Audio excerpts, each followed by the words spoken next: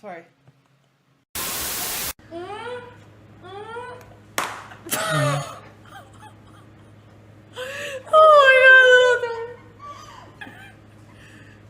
We're moving away the things that might actually... Alright, you guys keep the water in your mouths, please. 1, 2... Ready? Oh, that felt kind of good. Okay, it's at 20. I told you, bro. Hell yeah. Okay, can I put it up to... Okay. I want more.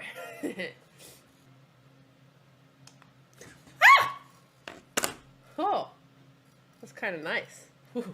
Oh, it woke me up. Take it off! Take it off! No! I'm turning this My collar! Alright, this is my collar! Pet dog! Fuck!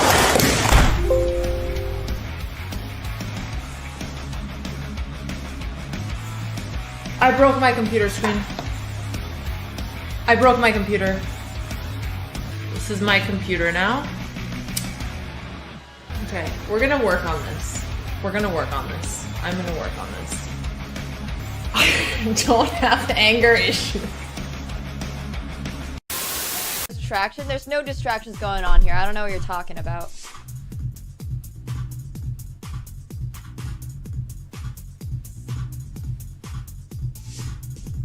Wait, I got this. I got this.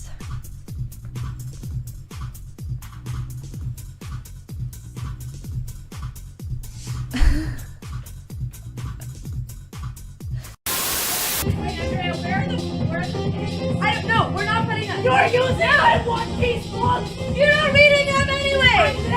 You're not reading them anyway. You're never gonna read them. Andrea took my One Piece books and she put them under her DJs. Andrea, use your own You don't books. even read them. You have 40 books and you don't read. You don't read. But can we talk about something? Why is it this photo? Why does everybody have a fantastic photo and this is a screenshot from a random PCL stream when they used to make us wear the little golf shirts that don't even make sense? I'm not even looking at the camera. What is this? What photo do you want? Oh, well, I would love the same photo I have on Instagram and Twitter. Wait, did we change?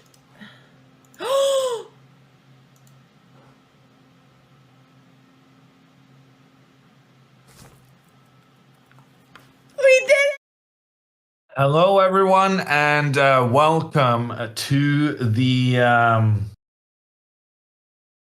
what round are we at? 5th round of the Sardinia Chess Festival, and we have some exciting games in store.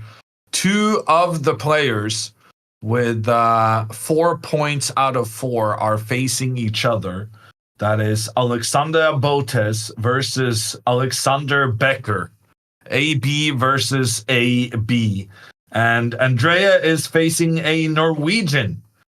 So good luck to her there. My name is Jon Ludvig Hammer. I'm here with Dina Belenkaya. And Dina, what are your expectations for this one? Man, this is gonna be an important round. Hello, everybody. Hello, Jon Ludvig Hammer. In this round, Andrea really needs to strike back from all the negative thoughts that she had. It's an important day for her. But so it is for Alexandra, because she is the sole leader. Well, she's not the sole leader, but she is one of very few players. I believe there are 3 players now who have 4 points out of 4. 2 of those are girls, and one of them is Alexandra. And here we go. Knight to f3. Sorry, that was knight to f3. This is Alexandra's board, right? Knight to f6. So all the prep has been ruined already on move 1. We prepared pawn to c4 because I found some games where he had done that recently. And turns out we got that one wrong. Andrea Botez, on the other hand, she goes pawn to d4. And I wonder what move she's planning to go next, Dina. Oh, don't you think she's gonna put her standard London here? You expect this knight to c3. I see you highlighting it. I don't think the Jabalan is gonna be the case. You don't think so? No, because... Do you think they broke up? No, they would never. How could you think of that? I would suggest that Andrea is trying to play the prep that she had recently. The thing that she remembers the most, which was the prep that she had for her sister Alexandra just a round before, which was not the knight to c3 line. Okay. I that's a bold prediction if you ask me, going against the Jabava London, but we'll see. Alexandra's opponent is playing quite passively, pawn to e3 against the King's Indian. White is locking in their own bishop. This bishop now does not have a future on this diagonal because of the pawn blocking its path. I guess White will go and try and fianchetto this bishop later on. But overall, I think Alexandra can already be quite happy with the opening, and she's just going to go bishop g7 and castle, and then try and build her pawns up in the middle of the board. We may have a very rare Alexandra Botez castling on move 4. Man, that would be a dream come true. But you know what? I have to say that Alexandra have been improving on my watch so far. She has been castling more and more often, earlier and earlier, with every single game. Well, you can't get earlier than move 4. That is literally the earliest you can castle in the game of chess. Well, you see, everything has come to a progress. She doesn't leave a lot of room for improvement then, though. Maybe she would be perfect. Your student would be perfect. Okay, so pawn to b3 was played by Becker. So he is going for the fianchetto plan. But he's going with the fianchetto. So Alexandra has done some work on the fianchetto when White double fianchettos. But here, with the bishop coming to b2, I don't think we've really looked at anything like this previously. But castles, bishop b2, d6, bishop to e2, e5 is still this is a good way of playing for black. The idea is that if pawn takes pawn, then Alexandra can go bishop to knight to g4 and exploit the pressure she has down towards the white bishop, making sure that the white pawn cannot escape, and the white pawn will be captured on the next move. In Andrea's game, shocking. After d5, she has played knight to c3. And after knight f6, she goes bishop f4 and c6, played quickly by her opponent. I do not believe my eyes. We do have Jabava London here. Hammer was right. You're surprised I was right, or surprised that she played the Jabava? I'm surprised you were right. Okay, just checking. Sure. Did we just start? Yes, Savage. So tomorrow we're back to our normal scheduling, which is an hour earlier than this. but because they already played one game today, this fifth round is slightly later.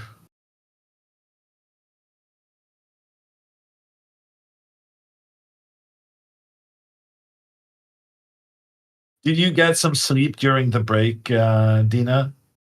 I tried, but my brain was so active that I think out of the 3 hours that we had, well, 2.5, I might have napped 30 minutes overall. I'm not sure. I will do my best. I have coffee. I have lots of tea. Hopefully the games will be exciting so that I can wake up for real, but you do what you gotta do sometimes. Did you get any sleep? Asks Dise. I didn't actually even try Oh, really? because it's the middle of the day. I Right. opened the door a little bit and got some fresh air. From the open door. To my balcony, yeah. Beautiful. You had a nice walk on your balcony. Yeah, something like that. All right, we're being told that Alex and her opponent, both who are 4 out of 4, have performance rating of 2660 plus. That's a nice performance. We did discuss that with Hammer, saying that it's not really an objective performance, but it feels good. And sometimes you need that, especially after everything what happened in the previous tournaments. And let's see if she can keep it up. Yeah. Alexandra has gone pawn to d5, which is not a very typical King's Indian move. But I have been trying to encourage her to put her pawns in the center against the Jabava London, and I feel like this may have influenced her on this occasion. It can never really be wrong to put your pawn in the center like this, but it is easier to play with a pawn one step forward because then your plan afterwards becomes a lot more obvious. Yeah, that's true. That makes sense. But I'm here with you, Hammer. I cannot not be I cannot be unsatisfied with a move that takes the central pawn and puts it right where it belongs. Yeah. She does, however, manage to postpone castling. Ooh. So we'll see now. She was so close to doing the quickest castling possible. We'll see if she now got distracted with pawns in the center and whether she ends up castling really at any point afterwards. In the meantime, Andrea's game is progressing quite quickly, but her opponent is playing very passively. He, too, like Alexandra's opponent, has blocked his own bishop in behind his own pawns. That isn't necessarily a big mistake, but then doing the same thing on the other side, very often, if you're going to play this pawn to e6, you then want to do something like b6, bishop b7, like white here did b3 and bishop b2 on Alexandra's board. That's the classic way of playing. But when you combine the c6 move with the e6 move, the combination of all of these black pawns being on the light squares is that they just stand in the way of black's bishop. And then you could have been more aggressive with your other bishop, the kingside bishop, but no, he chooses just to move that bishop one step forward. And Andrea, she just develops normally, and black castles, and I'm expecting now Andrea to castle next. I might have missed this or not, but did you guys got a chance to prepare for this game, you and Alex? We had a 15-minute phone call just going over some plans in And the King's Indian versus the English. And oh, well, let's just say that the current position on the board is definitely not the English. well, The yeah, English starts with pawn to c4, and this pawn hasn't even arrived at that square. So this doesn't really look like anything we studied, but it's fine. It's just a game of chess. right.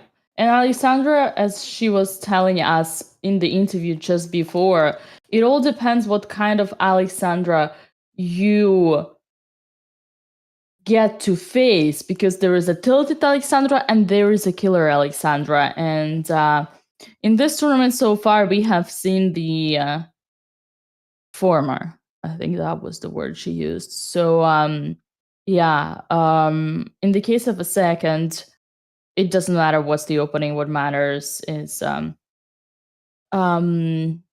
Alexandra's gonna keep up with her pieces after.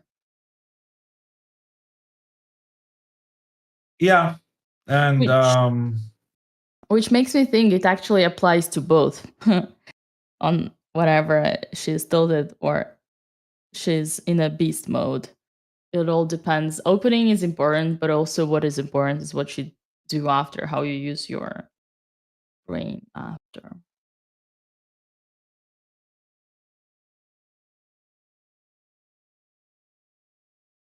Andrea's opponent keeps playing these fairly sensible but somewhat passive moves. Really? Once again, he's chosen not to try and activate his bishop out on the edge of the board, but instead the knight comes in towards the middle. And Andrea can now, if she chooses, push forward with her pawn in the center. But if she does this, there will just be a couple of trades, and then the black knight will chase the bishop back again. That being said, this is a reasonable position for white. It doesn't look like the Jabava London. In fact, it looks more like a French defense. But a version of the French defense where white has nice active pieces pointing in towards the center of the board. Andrea, she goes for an alternate plan. She moves her knight again, which is the reason why the Jabava London is bad, because you put your knight in front of your pawn. But it's very clear what she's intending to do next. She moved the knight so that her pawn may now contribute in towards the center of the board. Yeah, I've seen Andrea do that before. Not And her opponent is playing very quickly. That's interesting. And now he goes c5. And finally, black's position is starting to make sense. Playing that pawn one step forward was a waste of time, but he's corrected his mistake. And in the meantime, Andrea kind of wasted time with her maneuvering of the knight. Andrea very quickly goes c3. I'm so confused. Well, c3 is a right move, no? I assumed she wanted to go c4, no? I think no. This Andrea did this already before. This is her. Andrea plays Jabava London in order to get to normal Jabava setup. Normal London setup. Sorry, right now, if London setup.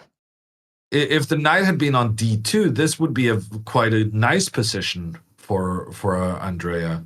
So the only problem is that getting that knight to d2 is quite impossible. This would be very nice for her, because then the knight is controlling this e4 square, which is super important, and the knight would generally be well placed. But the knight on e2 is terribly placed, because where's this guy going? See, Hammer, for Andrea, the main strategy in Jabava London is to transpose to the main Jabava and she thinks What is that the main knight e2. Jabava? Okay. I'll tell it differently. For Andrea Botez, the Jabava London is an improved version of Jabava because, or thanks to this knight on e2 that can jump on g3, that can jump on h5, that can jump on f6 and deliver a mate on h7. I can guarantee you that this is how she understands this opening. I've seen her do this in other games before. One of the But games that someone she should won. tell her that this is not true then. Do you want to be that person? No. But we have Benzea for that. No. Yeah, we've seen, I cannot remember, maybe chat, you can help me out, but there was a game in Fermentera where Andrea would do exact same thing, and we would say, why so passive? But then she would, maybe it was with Howell, but then she would like manage to win the game, and we But would compliment her. unironically, Dina, Yeah. I think moving the knight, it would be better for Andrea to go knight d1 than going knight to e2. Yeah, but first of all, Andrea No doesn't kidding. go backwards. Like, no kidding. This would actually be quite a decent version of the London. So first of all, she would never go backward, and secondly, in her mind, knight e2 is the power weapon of the Jabava London. Once again, one last time, I'm getting this straight. For Andrea, this is the main idea in Jabava London because it's an improved version of London. Yeah, okay. This is going to be interesting. You trust me, right? Because you know sometimes No, I'm good at reading. what you're saying makes sense. And maybe I'm underestimating this knight's placement on g3. So after b3, b6, she has gone knight g3. Now I'm terrified about this bishop. I'm gonna tell you exactly what game it is. It is her last win against an Italian tourist. Her last win against a guy in Fermentera. It was round 7, Chad. Do you remember round 7, Andrea won when her opponent blundered in one move, exchanged and resigned, and we were all in shock. Why did he resign? Why did the guy resign? Because oh wow, and now it's gonna work out brilliantly, Dina. So in this position, I'm concerned about the bishop on f4. So I'm looking at something like knight to e8, trying to move my pawns up to go after the bishop.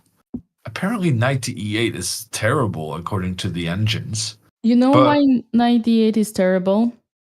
Sorry, Hammer. It's because e4? No, because you even if you put knight to b8 and then king to h8, there is no way you can put the bishop from e7 to h8 to the corner. So knight e8 is terrible because there is absolutely no chance. There are legitimate reasons for putting the pieces on the back rank, Dina. It's not like obviously always bad. Okay. I'm sorry.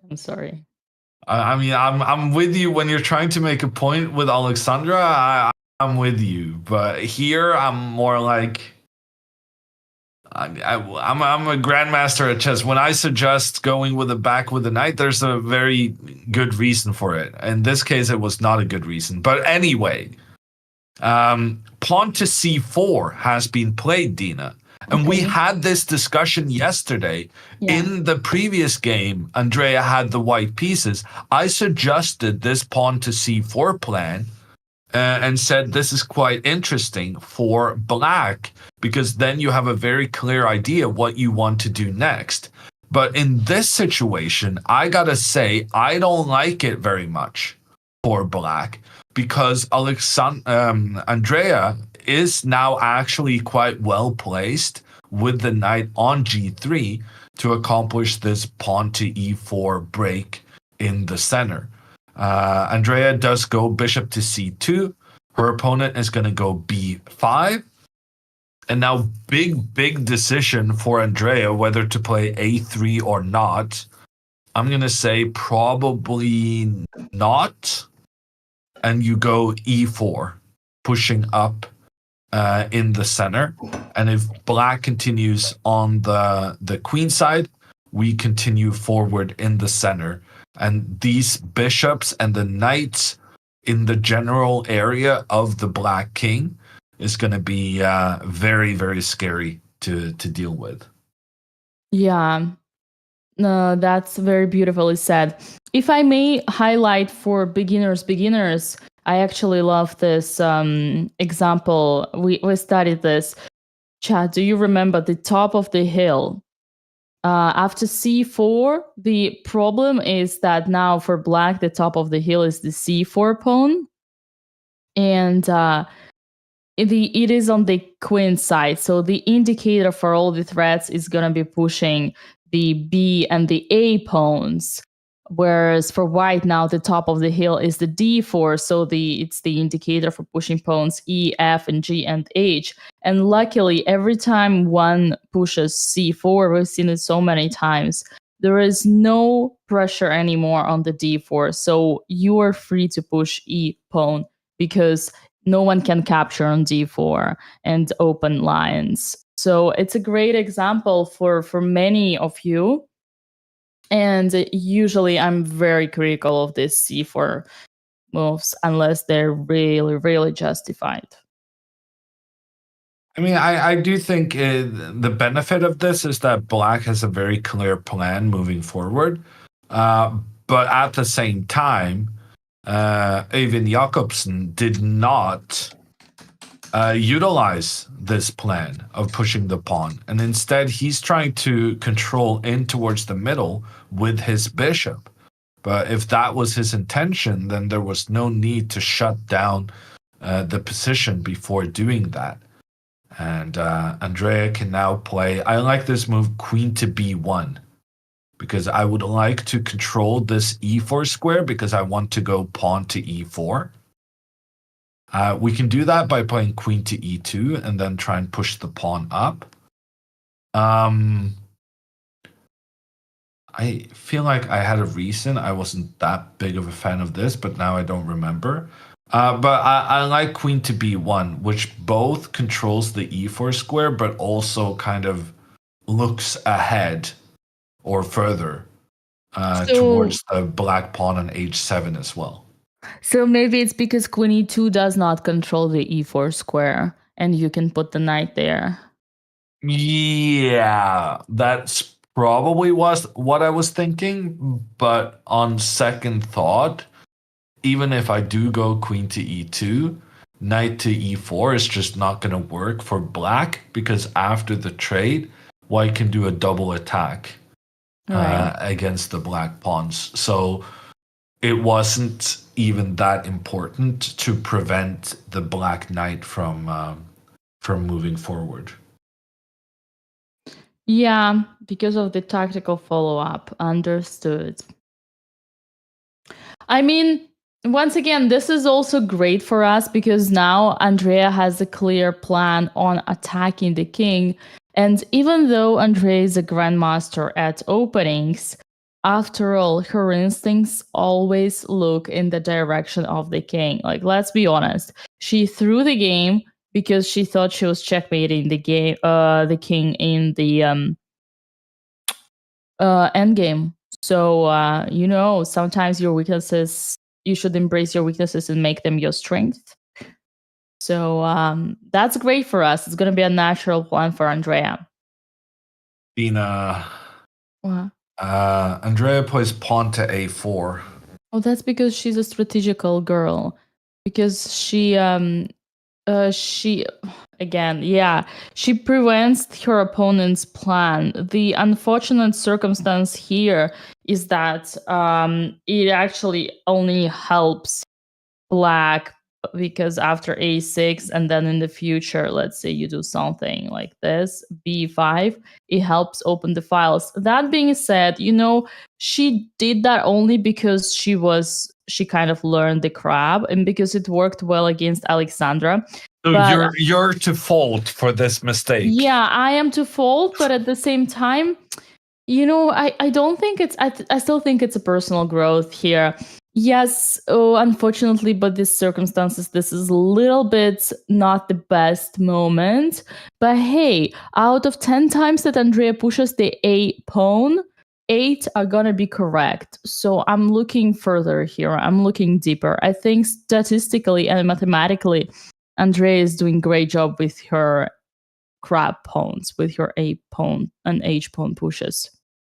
So to explain why I think that pawn here, mistake is maybe being a bit harsh, but the reason I think it's inaccurate is because there are some variations in the future where these black pawns make their way up the board. And my concern is that when she doesn't have the pawn controlling the b3 square anymore, I'm concerned. So something like, I guess, queen here, and you go e4.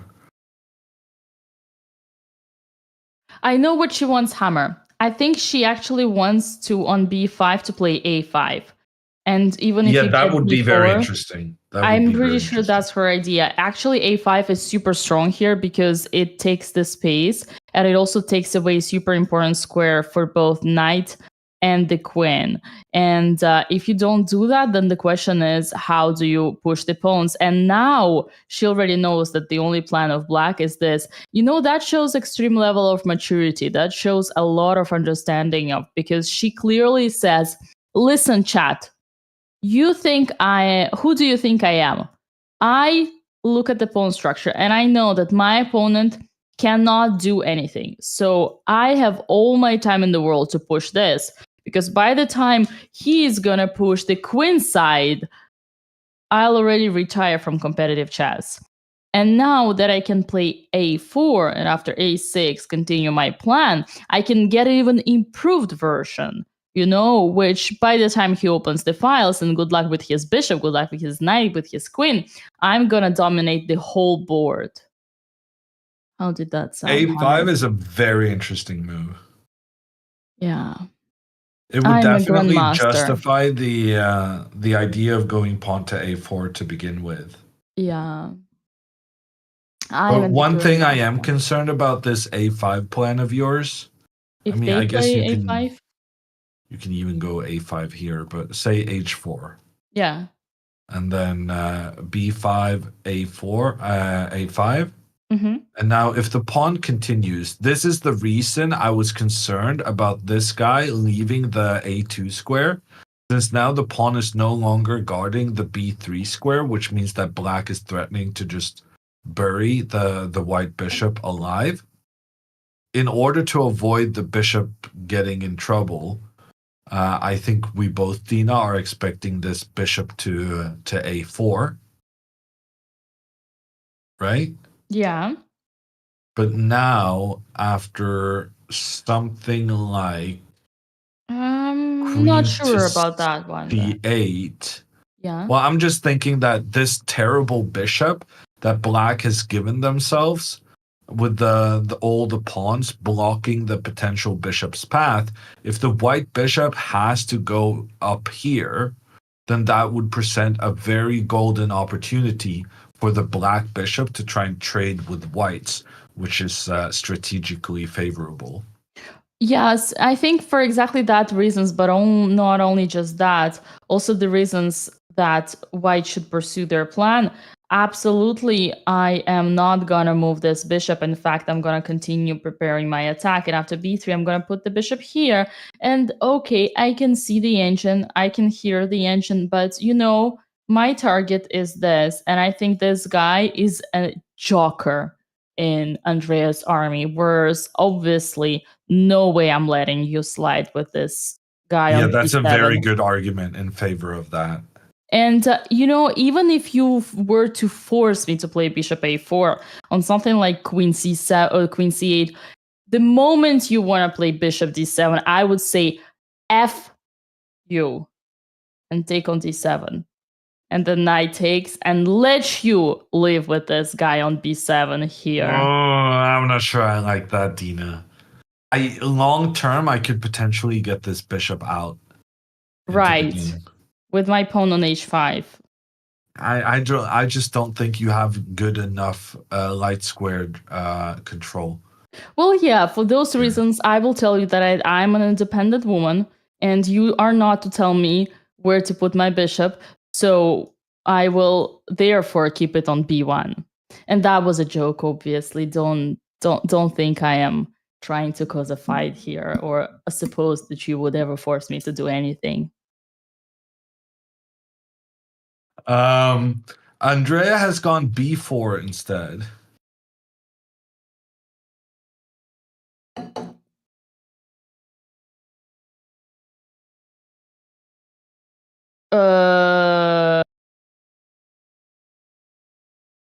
What? Yeah.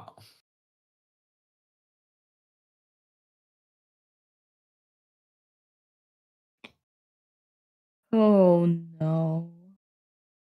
Well, I mean, this could potentially be very, very good.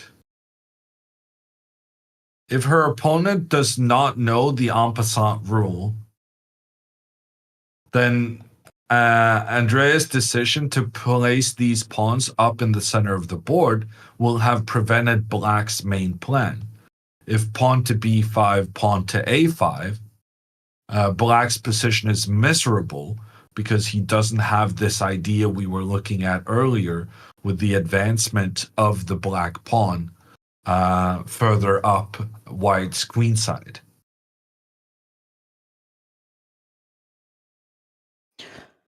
Man, yeah, so we're going to direction if Andrea's 1700 rated opponent doesn't know the rule of 500 level en passant.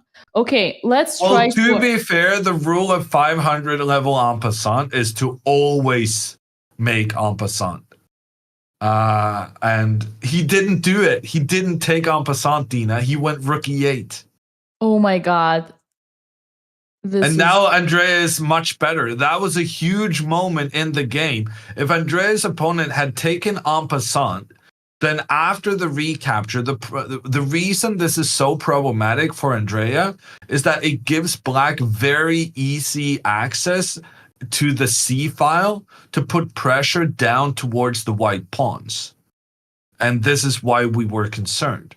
When Black then chooses to ignore the en passant rule, we are just very happy to have a blockade here. When our two pawns are opposing the opponent's two pawns with one line in between, what happens is that the position is completely shut down. If Black tries to go pawn forward to b5, so let's just make an attacking move over here. If Black tries to go pawn to b5, we say no to the trade and we close down the position, and then we can fully focus on this side of the board where we already have all of our pieces. And if Black instead tries to challenge our pawn in the different manner, then once again we can just move forward and make sure that the pawns remain on the board, keeping the position closed. I mean, honestly, I'm so happy right now that I don't even want to ask you, Hammer, what on earth was she gonna do or no, but you know that capturing. No, but there's a meme that perfectly explains this. And I'm gonna ask chat now, or the quickest person in chat, to create this meme on my behalf. But you know that thing where it says like low IQ and you do this, and then medium IQ, you do that, and then high IQ, you do the same thing as the low IQ. It's one of those situations where, like, if you're just starting out in chess, anytime you can go en passant, you take en passant. And then when you're a grandmaster, you take en passant because it's the strategically right thing to do in very many of the en passant circumstances. But there's the people in the middle, the people who think they're good, but they're not good. They are like, oh no, just because I can do an en passant doesn't mean that I should. And I'm gonna avoid being like those weirdo low IQ people who just goes en passant because it's a legal move.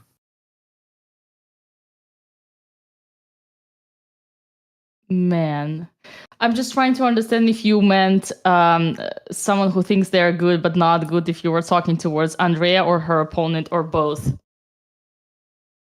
I'd prefer not to answer that question. You are damn right. You should not answer that question. Honestly, yeah. Okay, you know, chat, I need to learn how to let it go. So I'll try my best to let it go and just focus on the fact that right now we have the best situation possible. And there is absolutely no way, unless Andrea opens the files on purpose, there's no way Black can have any plan in this position. Andrea should really focus all her attention into smashing the opponent's king on the king side right now. And that is gonna be her plan, I was gonna say. Dina, she goes b5. What is this positional version of Andrea? I'm so confused. She's genuinely had good opportunities to try and start an attack on the opposite flank. And she's still making like positional moves on the queen side. And I don't hate it. Yeah. No, it's not bad, but it's yeah. There's a general rule that you should not play on the side of the board where you are worse. And Andrea has now violated that rule 3 times in a row. Yeah. I mean, once again, it's just. Oh, God. Okay, we got to talk about Alexandra, too. Alexandra just played the ugliest move I've ever seen.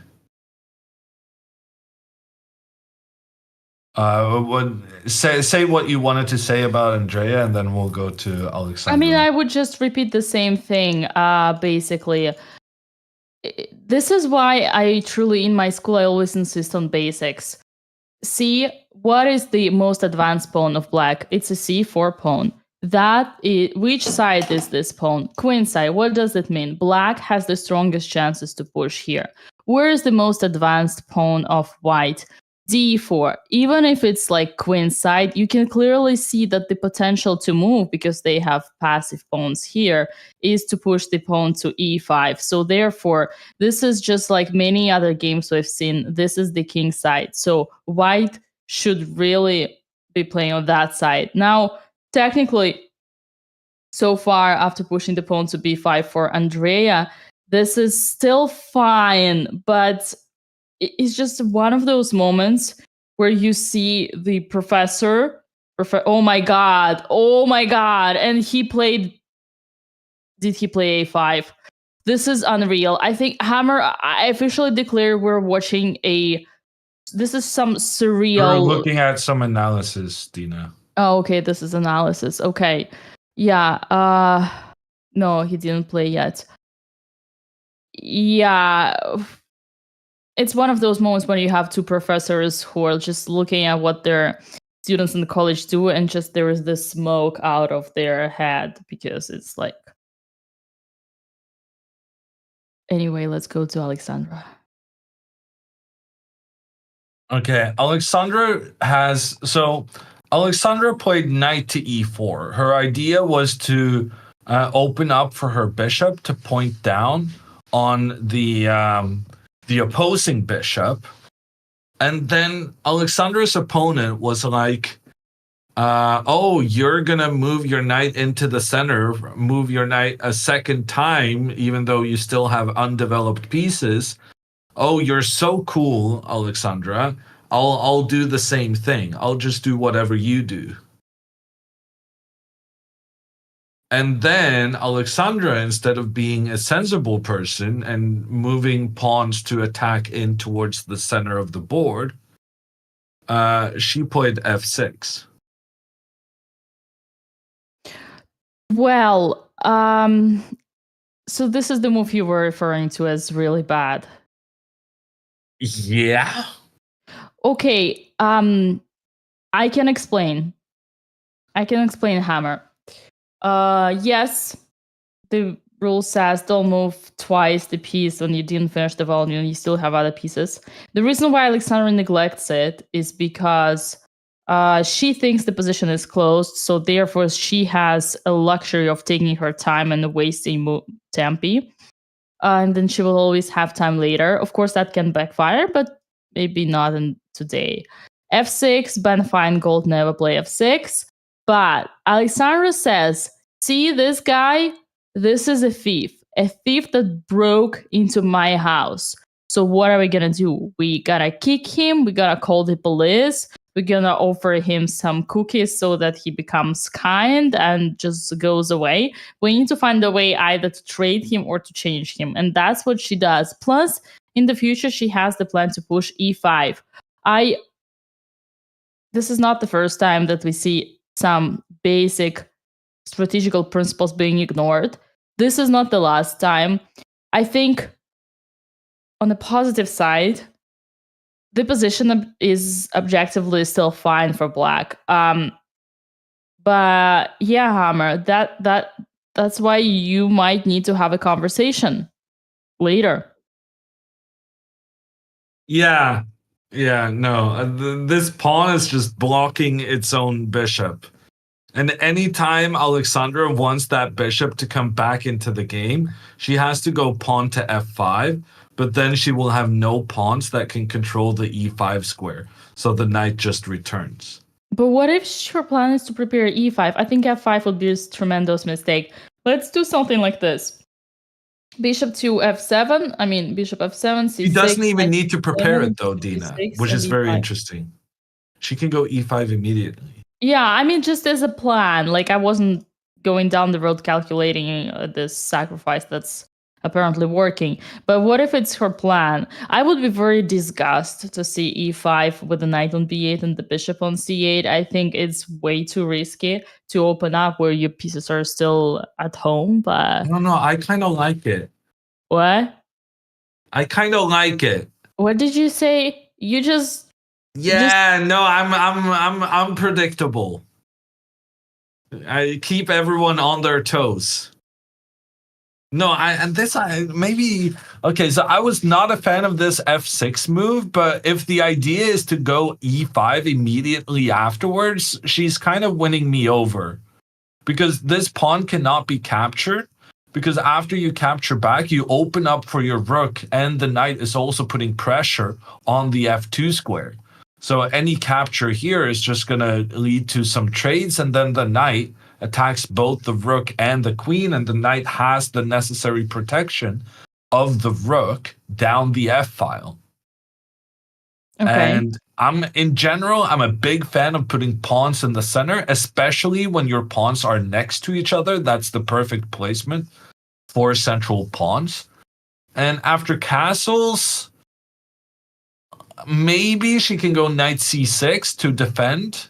That would be optimal. But even if she has to make the trade in the center, something like this should be very, very okay for black, because you just got your development easily.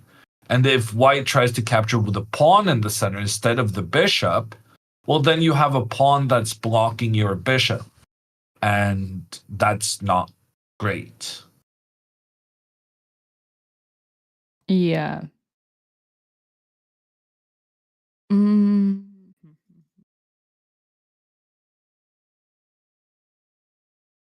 Okay.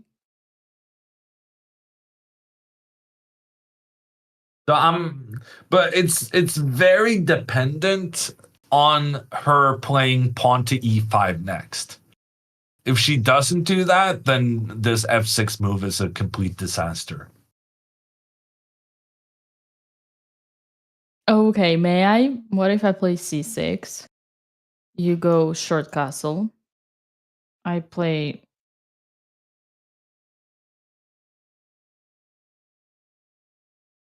knight d7. Okay. I guess I'm gonna go c4 at some point. Yeah. I'll go e5 now. And you didn't like the situation earlier? No. I liked it. Okay. It's just tough for me to push it when without pieces, but I guess is here what helps is that white is also without pieces. Yeah, it really helps that white has not put any pressure on the black center. If white had already played c4, then e5 just wouldn't be possible. Yeah.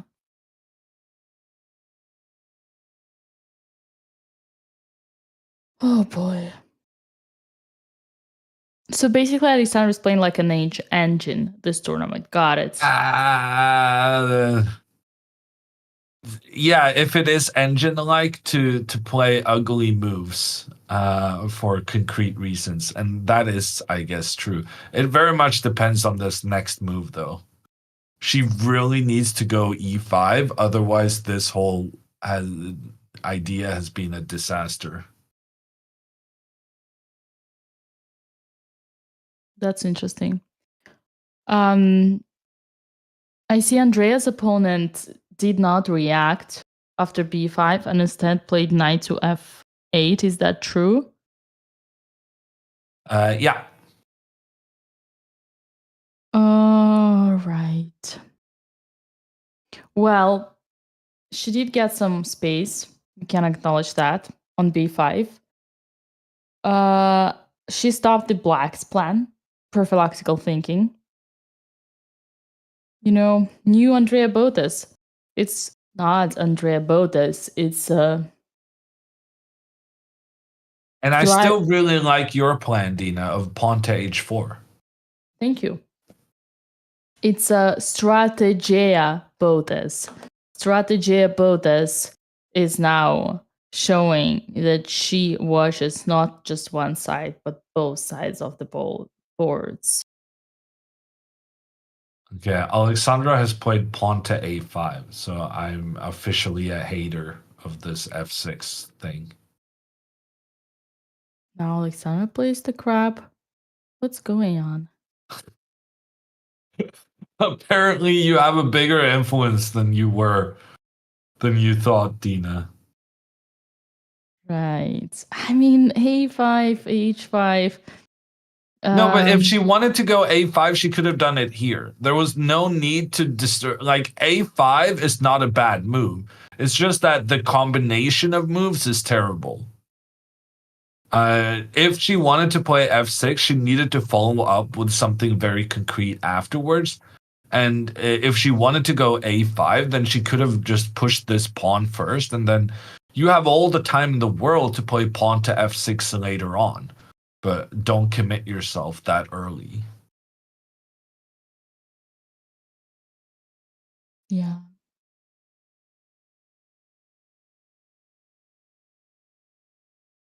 She's a French player. She has to play f6. The funny thing is, I had a chat with Alexandra last week. She wanted to prepare a bit for this tournament. And we specifically talked about her inclination to go f6 in the French.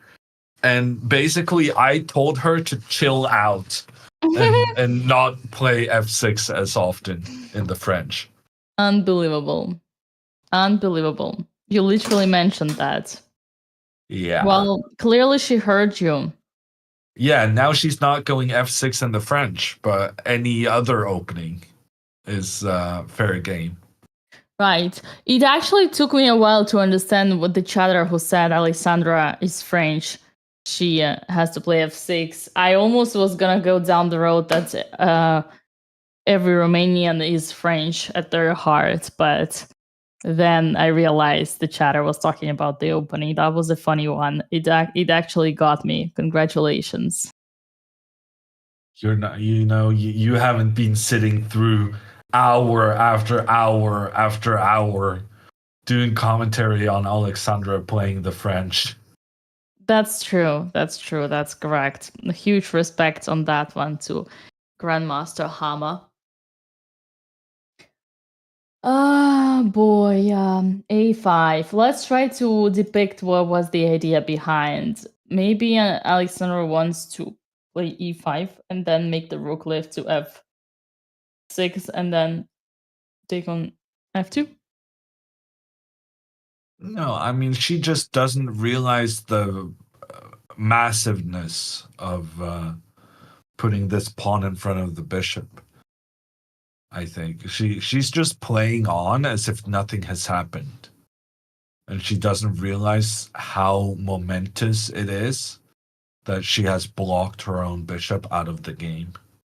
Well, sometimes a 5 is a good weapon against c4, a4, and you kind of put the pressure on this because the rook is. But here it's not the case because the rook is protected by the bishop, and yeah, so it doesn't really help. In some other situation, it could. Like they cannot take, right, because of this. But she doesn't even threaten to push a3 because there is a knight and the bishop protecting. Again, I will admit, until as long as the position is closed, Alexandra doesn't really risk that much. She only risks once her opponent finds the right move. And clearly there is no yet concrete thing to do. So here, for instance, the best option would be, you have such deep moves as strategical c6 and e6 protecting the pawn, but you can also take and then strike back with e5. Wow. Yeah. And this looks cool, but if she didn't play e5 when it was good, I don't know if she's gonna play e5 here where it's just messy. Yeah. I think Alexandra's strategy is, once again, as she said, she thinks on her opponent's time and she plays quick, fast, and confident when it's her move to play. And I will be honest, I actually really admire this strategy. Alexandra indeed has a great, in my opinion, time management skill in life, but I also quite like what she does here. And Hammer, whenever you say she should take more time, she should think more, she should use her time a little bit better, she's slightly too fast. I always want to tell you, well, Hammer, even if she does take time, even if she thinks a little bit more, who says that she would find the right way? From my experience, it doesn't matter how much time you spend on the move. If you don't kind of understand or see it in the first, let's say, 5 minutes max, you won't likely find it. You'll just burn your time, and then you still will do a mistake. It's just chess is so hard, and it's important to have some time left after move 30 for the last 10 moves, because you usually lose the game because of the blunders that happen in the last 10 moves, and for that you do need time. Yeah. No, I can see that perspective. Alexandra's opponent has castled. And I guess the only real point of this a5 move is to continue further forward and just make trades. Then we'll get something like this, maybe. Mm-hmm. Alexandra hates to just make trades for no good reason. So I don't really understand why she would. Yeah, no, I need some good news in this game to get my Okay. enthusiasm back, because frankly, this pawn on f6, I've never been a big fan of the fine gold rules of chess. Really? No. Never Really? play f6 is not true. It's just as often a good move as it is a bad move. But in this circumstance, I think it's fair to say it was not just a bad move, it was a terrible move. And Alexandra has ruined her own bishop for no good reason. All right. Can someone clip it and ship it to Mr. Feingold? Would really appreciate. Would love to hear his striking back. Actually, replying to the previous comment of you, I I will try to bring you good news. I think Alexandra's plan is absolutely not to change. As you said, I think her plan is she's treating her opponent just as she was treating her little sweet sister. She wants to get into their head and scare them and pretend that she wants to do something when in fact she doesn't want to do much. Putting the pawn on a4 for Alexandra is a sign of showing dominance, showing her claiming her ambition to win this game. I think it's just a fake. It's kind of a bluff, like when she plays poker. Yeah, No, maybe. In the meantime, Andrea has played pawn to e4, and she has lost her pawn. What?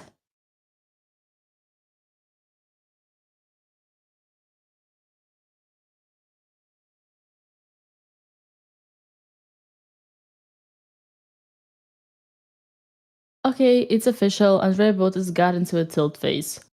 That explains why we could not understand or predict any of her last 5 moves.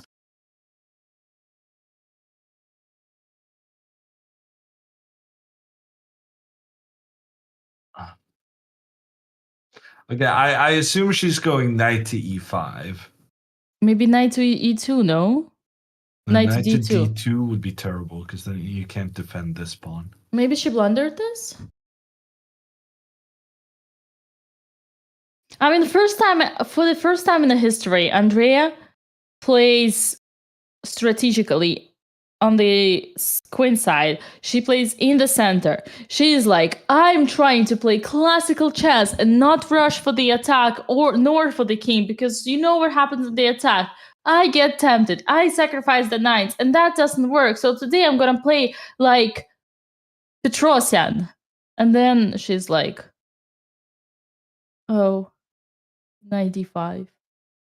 Maybe, yeah, she just tried to play like her great grandparents, Botvinnik and Petrosian and, you know, Spassky, Akiba Rubinstein, and just blundered this thing. Okay, imagine if you didn't have that, well, you would have many other options. Man, why is this so good? Because you pick, because you play even queen, like even doing nothing. This is so okay. I woke up. Sorry, Hammer. I'm very sorry. I woke up. I don't want to torture you. Okay, everybody. E4 is a very big strategical mistake because you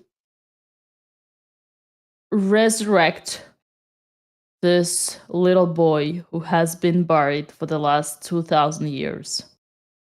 You bring him back to life. That was literally the worst piece of your opponent. And after e4, you make But both him of us wanted great. her to go e4 earlier.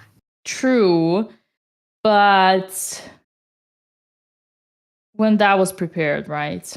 Well, back when this pawn was still on b2, and this pawn chain was defending each other up the board. So I think the fact that she pushed this pawn forward has made pawn to e4 less attractive because of then the knight having some pressure towards the c3 pawn.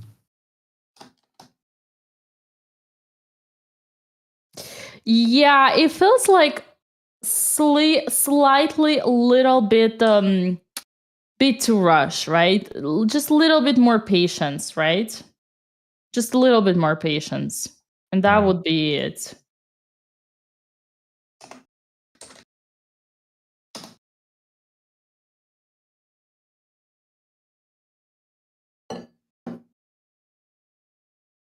And now Andrea's down a pawn. She can go knight to e5.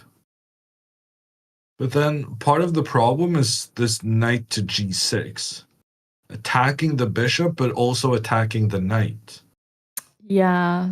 So that when the bishop moves, black can just capture if they want to. And then start maneuvering knights towards the d3 square.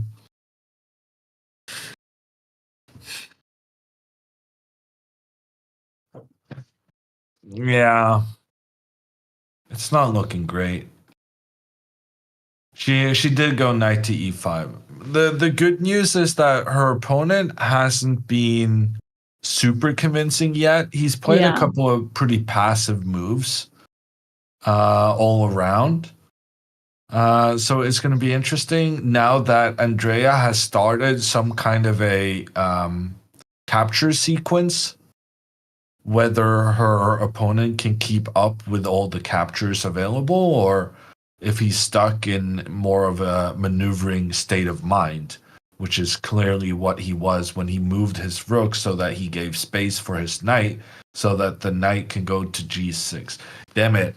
His plan of the maneuvering is to go with the knight to the square where the knight is well placed and making sure that it can capture either the white knight or the white bishop on the next move. So unfortunately, even if he's stuck in his maneuvering, he'll still go for the right move because that is the next logical step in black's position. Yeah, it's one of those moments where we discussed this many times. One of those moments where even if you're not having intentions, you were just forced to do the right move because of the position. Man, there is this comment that cracked me up. It's just so funny. But okay, not gonna say it. Listen, ladies and gentlemen, and Hammer, I have very, very good feeling that doesn't matter how weirdly Andrea plays here, she's still gonna win because she's gonna be more confident than her opponent. And as you said, Hammer, he hasn't been convincing. I'm pretty sure that he's gonna surprise us even more. So I'm still on very positive aura here. Okay. Well, let's see how it goes. Alexandra is under pressure now in the center. I think the only move that can justify her play is to try and get this bishop developed now with bishop to e6 and do the plan Dina mentioned earlier with putting the bishop to the f7 square, because then at least we're going to have some pressure in towards these opposing pawns. But anything like pawn to e6, for instance, feels very passive to me. And then we're kind of locking our own bishop in behind our own pawns. So I'm not a huge fan of that. I'd rather than have the bishop hide down to this f7 square.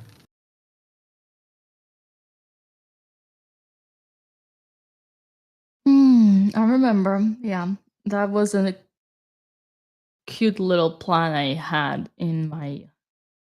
You know what, Hammer? As long as she develops all her minor pieces, what else? What more should we dream of? Yeah, I guess that's fine. She can go, even if she does go e6, she can then go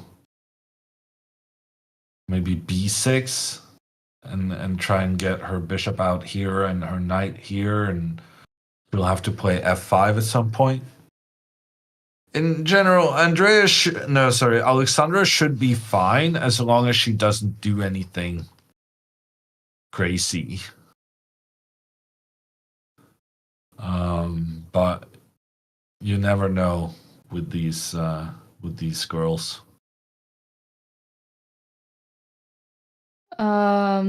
It's gonna be fine. Trust me. I need to make some more tea, Dina. Can you hold down the fort? You sure you don't want mine? Okay, fine, go. Thank you. Yeah, I should stop offering him my tea. I feel like this is an old joke. Okay. Chat. Hello.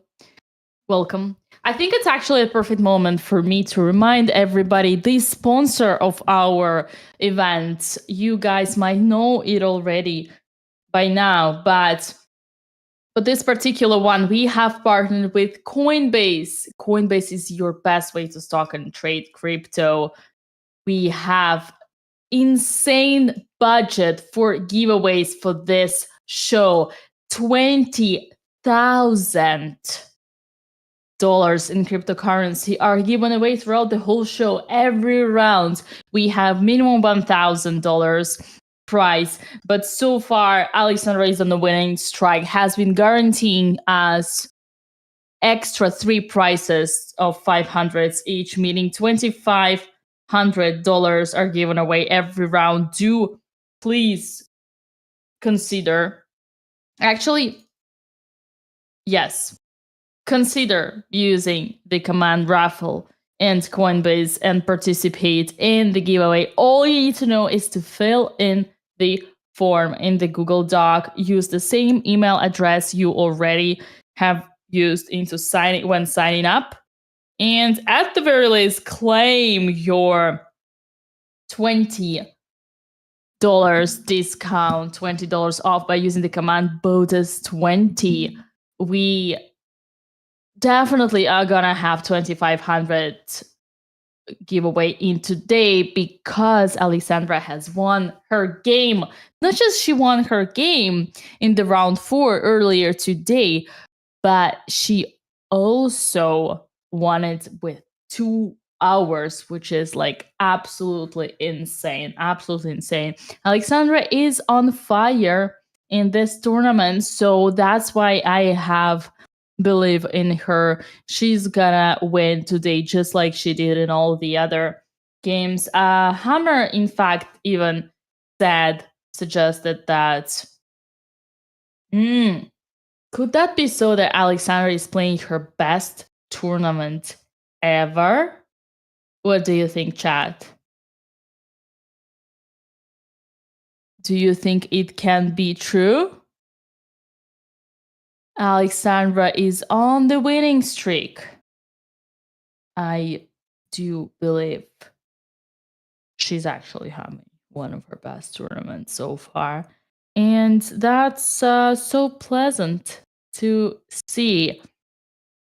I can admit I'm slightly worried for Andrea, but that's because, yeah, she had a big frustration from the early round today. She shouldn't have, because she has been playing her best chess ever. She has played a rook endgame like a grandmaster earlier today. But for Andrea, the result is more important than the quality of her moves. So that's why she is playing in a slightly hectic way here this game. It is because she's quite frustrated, a little bit angry, and she's trying to kind of win fast, I would say. A little bit mad at everybody, including herself. So the problem is that this attitude can backfire. It affects your ability to think clearly, to be objective. But luckily, her opponent isn't the strongest participant of the tournament, Jacobson. So hopefully it's gonna be all fine. Andrea, yeah. Man. Up And here he is, the gentleman himself. What did Alexandra's opponent play by chat? If you can see it. I'm not sure I can see it. I'm gonna need some positivity from you, Dina. Oh yeah. I'm kind of sad right now. With both or only with Andrea? Both. Okay, what are you sad about with Alexandra? She played her pawn in front of her freaking bishop. Completely unnecessarily. Like, if we had in this position, she could have gone a5 and then c6. There was absolutely no reason to go f6 that early. If she wanted to go f6 later, I mean, maybe. But why do it so early? All these moves would have been fine to do first. And then if you decide I'm going to destroy my position afterwards, then, you know, you're fine to do that. But I see where you're going. I don't see why she's playing f6 without following it up with anything concrete. Because if she didn't have a concrete idea in mind, then she might as well just have delayed it and played f6 later on.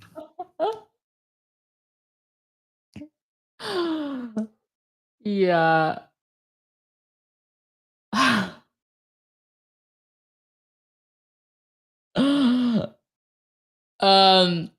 I'll tell you.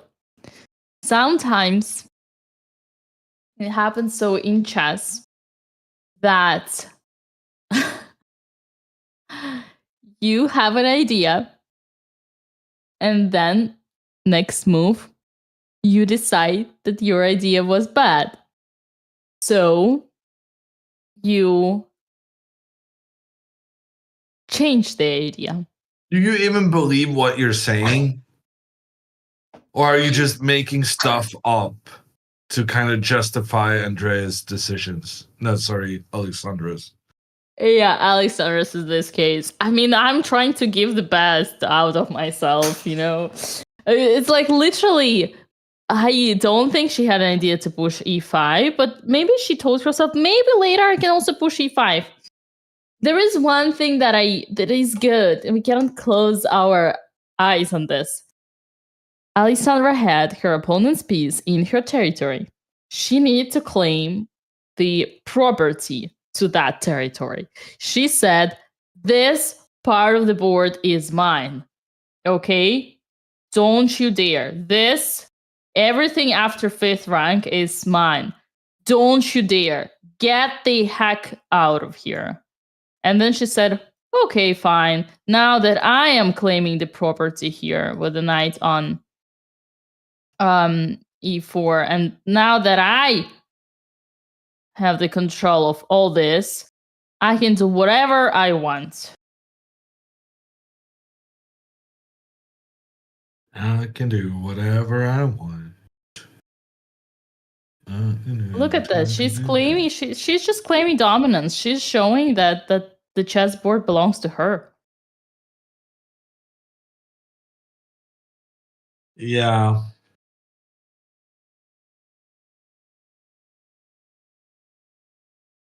Yeah. I think there was a chatter who was spot on.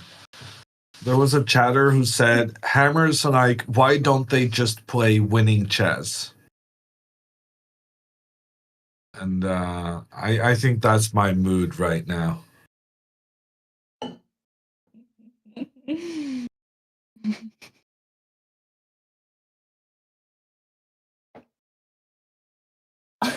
Why not just play good moves?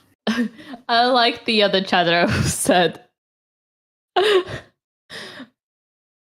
caffeine hit hard. Okay, that was one of the funniest jokes that cracked me on the street. It's a powerful drug. What can I say? One of those moments when a chatter really cracks me up. Congratulations to the person who typed that. I think it was in caps. You have a great sense of humor. Okay. I think we're fine here, Hammer. I think we are fine. I think, if anything, I had hope that by treating Alexandra in a disrespectful way and mocking and trolling on her putting the knight on b8 against Andrea, she would actually take the best out of that situation and kind of decide, okay, developing my pieces is gonna be my priority from now on. But I don't think it worked.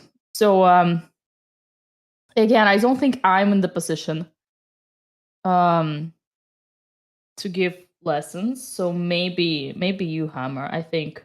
But it is a conversation that needs to happen, objectively speaking, not just with Alexandra, but also with every one of you watching this video, this live stream. I mean, we need to get it straight once and for all. Just knowing that pieces should be developed is not enough. You also need to do it, and you need to respect that. Okay? You need to respect this rule, and you need to develop your pieces and not play 10 different pawn moves when, I mean, d5 is obviously a good move and c6, but these two,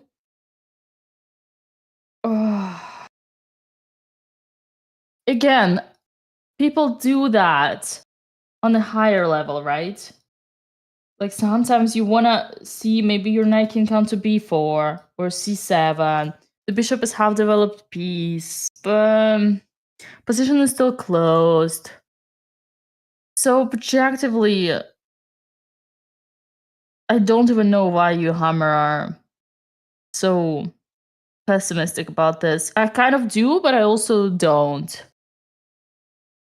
I lost. Well, I mean, I would be more optimistic if I saw her playing bishop to e6, so that I know she's going to develop her pieces. Yeah, you just feel like the father who has this heartbeat, right? Very high whenever your daughter spends 1 hour on the move h3. Oh my god, Andrea just took on a6. It's probably, I don't know. I don't know anything anymore in this world. I thought the b5 pawn was strong, but at the same time now Andrea's plan is to fight back for the pawn. Man. Well, her idea is that if bishop takes, the bishop is no longer protecting the pawn on e4, right? Oh yeah, so then the rook has to take. Yeah. And then I'm not sure what the idea was. Probably next. something like takes, and bishop to g5, and then try to give away the bishop and take this.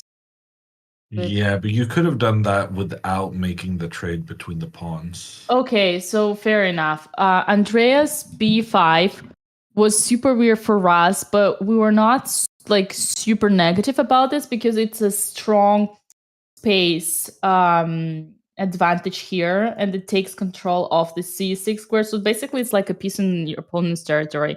And now trading this strong b5 pawn against the a6 is definitely objectively in black's favor because you remove a super strong pawn, which you yourself with your own hands put right there. Why did you put it there?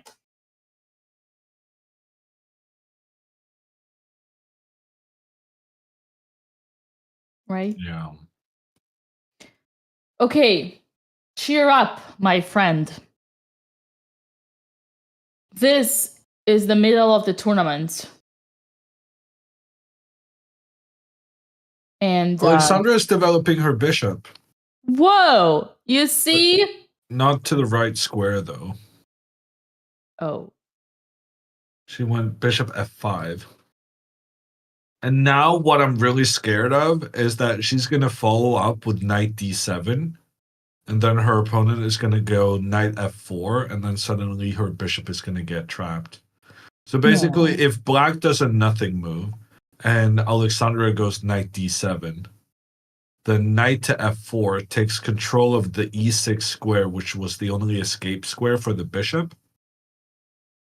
Or rather, maybe take, and then knight f4. Now you're attacking this one, but you're also taking control of the e6 square. And if black goes e6 to protect, then your bishop is trapped. It's probably not the worst thing. Like, this was very cooperative. In this position, you can go knight to b6. Yeah. And you're fine, and you can retreat. You can even put the bishop here, it might be decent. So, no, I'm going to be positive. She's developing her pieces. Yeah. Developing her pieces, positive mindset. Yes. Exactly. That's the way. I'll give you something. On this king h1, as you say, which I think never is going to happen, might rather move the knight somewhere, right? We always have this interesting g5 idea, but let's stick to king h1.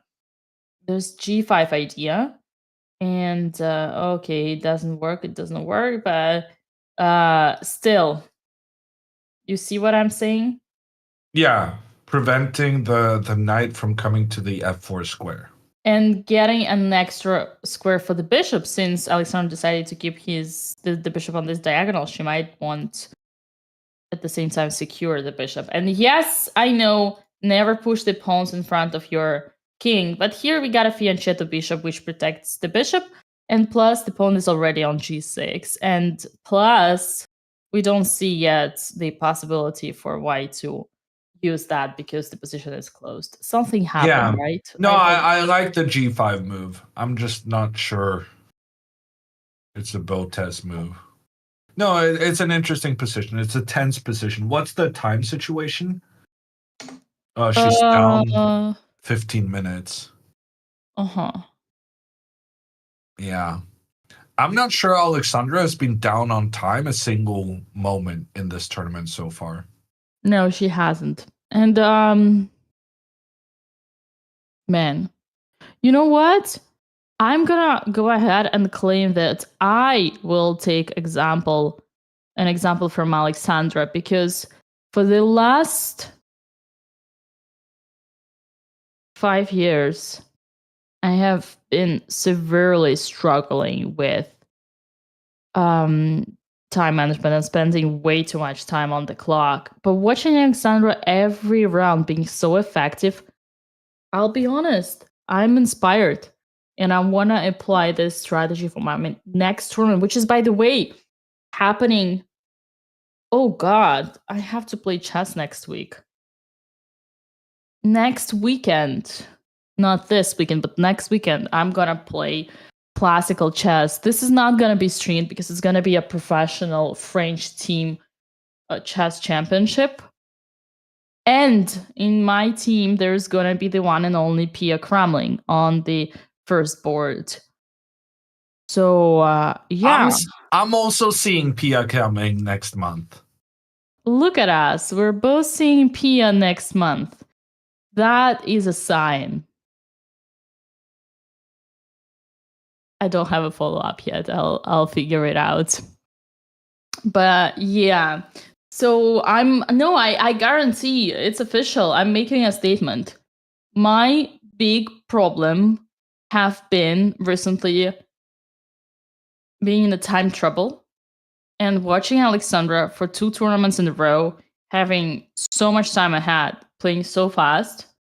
Not, and even if it's not the most precise moves, but it always helps with the time and avoids blundering, I will be learning from that.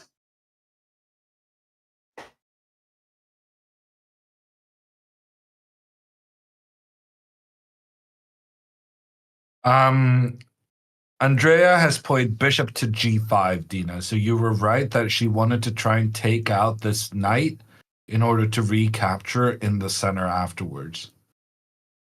It looks kind of good to me, so I'm not sure why the computer is being such a negative Nancy.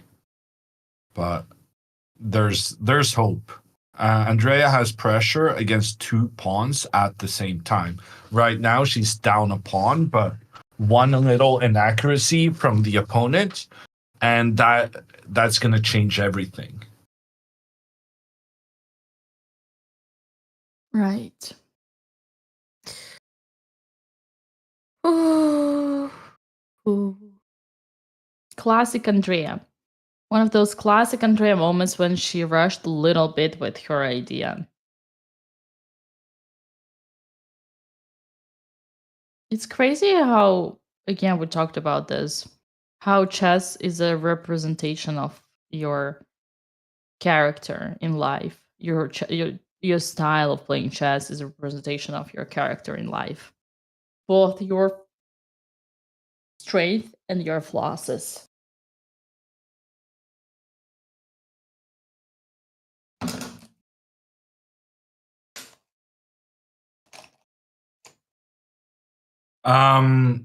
Alexandra's opponent went knight to d2. Uh-huh. So putting pressure in towards the center. Okay. And I'm still kind of scared that if Alexandra plays knight to d7 now, I feel like takes, knight f4, puts some uncomfortable pressure towards the light squares in black's position. Which is why we both wanted the bishop on f7, right? Because then the bishop would protect both of these squares. Correct.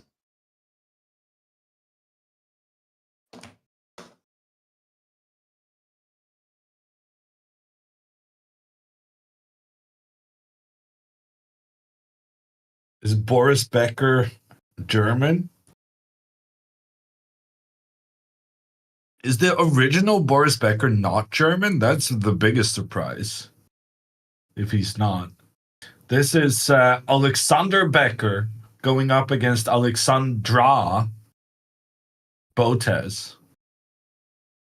AB versus AB. Isn't that beautiful?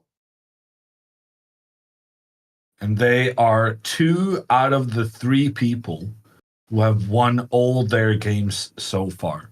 So if Alexandra can win this, she's going to be number 1 in the tournament after 5 rounds, just as she's been number 1 in the tournament after 1, 2, 3, and 4 rounds so far.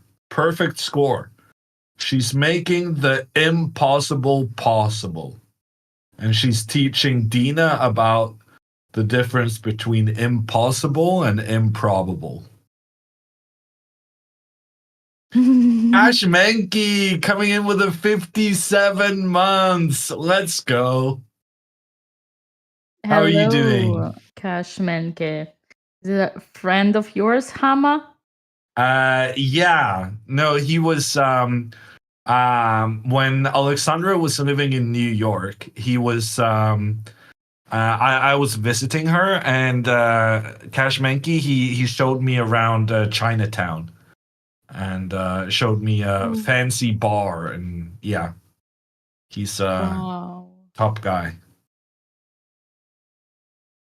Nice. Wow. Good old friend. Interesting. I like how I could guess that just by the excitement. I was like, this is not just a 57-month sub. There is something extra there. Miss you, buddy, he says.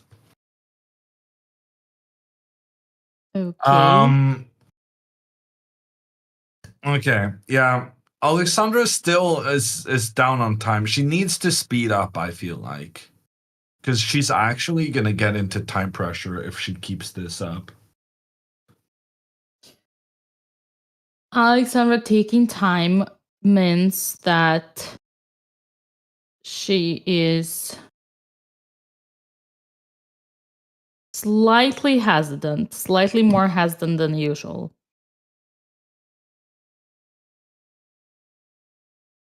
And even Jakobsen is looking somewhat pained where he's sitting, trying to figure out all these complications with Andrea putting pressure on his pawns.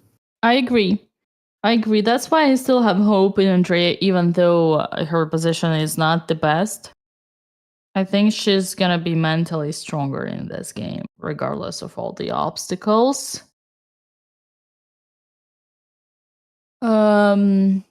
Yeah. I do have to acknowledge that Alexandra's opponent, Mr. Becker, finished his development first. Tick, tick, tick, tick, tick. But you know what? Sorry. After knight to a6, we gonna clap because the development will be finished. And even though knight on the rim is slim, it's all about your intentions. Here, Yeah. the intention is to go to b4. I'm with you on all of this, Dina. Or in the I'm worst very case, with you. d7. Like knight a6, great move. However, Alexandra has played bishop h6. Do what? Disappointing all of her coaches.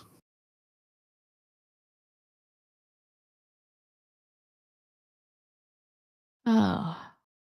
So part of the reason why this knight to a6 was so important is that then the knight would have control of the c5 square.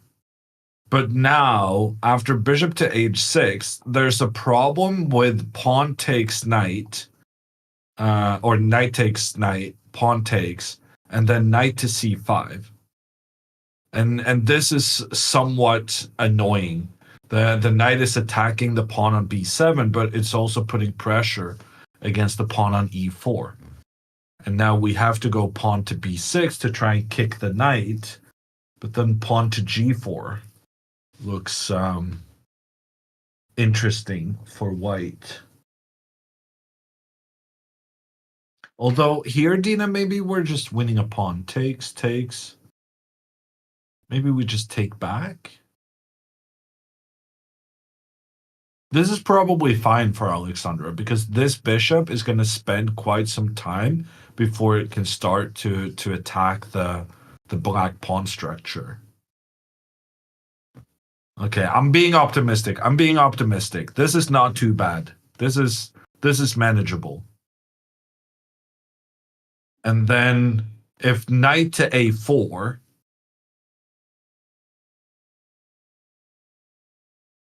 yeah, knight to a4 is actually brilliant because it turns out after knight to d7, white just goes knight c3, and you're putting pressure on the e-pawn, and there's no way to stop pawn g4 afterwards.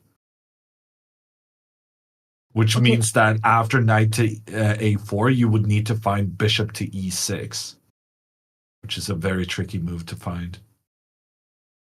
And it's not even clear whether it's good, because then white has d5. Takes. And if you take again, then the knight captures here, attacks the rook, attacks the bishop. If the queen takes the knight, then the queen comes in, attacking the king, attacking the rook. Oh no. Yeah, she needed to develop her pieces, and she needed to control the c5 square. Okay, if I may. I'm still trying to process what just happened. Just to make it clear, was bishop h6 oriented into stopping knight to f4 with the idea of giving away this bishop for this knight? Just I mean, the I don't know, maybe. But let's just say I don't think she would have played bishop to h6 if not for the fact that she put her frickin' pawn in front of her frickin' bishop earlier in the opening. There's a direct correlation between this mistake and this mistake. I think I got it, Hammer.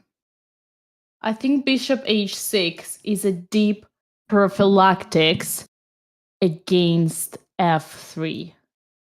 Alexandra did not want her knight, the beautiful piece showing domination in the opponent's field, to get kicked away because she has prepared a check winning the pawn.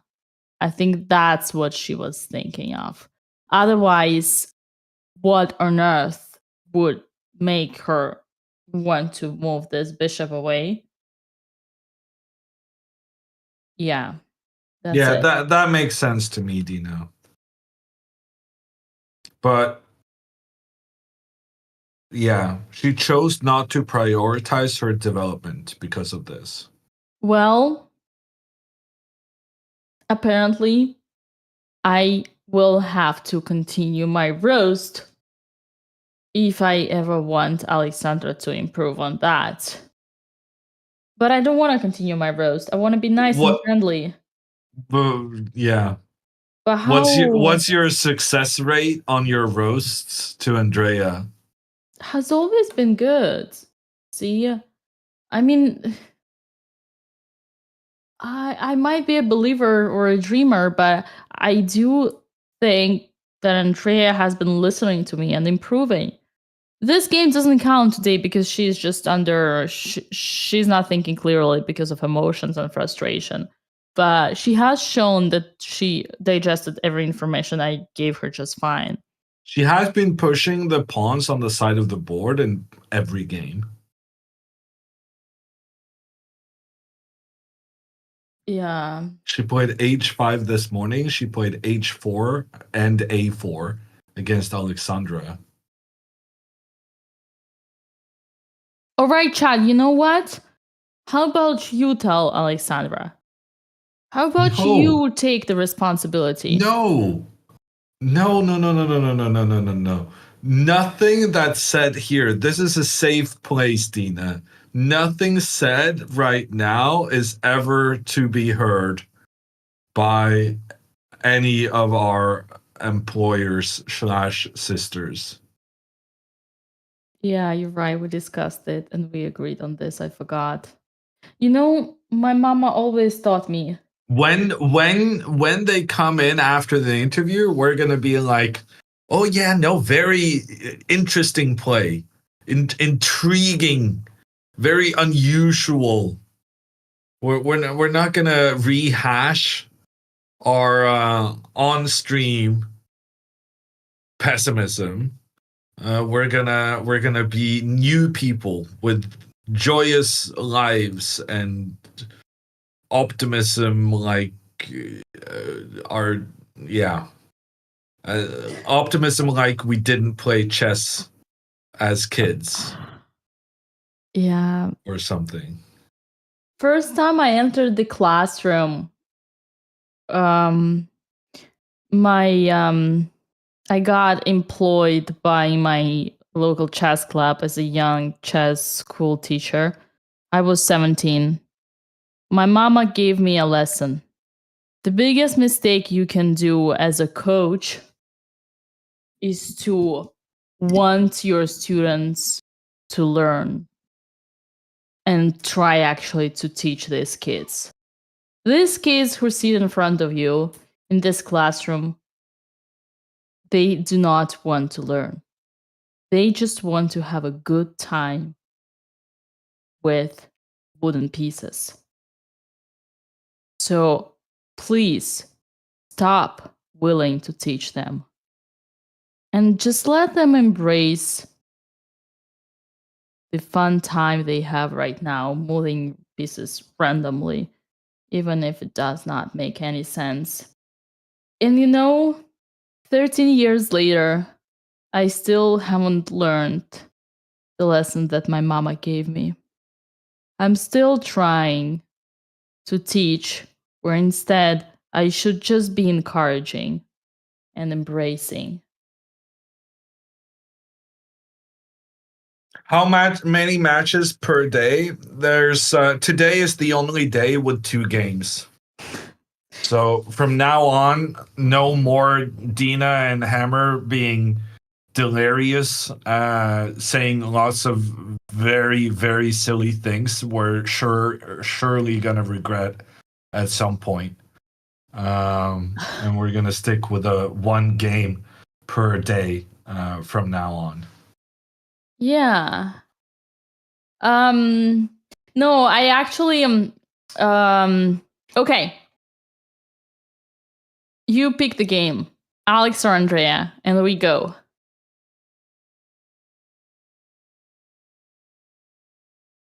What do you mean? Let's try to find something good. Probably Andrea, because Alex we just discussed. Let's try to find something good in Andrea's position. I will start first. Okay. It's like, one of those games. Pick a compliment. You gotta give a compliment to your friend. I'm gonna start. Think you're wrongly estimating how many friends I have, but let's go. Do you ask?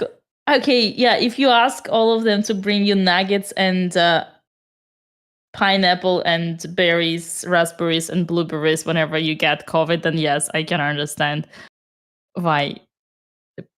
Well, let's just say that the friends that have brought me food while I was sick has never played any games with me.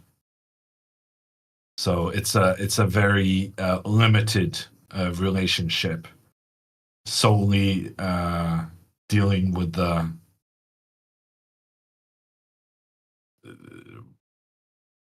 delivery of foods. Okay, I got you. Okay, that was maybe harsher than it needed to be. It's Dina was okay. very nice. Dina was very nice to me when she was feeding me fruits when I was sick in my hotel room with COVID. She was the only one who actually looked after me. I'm not gonna name names, Danny. But there was there was a problem of getting food. I mean, Danny was super nice. Danny got me food the first day, but then after 5 days, it was like, I kind of don't want to distract Danny because he's like the boss of the entire company. But at the same time, I'm hungry. And that's when Dina stepped up and took the responsibility of feeding me. Yeah, so just to get straight, during the commentary of the candidates in Madrid 2022, Grandmaster Jan Ludwig Homer got COVID and asked the main organizer and commentator of the whole thing to prepare the commentary. Okay, I think it's you got it, chat. Let's focus on the most important. Andrea, there have been moves in Andrea's board, and I wanted to start with compliments. And the first compliments, I mean, not compliment, but positive mindset, positive thinking. The first positive thought I wanted to bring is that Andrea's opponent has been out of his comfort zone after Bishop G5. Looked like a simple option for Black to do, just play knight d5. But yet he was taking so much time to think. He did play knight d5 eventually. No, he did not. He traded. Amazing. Andrea's plan worked. He got confused. This is very, very good news for Andrea. And the reason is, after knight to d5, there's an opening between the bishops, but after the trade between the bishops, even though the knight can come to defend the pawn on c3, here Black can go pawn f5, chasing that knight away, forcing it back, after which the Black knight can capture the white pawn.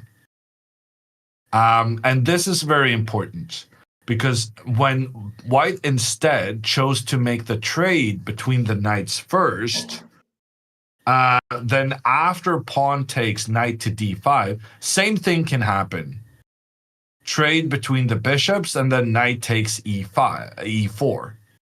The knight protects on e4, but Black can go f5, trying to attack the knight. But, as we know, I need to find my meme. Here's my meme. I'm gonna spam the meme in chat. We are smart people. And we know whenever we can take en passant, we should take en passant. And here, pawn takes on f6, f5. I'm not sure how you call it.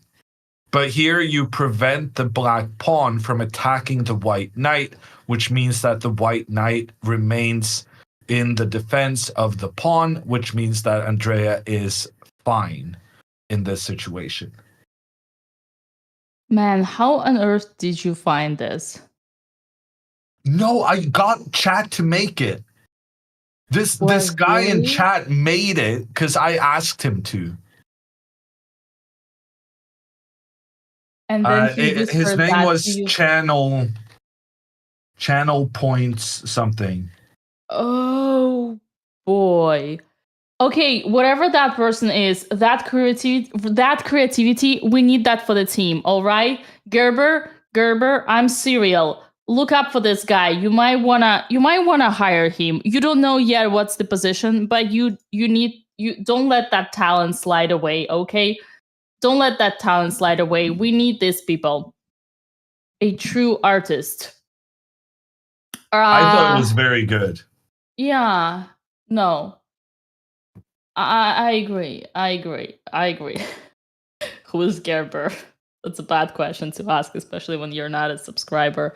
Gerber is a long-time moderator and a big-time team member in the Botez Slavia. Okay, getting back to the chessboard, I actually because we have more news. Dina, we have more news. Okay. In Alexandra's game, her opponent played f4.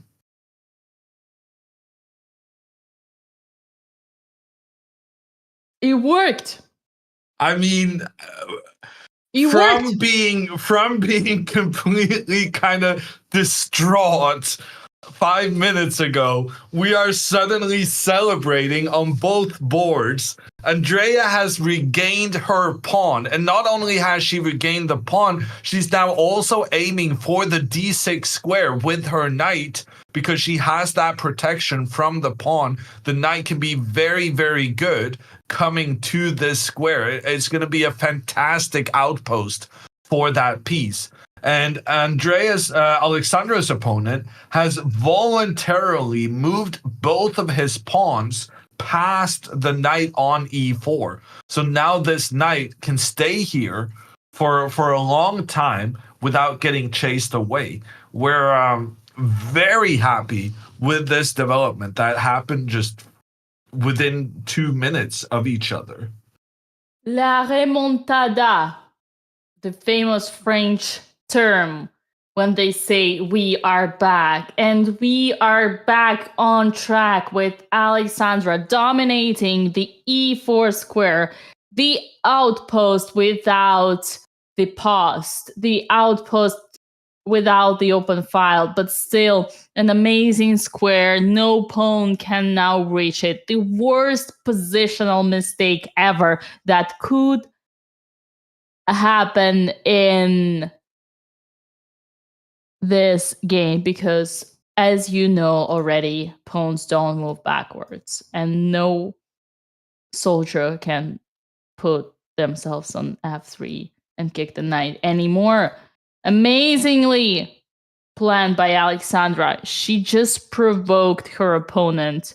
Not sure if she understood whatever happened or not, but that doesn't matter. What matters now is that we are hoping to see knight a6. Yeah. Or knight e7. We still need her to use her knight to take control over this c5 square. It's very important that she take control of that square.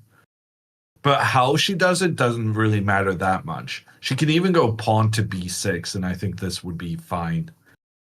But she needs to have one more piece controlling that c5 square. Very important. All right.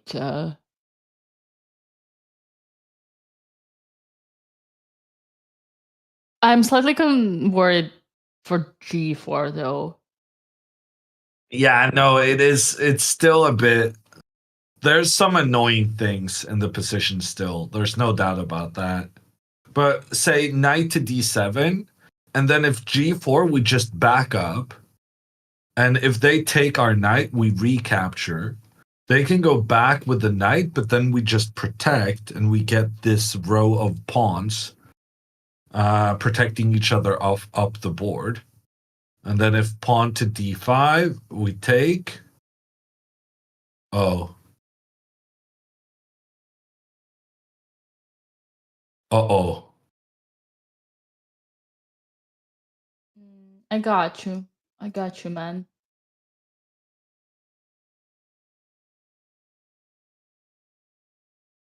Okay. Sacrificing the peas. This is some cool stuff. I have no clue what's going on here. I But- like it, though. Believe it or not, this is just fine.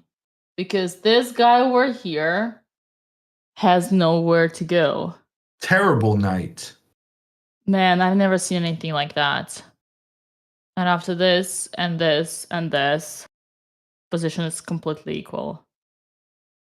I don't believe my Wow. eyes. Check. Check.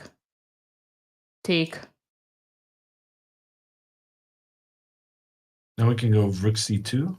Yeah, I was looking at rook here, but then you defend, so rook second. Man.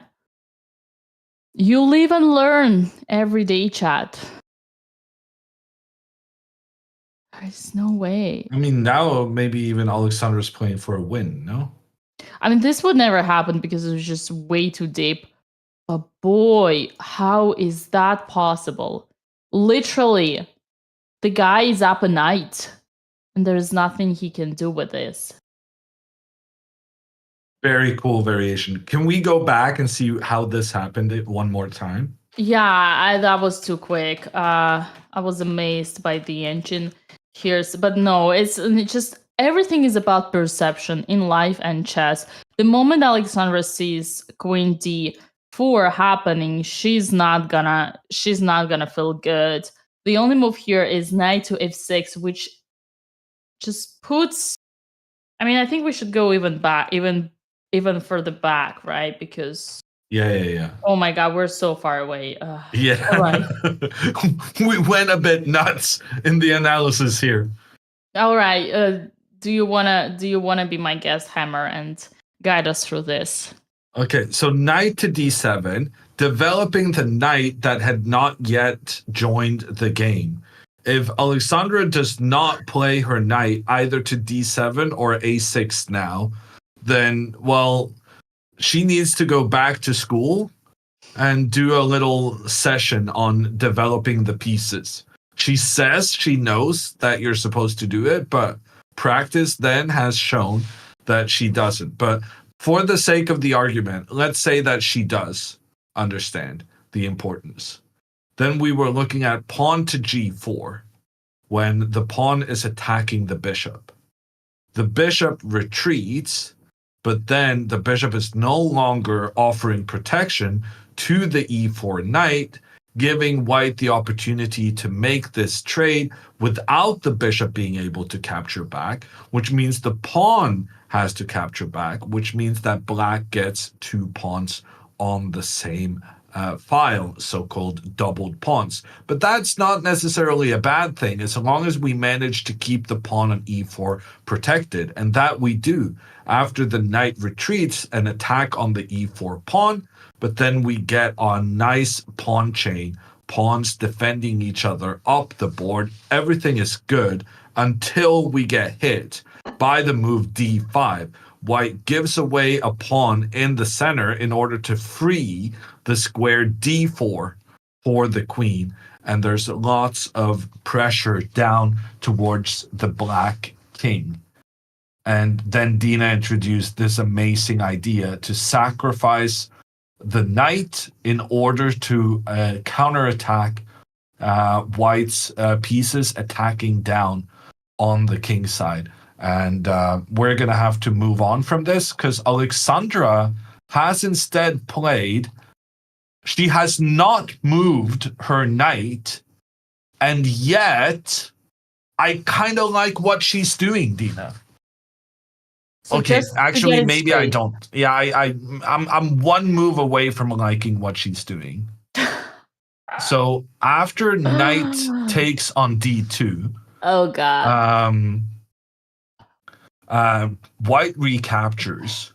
And here, Alexandra has captured the white knight on d3. Right.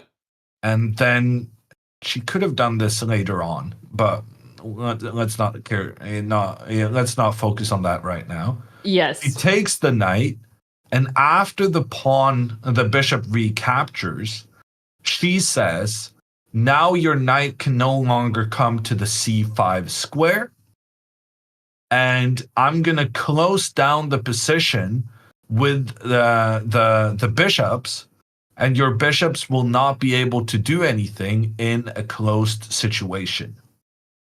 However,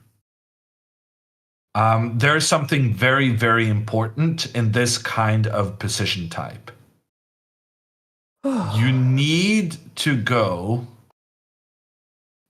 recapture with the e pawn on d5 if possible, especially when you played this move a5. But so I kind of wanted to go pawn to e6, but then I'm starting to realize that that allows pawn to e4, and then white has very aggressive pawns. But maybe she should have done this anyway. Because what Alexandra did is she's trying to shut down the position. She's trying to prevent these white pawns from getting to a light square. And she played pawn to f5. And computer thinks it's fine, Dina. I was about to say, and this is a clear mistake, because now her opponent can capture on d5, and Alexandra cannot capture back with the queen, because then the queen and the king are on the same diagonal, so that's very bad news.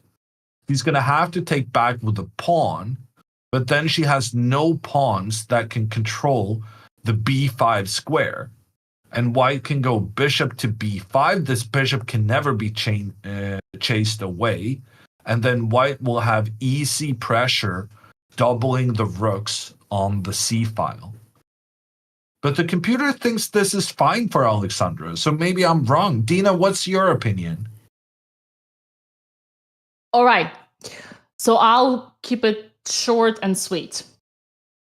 Alexandra plays a grandmaster level strategy. She says, I am gonna, she's basically able to foresee what would happen if I remove the right pieces from the board and make the right pawn structure. She makes all the way from here. She wants to remove these guys away and close the position. She does knight d2, takes on d3, and plays f5 to say, you have two bishops, I have a bishop and a knight, clearly stating that she has studied the Russian school of chess and knows that knight is better than a bishop in a closed position. The only problem here, which can backfire for Alexandra, is that pawns cannot move backwards. If only in some ideal world, Alexandra could break the lamp, turn off the light, put the pawn back to a6, then put the ball back into the lamp and say this is how it was, and protect the a6. Unfortunately, in chess, as of today, such rule doesn't exist. Pawns do not go backwards. I don't think anyone knows the reference. It is Остап Бендер, 12 стульев. 12 Cheers, the famous Russian novel from the early 12th century happening back in Odessa.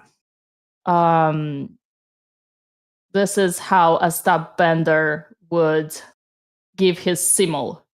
He would take all the money, pretend that he's a grandmaster, break the lamp, and just get away. And by the time they put the lamp back, he's no longer there, and he took the money. My grandfather, who was a huge fan of 19th century, Odessa would always tell me this is how you should play chess, Dina. Just break the lamp, put your pieces where you want, and turn the light back. Yeah, that wasn't.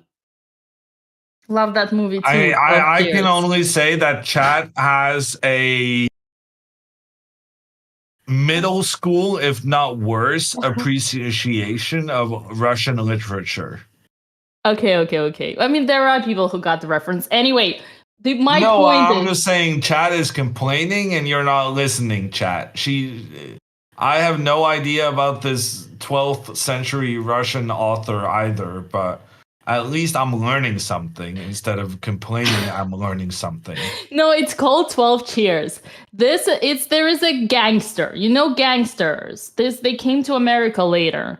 The gangsters. This is how they would operate. I am Grandmaster. I'm gonna give a symbol. Take all the money and then break the lamp and then get away. The point is, I gave Alexander advice. This is advice. If only you were the gangster, you could put the pawn back. The position would be a dream come true. Just put the pawn back to a6, right? Control the b5. You got the knight. The position is closed. Only one file open is not enough. Your knight is stronger than the bishop. Alexandra would be a genius. All right? Here. My point is actually, she's almost there. Like, her plan is really good. It's just one little thing that she overlooked, but it's important. It's not clear, actually. It's not easy to spot. All that was actually to give Alexandra a compliment. I think she did a great thing. And yes, not all of us are Grandmasters Hammer who know that b5 is a weakness, and that's why we're doomed on the queen side. Once again, I state that the only reason why the only b5 square is the reason why black is lost on the queen side. But you need to be a grandmaster to understand that, number one. And number two, you need to be a grandmaster to exploit that. So we gotta see a win here from Alexandra. That's my conclusion. Why? No, What's it's so just funny? a comment from chat. Pain Chess says, "Thank you for clarifying. It was a compliment."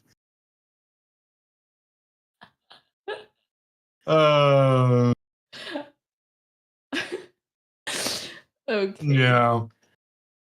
It was a compliment, chat. I understood it was a compliment the whole time.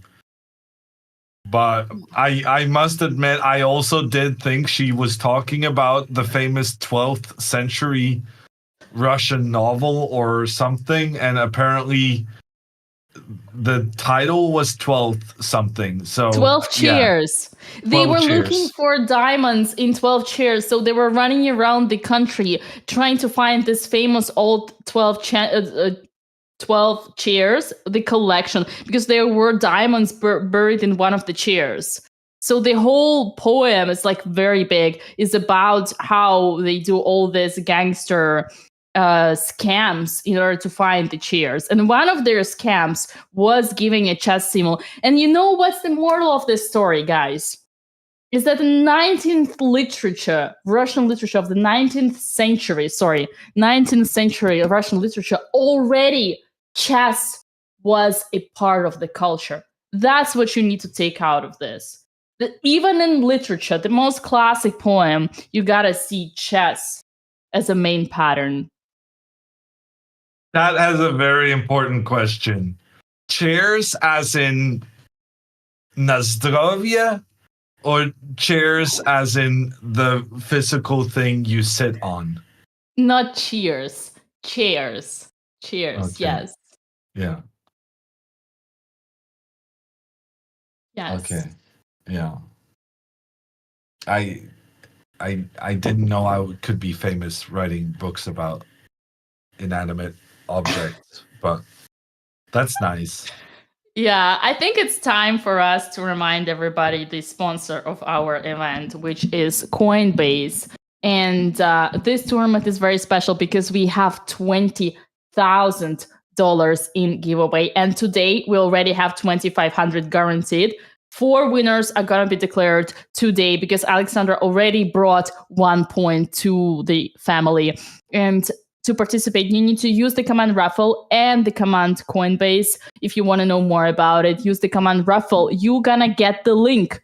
You need to sign in that link to fill in the form, Google Doc form. Use the same email address that you already have for your account on Coinbase. And at the very least, you can already claim $20 off on your account created by using the promo code Botezlive. And on that note, I have seen some very nice, I have seen moves going on. Bring them on, Hammer. Rook to C1. And now I was going to say, Dina, that this is a huge moment for Alexandra. I was going to build the excitement in Alexandra's game. And I was going to make a big argument about why pawn to e6 is absolutely necessary in this position. But she didn't play it, did she? She played it almost instantly. E6? Wait, we got to wait for Vila to... Well, it's okay. Everybody can calculate in the in blindfolded. Don't worry about Vila. Okay. So, did she? She did play e6. Yay! And what's very, very good about this move is that now, whenever white tries to trade with the black pawn, Alexandra doesn't need to use the c pawn to recapture. Instead, she can take with the e pawn. And this is super good for like 5 different reasons. Number 1, we can put pressure down towards the white pawn. Number 2, white is unable to put pressure down on the queen side because there's a white pawn protected by another pawn that's standing in the rook's path. And number 3, there's no more access to the b5 square for the white bishop. So this is just a tremendous development for Alexandra. Her opponent did not understand the importance of making this trade between the pawns in the center before this e-pawn could join. And now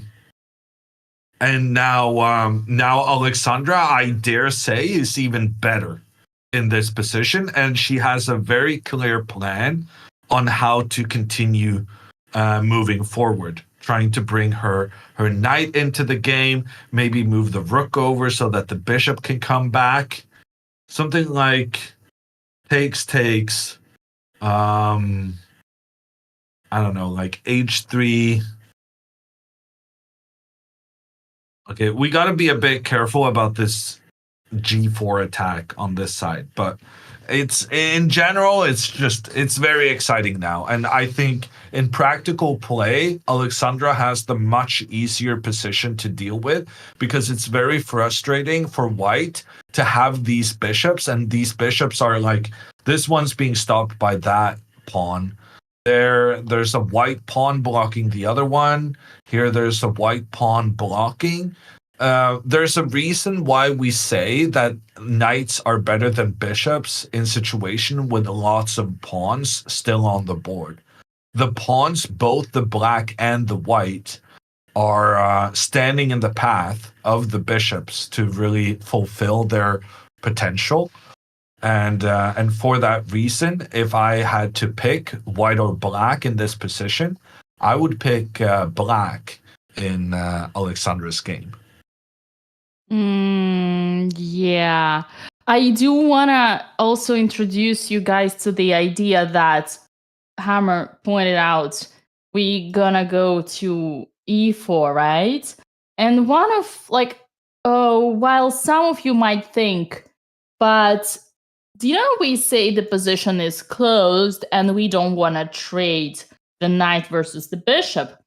You can correct me, Hammer, if you already mentioned that and I misheard, but I just wanted to highlight that even if we change our mind and give away our so-to-be better knight for their bishop, we have another instructive moment where we always have to ask ourselves, it's not just about the pieces that we trade, but also about the pieces that are left on the board. And here we would be witnessing a second school moment from Alexandra taking her opponent back to school of strategy and telling them, first of all, I'm going to give you a lesson how a knight is better than the bishop in close positions. And secondly, I'm going to teach you what is a good bishop versus a bad bishop. And here, Black's bishop forever is a good bishop because the White's bishop is a bad bishop because it's surrounded by its own pawns on the same color. So we're liking Alexandra's position, and if I'm honest with you, Dina, I'm liking Andrea's position too. You do? And Andrea now has her bishop and her queen pointing in towards the Black King. This is very uncomfortable for Black to have to deal with. If Black tries to go knight to f4, attacking the queen and making sure that the Black bishop afterwards can take out the White knight, then knight to f6 is a winning move for Andrea. Check on the king, but also opening up towards the pawn on the edge of the board. The knight can be captured, but then the queen comes in for the checkmate. And her opponent only has, well, he has way more time than Andrea, but at this point, it feels like having more time is not going to be enough to save you, because the threats underneath the surface is just extremely annoying to deal with. I'm shocked that the computer thinks Black is better in this position, because frankly, I don't even see how Black defends against this immediate onslaught. The closest thing I can tell is like pawn to h6, maybe. But that's not what he did. Instead, even he played g6, but that is weakening the dark squares around the Black king. And Andrea can now go queen to h6. Her queen has its nice placement very close to the Black king. And if the queen tries to trade with the White queen, Andrea can keep the queens on the board and keep her attack going strong. Listen, Hammer, we are about to witness finally the position that Andrea is the most comfortable in, both objectively but also subjectively, because her style, as we say, her instincts are always looking to the direction of the king. So I, as you say, am here with you 200%. We are having the biggest moment of joy ever. I mean, probably last time we had so much joy, it was just before A4. And then when B4 happened, we also had a moment of joy, but that didn't last long. I do believe we're here in the most positive situation we've ever been. So my prediction worked. It doesn't matter how interesting Andrea's moves have been, as Hammer would say. Her opponent would choose even more interesting moves down the road. I'm trying to see a smile on your face. No, I'm happy. I'm surprised it worked, that we were kind of like needing some excitement in the games, and then in the span of 2 minutes we go from being very negative on both boards to being very positive on both boards. And I don't know if you noticed, but Alexandra made her move in like less than a minute. Her opponent played. Oh, sorry, this is Andrea's board. Alexandra's opponent played this move rook to c2, which is, I think, just a mistake. He's preparing to go with both rooks on the c file, but you're never going to make any progress there because whenever you capture on d5, Alexandra is not going to recapture with the c pawn. She's going to make sure that this black pawn, protected by another pawn, is standing in the path of the rooks, preventing them from getting into the game. Alexandra played rook to f7, which was very interesting because now she's preparing to go bishop f8 and trying to activate her bishop. And to prevent bishop to f8, her opponent went bishop a3. And then it turns out this didn't really prevent bishop f8 at all, because Alexandra said, I don't mind trading the bishops, because then you no longer have the bishop pair. And once again, Alexandra is making her moves in less than a minute. So she's feeling quite confident in this position. And her opponent is spending a lot more time than her at this stage.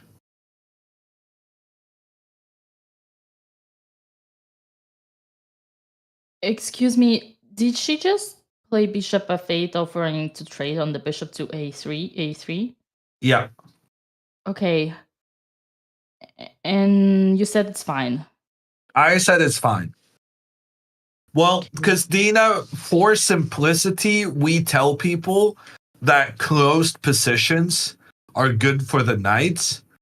But what I didn't tell anyone, at least, is that in even the worst bishop is better than a good knight. Yeah. So it's always nice to trade off the opponent's bishop pair. And in Andrea's game, her opponent has played pawn to f5, which is a second en passant opportunity, Dina, in this game.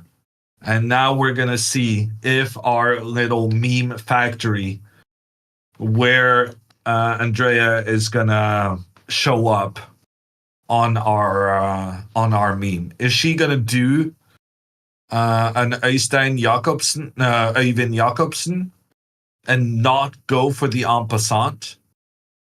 Because en passant is not always the best move.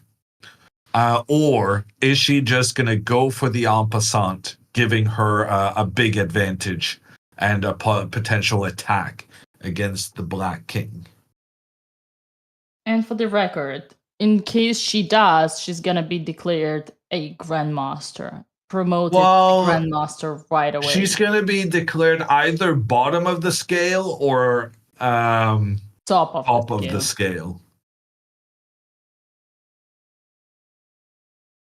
Yeah. The thing is, we cannot extrapolate where on the scale. Okay, here based on the data we have. This is actually a very confusing situation because the only good moves are here the moves that Andrea will never play. That worries me a little. Wei has a slight edge advantage thanks to the pawn structure. We have studied that, right? Pawn islands and weaknesses. So here, Black has 3 pawns that are kind of divided, and White has only 2. But we are challenged on the pawn on c3, and the only good moves are anything to do with the queen. Queen back to e3 is the best. Queen back to d2. Queen back to h3. The problem that I would see here for Andrea is that, first of all, she doesn't consider moves back. For her, it's a sign of her weakness. Secondly, she has a PTSD from losing a game when her opponent had the queen on h6 and then losing a second game trying to prevent queen to coming to h6. So in that regard, I think Andrea would never even consider putting the queen back. And, that brings me back to here, thinking that maybe for someone like Andrea, it's actually better to keep the position somehow like this, because even if it's not a top priority by the engine, on practice, Andrea has more space. She doesn't have to put the queen back. She has the knight in the opponent territory. And I don't know, Hammer. I am attacking. You know what's the best move here? Watch me. The best move here for the engine is rook a to e8. Give me... Oh, no. Do I know how... Rook... Oh, it's rook... Okay, no. Okay, forget what I just said. I think this is Consider actually... it forgotten. Oh, I forgot it. Yeah, I actually think this is way better for someone like Andrea than to take. Because if you take... No, you're crazy. Am I? But why are you taking the knight? Oh.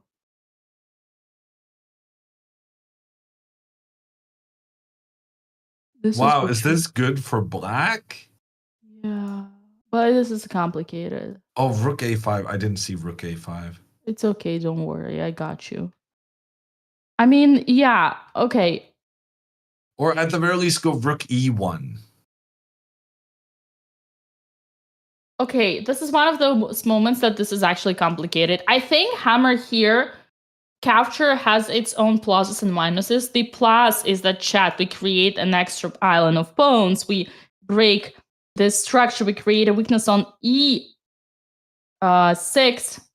The minus is that actually e5 is extremely strong because we always have a potential outpost on both. I mean, f6 kind of like challenging the king, and d6 complete outpost. The problem is that we cannot get rid of this knight, which is also...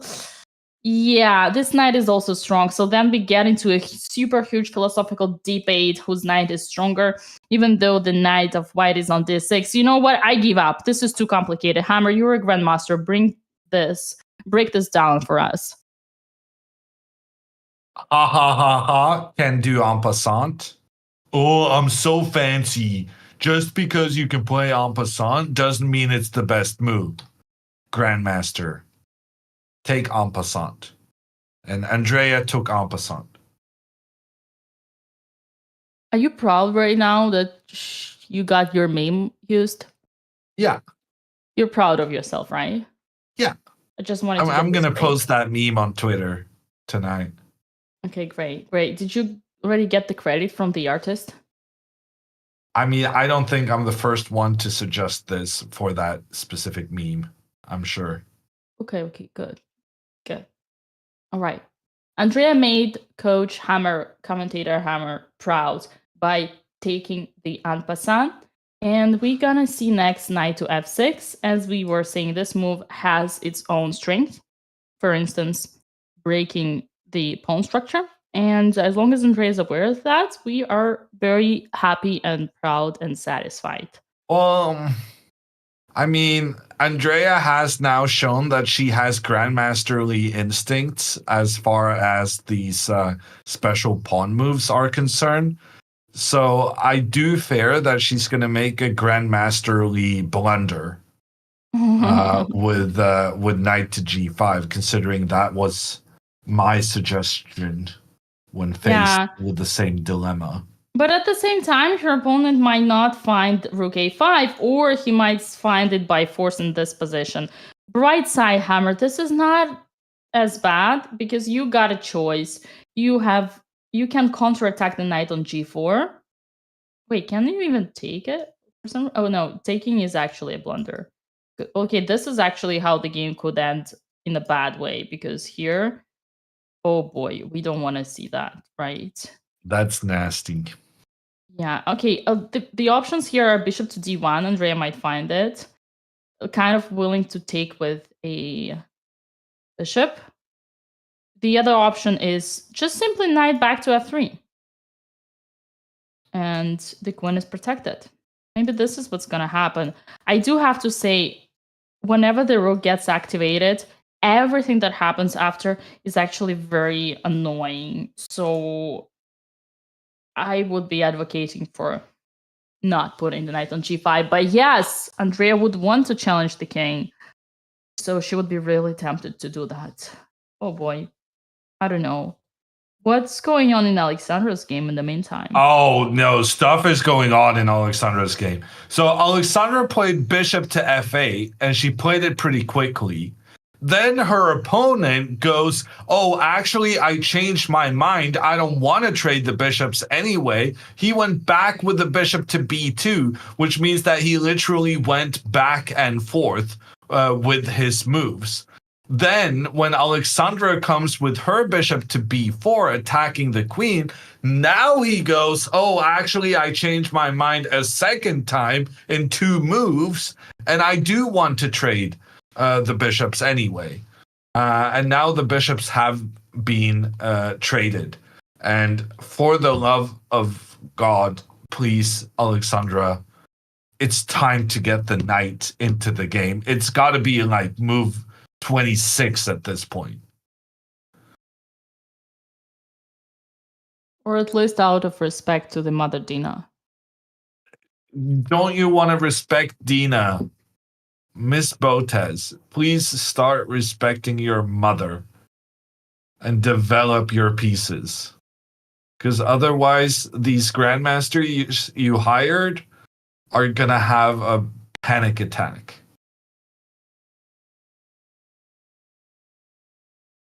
I mean, watching Botez games is already stressful enough.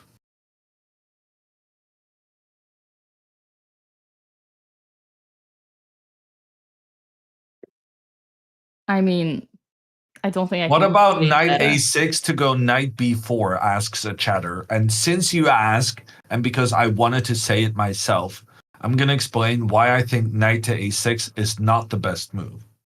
My problem with this one, well, number one, we're further away from the king side, and we can maybe go for an attack over here. But number two is that after takes, white has the option of trading the bishop for the knight. And I have this theory that we shouldn't allow that. But now that I think about it, this is fine. It's fine, but didn't Alexandra try to teach us a lesson on how knight is just gonna show better knight against the worst bishop? Also, Hammer, knight g4 is challenging, but I think the most important part is that we have a potential outpost on e4. So after the capture, let's say knight d7, capture, our idea here is to put the knight to e4, where it would be a dream come true, and double the rooks, triple the rooks, and like just take this weakness out here, or even like just keep the knight on f6. Yeah, no, we don't want to move the knight here because then it could be traded. Yeah, we want to keep keep the it. knight versus the bishop, which was kind of my argument when I was upset about the knight a6 move. Yeah, I would actually, you're right. I would say it better. We want to put the knight to f6 and threaten to play knight e4 whenever the chance occurs. And there's one more thing. Wait a second. I needed to drink. Andrea went knight g5. Oh, God. Okay, just a second. Here, after knight a6, you might think that you want to go to b4, but after simple a3, it's not clear where you're going after.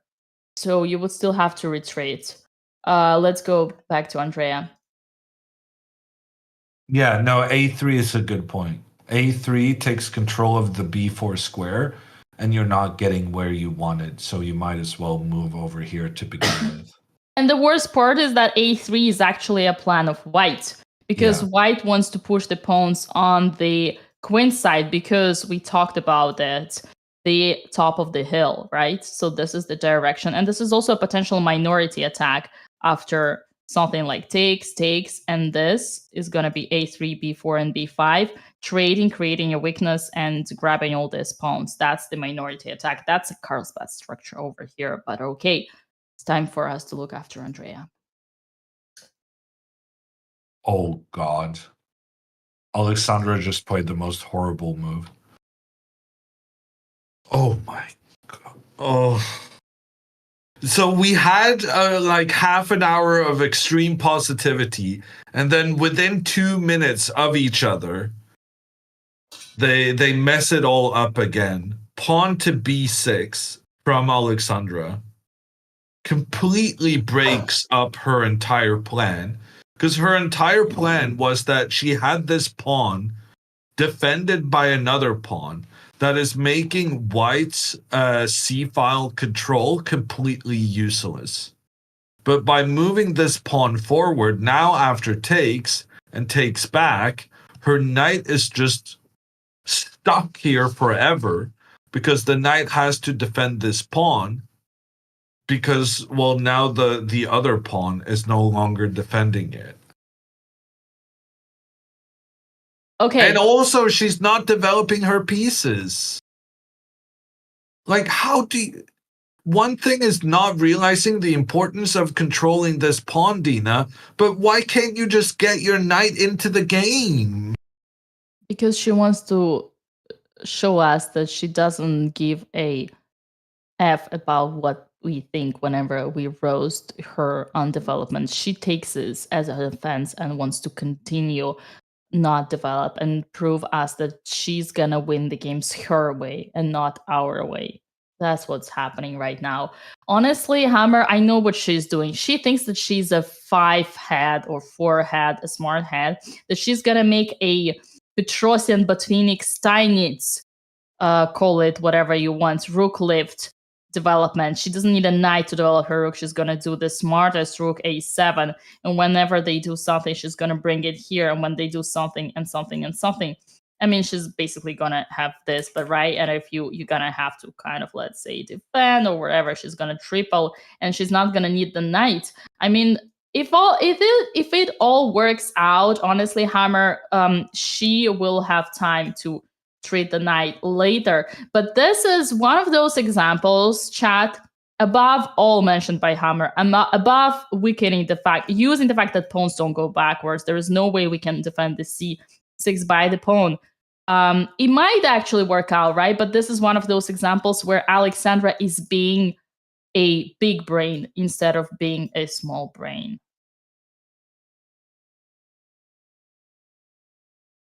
One of those situations when you have a simple, easy solution, you think it's too good to be true, and you're trying to look for a complicated one. And after b6, her opponent responds instantly, because now he has his plan going with pushing the pawn forward on the queen side. And the momentum shifts from Alexandra to Becker, just like that.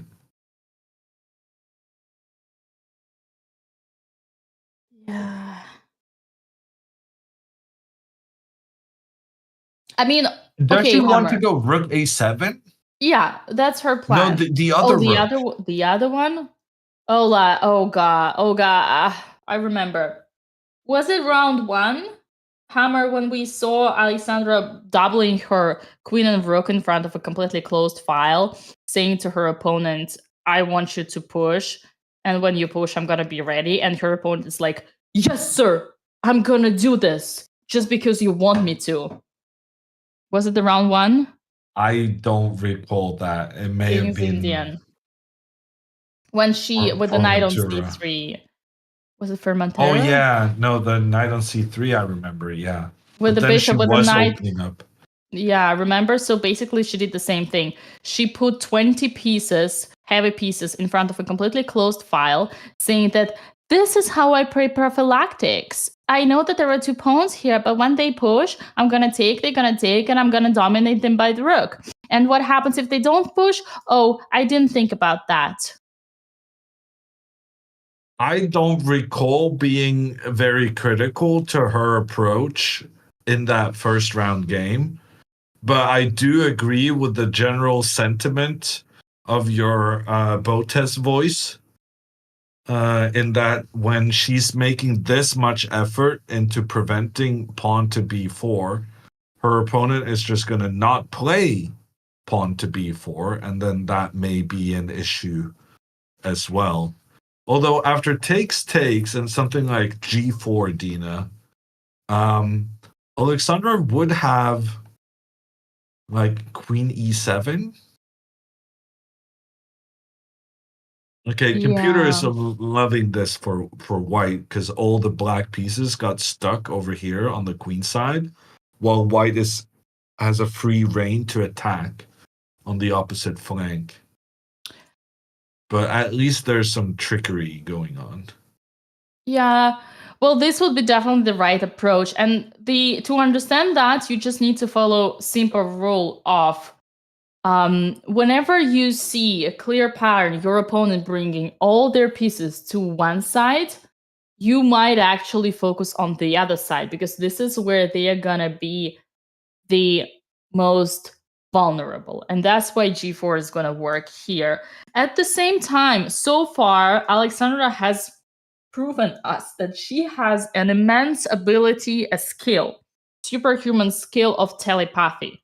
Whenever she makes prophylactics against something, her opponent listens to those, inner voices of the Botez, and he does exactly what Alexandra wants them. So I actually believe if that were to happen, her opponent would still continue playing on the queen side. On that note, Alexandra hasn't yet played rook f to a7, and who knows, maybe she was actually that genius grandmaster big brain that I told you, willing to bring to this beautiful lift up. What? Okay. Yeah. Okay. Listen, one thing is good, Hammer, is that I am able to read their minds and decrypt to Grandmaster Botez School of Chess. Translate from Botez to Grandmaster. And you can now explain why she went rook b7? Yeah, she went rook to b7 because she knows that putting the rook in front of two pawns is the basic rule of strategy that we study in the Russian School of Chess. Okay, actually, I was saying that and I was like, oh boy. Okay, chat, that was the meanest thing I've ever said. It stays between us. Please, for the love of Lord, rooks should never be put in front of the pawns. But I do have some good news, Dina. So the thing I'm the most scared of when Alexandra is just making a bed of her pieces in the corner of the board, completely abandoning her king. What I'm afraid of is takes, and then pawn to g4, starting a big attack on this other side of the board, trying to activate the rooks, get the pieces in here, open up in front of the black king, while the black pieces are distracted elsewhere. That would be my major concern in such a position. But yeah, her opponent has played rook to b1. I told you. He's now focused on this side of the board, which means he's not punishing Alexandra for leaving her king on its own. Chat, what did I tell you? Alexandra is a superwoman. She has this unique ability of hypnotizing, exactly, of telepathy, and she makes her opponents believe that what she wants is actually the right thing to do, what she tries to prevent from. She's trying to prevent the thing that should not happen, but her opponent sees that and they follow. Yes, sir. Once again, highlighting Hammer's point, how to understand what everybody asks me, Dina, how do I get better in middle game? Watch the pawns, watch what your opponent does. If you see a clear pattern, your opponent bringing all their pieces to one side of the board, especially the side that is far away from the king, that means that this is where they are extremely vulnerable. That's why moves like g4 make huge sense, because now it's time to open up the mama here. But we are safe. Rook b1 happened. For now, though. For now. Yeah. I still... Because now she can never get the knight into play now. The knight has to remain on this b8 square now forever and ever. Because anytime she moves it, then the trade will happen. And the white queen will enter in through this c6 square. And Tina, now she goes rook a7.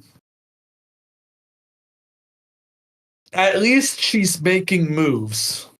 And you know, Dina, the best thing that could happen now is if c5, she could go b5, because then she would be allowed to bring her knight over. Yeah. So it's very important for white to keep this tension. You know and what also, white doesn't really want to trade here now, because then suddenly Alexandra can actually do something useful with her rooks. Whereas now, right now, she's just pointing them into her own pawns. Yeah.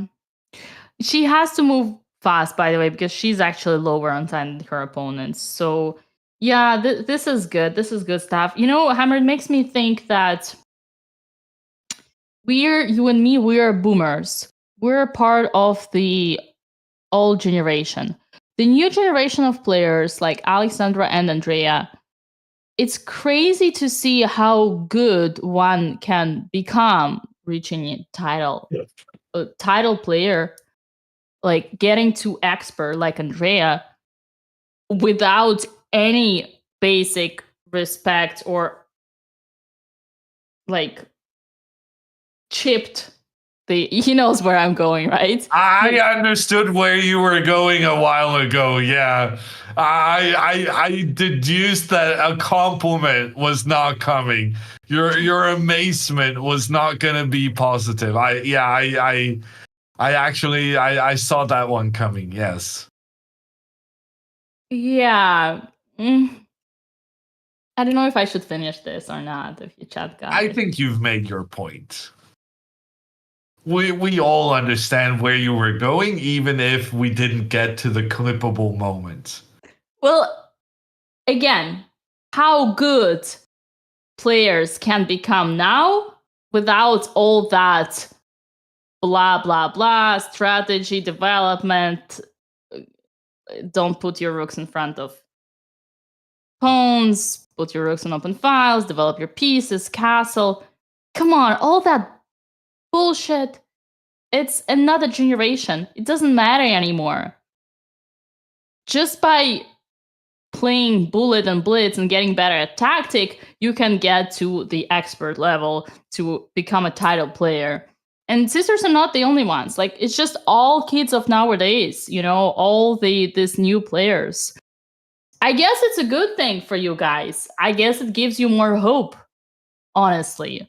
But at the same time, imagine how higher one could have gotten or could go if they were to just a little bit of respect for strategy, and then 200 points up guaranteed. That is asking, how old are you? Me? Yeah. I'm old. She's old, chat. Boomer. Yeah, I'm old. She's almost as old as I was a couple of years ago. Yeah. But age is just a number. So how is Andrea doing? Andrea's not doing great. Her opponent found this rook a5 move, putting pressure on Andrea's knight. On the other hand, Alexandra is doing great, because now after queen to e7, she's threatening the pawn on a3, and it's very difficult for white to have a convenient way of protecting that pawn. So it's a good news, bad news kind of situation.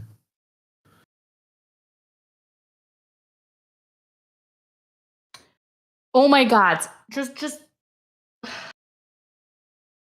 okay.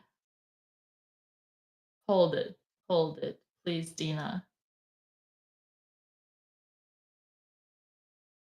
I don't know if it's sleep deprived or position on the board, but I am seeing what you're seeing, right?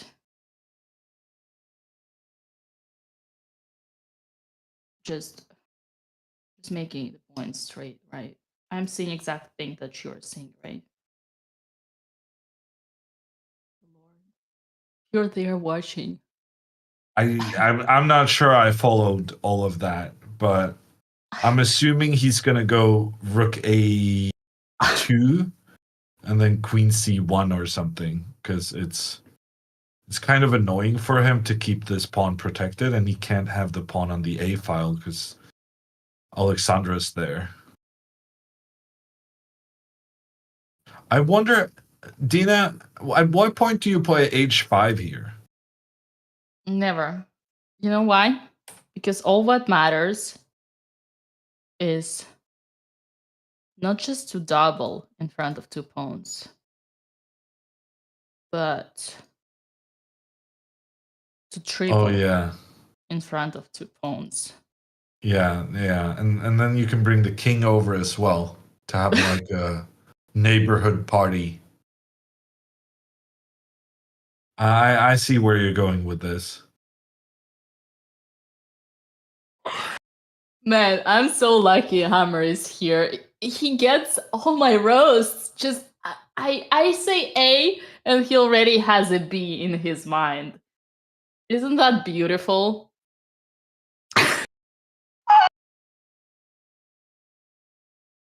I have this hysterical laughs that you have when you're sleep deprived, as one chatter would say. I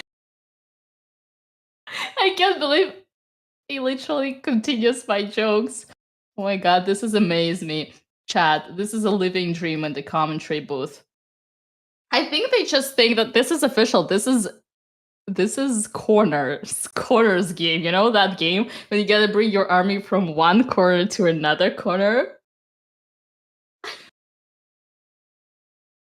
After queen e7, rook a2 was indeed played, and Alexandra now goes rook c7. Change of mindset?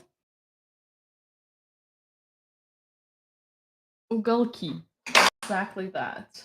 I don't know. At some point she might. Now she's protecting this pawn, Dina. Yeah. Which means that the knight no longer needs to protect the pawn. So maybe she can finally get her knight into the game. I like how you still have hope. That's great. I mean, there was one question that I was asked by the producer before the start of the show is to try to balance out positivity and negativity. When Hammer brings the positivity and keeps believing, you know, it is good. It is good stuff. Hammer is a believer. I'm not sure I'm a believer, but I am trying to. She still has a nice knight versus the white. It's just this tension between the pawns is quite annoying, and the tension has been there for a very long time now. Yeah. But once white makes a mistakes and releases the tension, Alexandra is going to be all over this with her knight jumping into the game. Man, the only tension I feel so far is poor rooks that are doubling in front of no one but two Do we pawns. have a prediction going right now? Can we do a prediction on when Alexandra moves this knight into the game? Okay. Move 31 or later. Or never.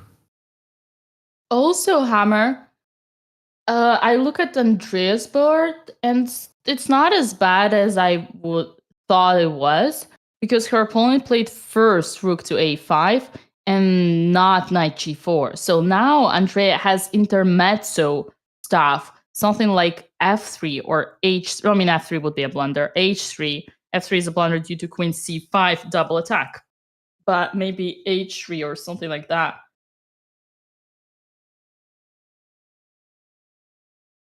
Yeah, h3 makes a lot of sense to me.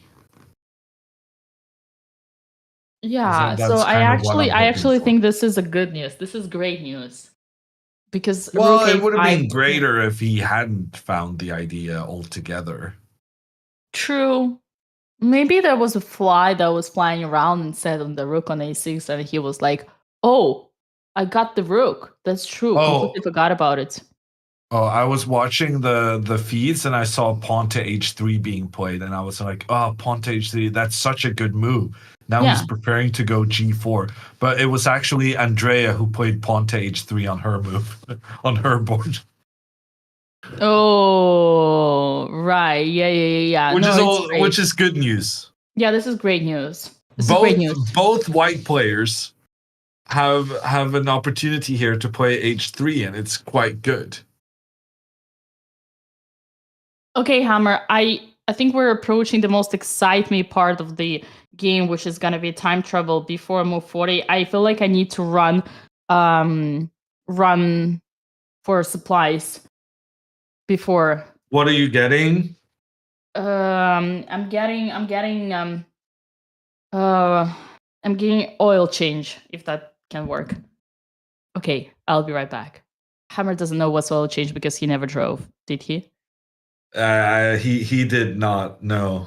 Yeah, because professional chess players, grandmasters don't know how to drive cars. They don't need to. Well, I'm just trying to understand what the metaphor is.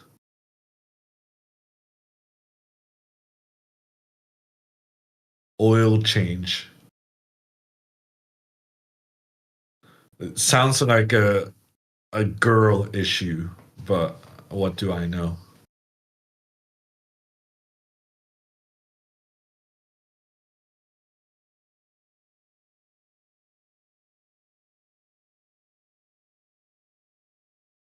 We're aboard. Yeah, no, I shouldn't be speaking about things I have no idea about. Okay, let's talk about chess instead. He played b4? Wow, he did play b4. Why is that not on the live board? Did the live boards crash? Oh no, Vila, the live board crashed. We're not getting the moves. Okay, then we gotta start paying attention to the videos. Pawn to b4 has been played. Alexandra captures the pawn to try and open up for her rooks along the side of the board.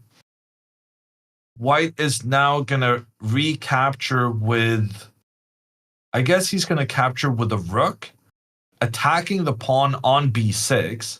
But then Alexandra will go knight to d7, and she's keeping this pawn defended.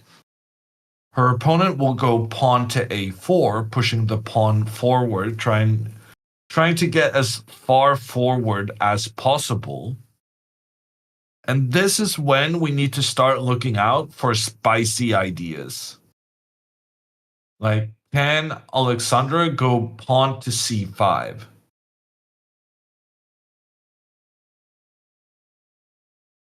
And then if pawn takes, Alexandra can take back with her pawn, attacking the rook, forcing the rook to move.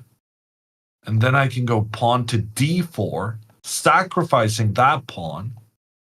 But after the sacrifice, I get a nice square for the knight. And I'm attacking the queen. No, this seems a bit loose. How's our time situation? Oh, we don't know the time situation because the boards broke down.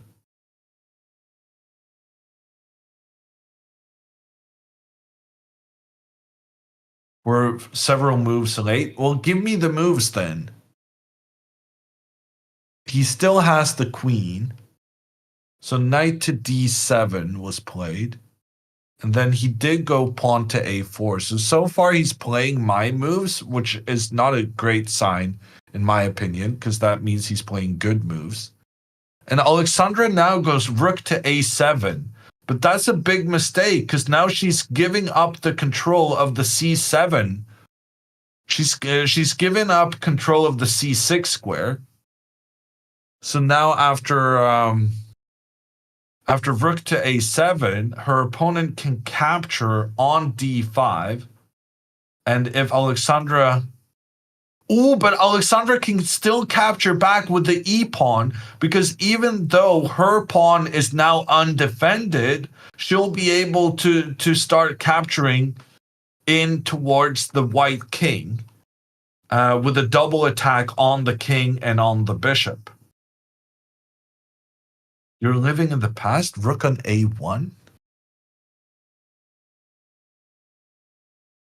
Why would he do that, though? Rook to a1? That doesn't make sense, though. And what did Alexandra do? I'm so confused. This is a very inconvenient time for the board to break down.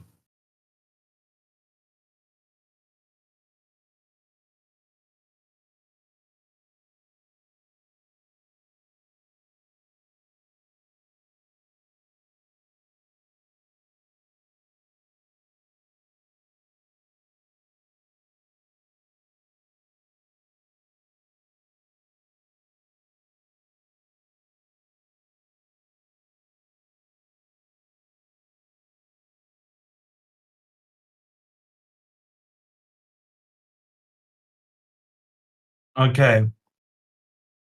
Rook takes b4 never happened. Of course rook takes b4 happened. What are you talking about? Let me maximize this. Oh, rook takes b4 never happened. What was the position then? How did he manage to recapture with his pawn when this rook is undefended? So he must have gone rook back first. Oh, okay, so this happened. He played rook a1, the knight to d7, pawn to b4, takes, and then rook a7. Okay. Are you with me now, chat? Am I okay? I got very confused there. It's a very inconvenient time for Dina to leave me.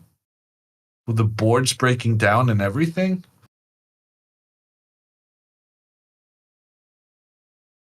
Okay. Oh, thank God. Immediately after I fix it, the boards are working again. Typical. Becker goes for the trade between the rooks. And Alexandra recaptures quickly. I want to give a little shout out, and I'm sorry I haven't done this previously, but I only noticed that Alexandra sent me a message straight before the game. To some intel on the opponent. And we want to give a shout out to the Øyvind Jakobsen fan club. Andrea says, Alexandra says, Andrea's opponent's kids and wife will watch the stream. So this is a shout out to Martin, Sofia, and Sondre.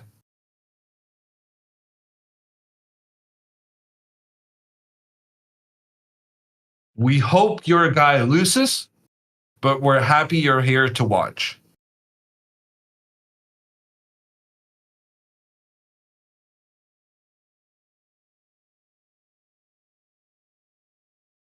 I think that's fair. Like, I don't think that's crossing any lines.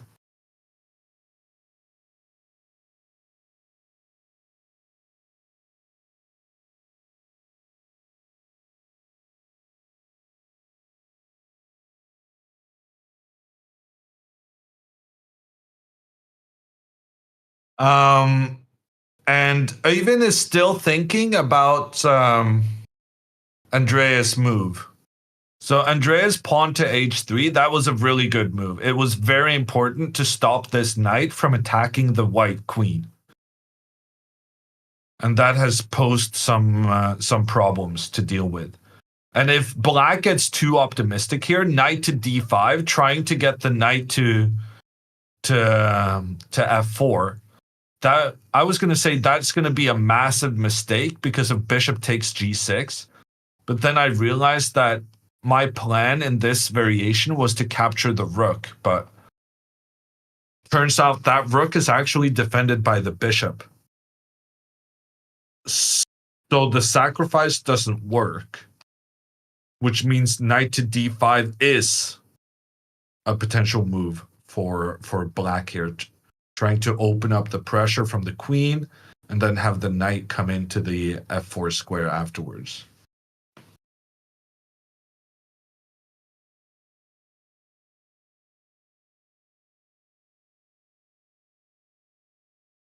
Okay, instead, knight to h5. Same idea, though. Same idea. Wanting to open up the pressure against the knight, but also trying to get the knight forward to the f4 square. But now, Andrea can go knight to e4, and her knight is very nicely centralized, and it's blocking the bishop's path towards the white king. So this is fine. Andrea will have a nice centralized knight.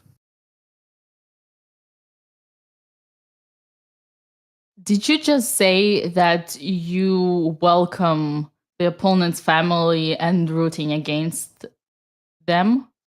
Yes. Chad, and then you say that I am the most cancelable material here.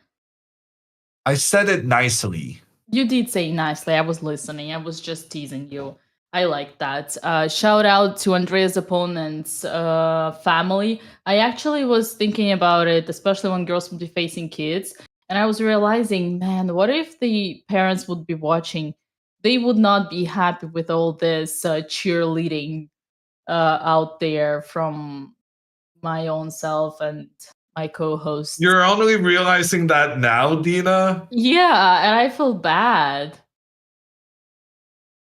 Yeah, You were harsh on the kids yesterday. I agree. No, this morning, sorry. And I mean yesterday, I don't remember when it was. It's all the same day. Oh my god. I want to apologize officially, and if the opponent's family and parents and friends and kids and wives and husbands are watching this, please, this commentary is biased, but it's by no means, we don't take it personally. It's only for the matter of just take it as a cheerleaders on the football stadium dancing around, hoping to bring love and support, but we love all the opponents. I see Papa Botez in chat on another note. This was always the case. For example, at the end, the Russian School of Chess believed that bullet and blitz chess is ruining the correct formation of a chess player, and then Nakamura just published a bullet chess book and played better and better. Actually, Papa Botez is a great point. I actually wanted to point it out. All these guys like Gucci Reza, Pragnananda, Gukesh, all of them, they literally became 2750s, like the elite of chess, by being raised by playing online bullets. So yeah, that's why I say me and Hammer boomers, the chess has changed, and you can become good and strong just by just playing online and just screw all the principles. Just don't mind us playing ugalki corners, me and Hammer putting our rooks and queens in front of 3 pawns. Okay, I have a correction to make. Please do. I called one of Ivan's kids Sondre because I believed Alexandra had misspelled and misunderstood the Norwegian name. But actually, I was wrong. Alexandra was right. And the shout out goes to Martin, Sophia, and Sonde. Okay, how on earth did you find out about the correction other than the family messaged in chat and you saw that? Because I got a message from a friend who knows Eyvind, because he's a famous guy in Skeive in northern Norway, the chess club there. And I was corrected as to his kids' names. Wow. So, damn, Norway must be a small country when it only takes one opponent, so the grandmaster already knows you. But yeah. Back in the day, Dina, the chess community in Norway was so small that everyone knew everyone.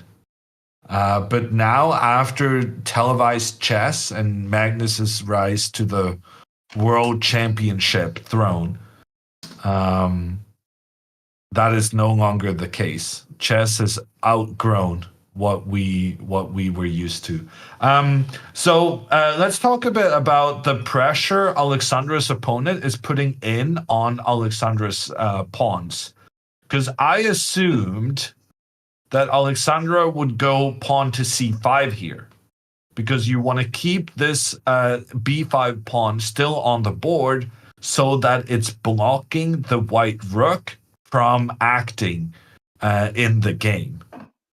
c5 looks like a very good move to me, but Alexandra has instead captured the white pawn, which I am definitely not a fan of, because now white can come in with their rook, attacking both towards the b5 pawn and towards the b6 pawn. Computer says these two moves are equally good, but in practical play, what Alexandra did is a blunder in comparison to the alternative.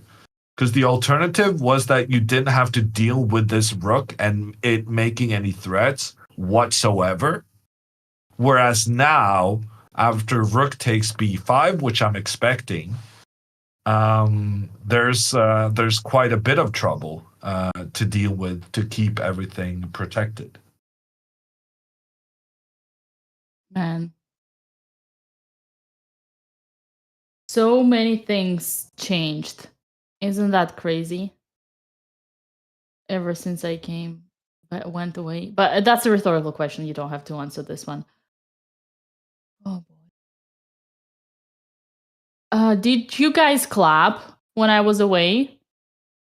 Did you guys clap? What should we be clapping? Let's fill a hammer in. We are clapping whenever we see Alex or Andrea completing their development. No, we did not do that. And that's okay if it wasn't move 24 or 25. It happened. So we need to praise that. Hammer, do you breathe now that the knight is on d7? No, I was happy and then I became unhappy after the latest move. Oh. On the other hand, I'm very happy after the latest moves on Andrea's board. Because her opponent captured the knight in the center, allowing Andrea to get a very nice bishop in the middle of the board. And this bishop is really working its ass off in multiple directions. And then afterwards, black went queen to g5, going for a queen trade.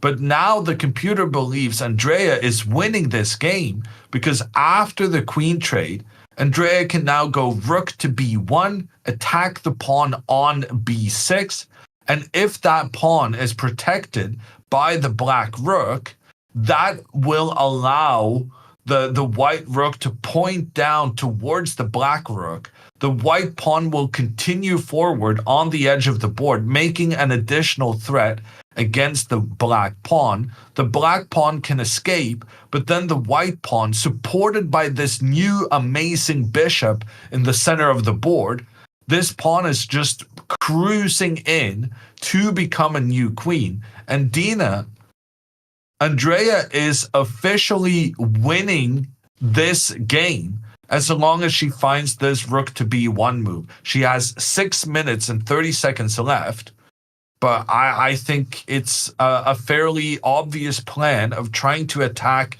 the opponent's pawns, and I think she's going to win this game. Ladies and gentlemen, it is official. Andrea Botez has been proven as that she became a grandmaster in endgames. Previous game showed that, and so did this. She will find rook b1 because that's the only logical move here. Just like her opponent found rook a5. What else is she gonna play? Of course she's gonna find that. The only reason she's taking time to think is because she failed the round before, so now she's slightly less confident of her own self, slightly doubting a little bit more. That's why she's taking time, but she's gonna find it. No worries on that one. And yeah, I mean, I'm so proud once again. I'm so proud to see Andrea trading queens. Basically, whenever she trades queens, trust me, this is like a pattern. You can prove me wrong, but whenever Andrea changes her queens, he gets into an endgame that she has advantage. Oh, his pen died. Of course it died. So much pressure, you know, to defend against all this knight jumps and all this B, A4, B4, A5, B5, and then E4. And then, of course, my pen would die too if I saw that.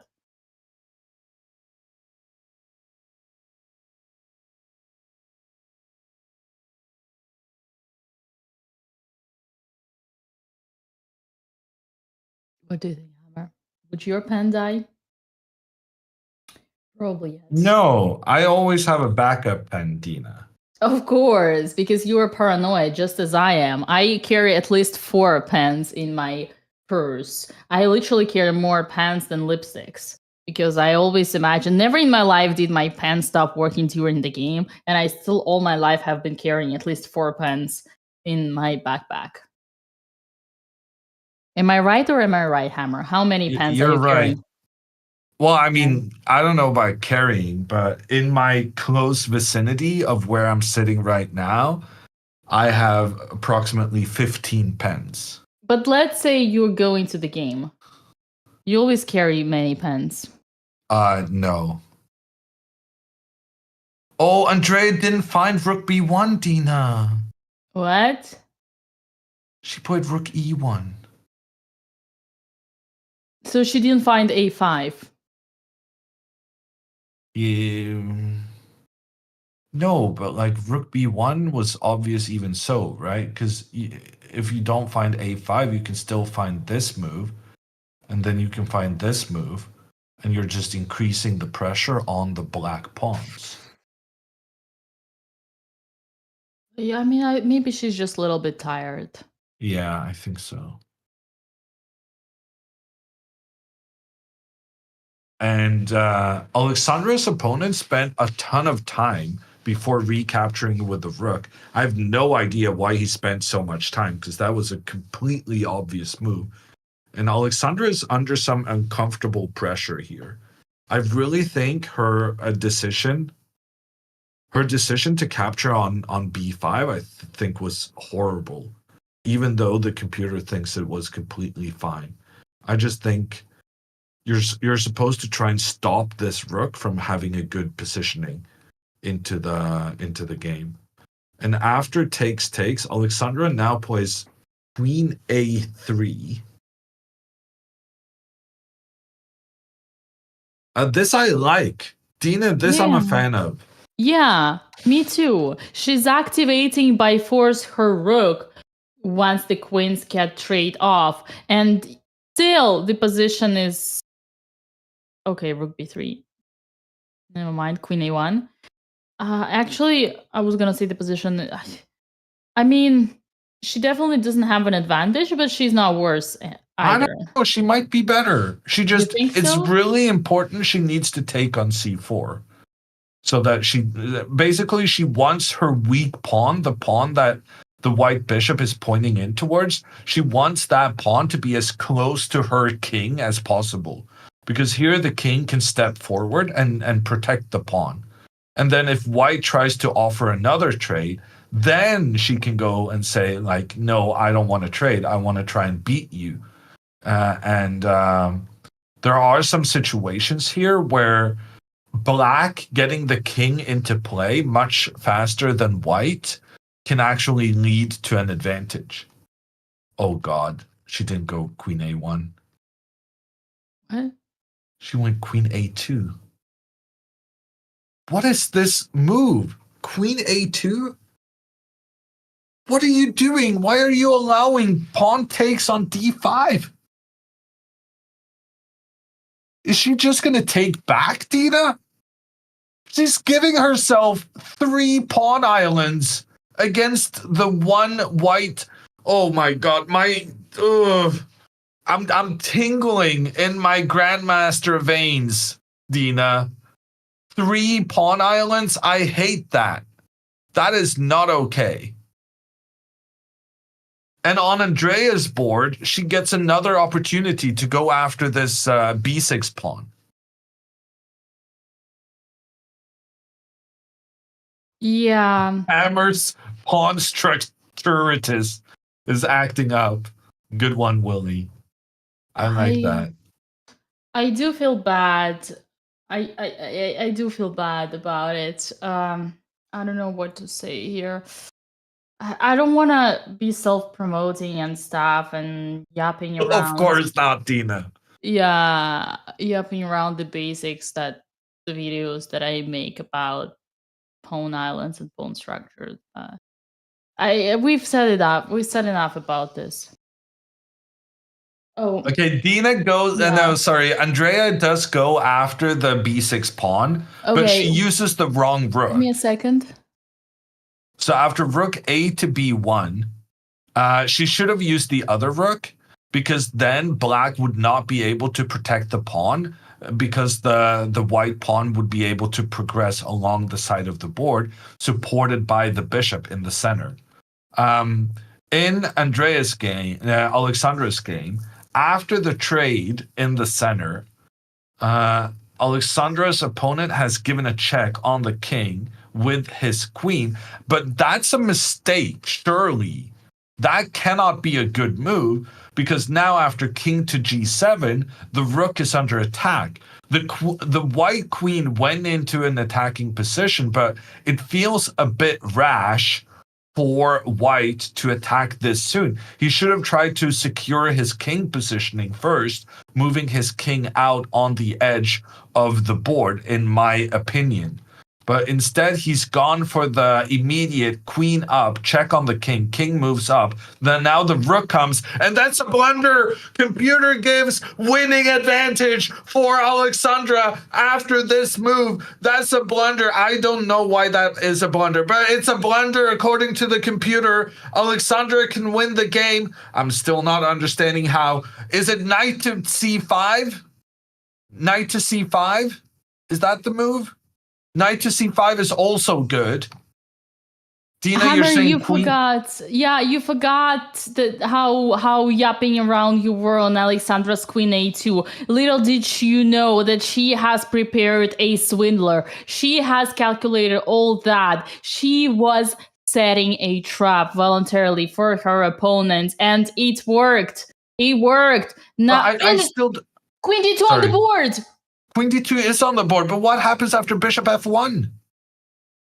Rook to a2. No. Okay. I think it's knight c5, right? It has to be knight c5. Yeah. Oh my God. Okay, so I had the right idea, but the wrong execution. Yeah. It's better to first go with the queen to d2, and then knight c5 is brilliant because it interrupts the protection between the queen and the rook.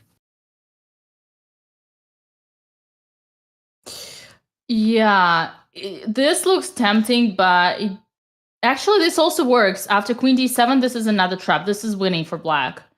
Ooh, bishop f1 is on the board. But here the only move is unfindable. The only move after rook a2 is h3. No, oh, sorry. Good luck on finding this one. This will never happen.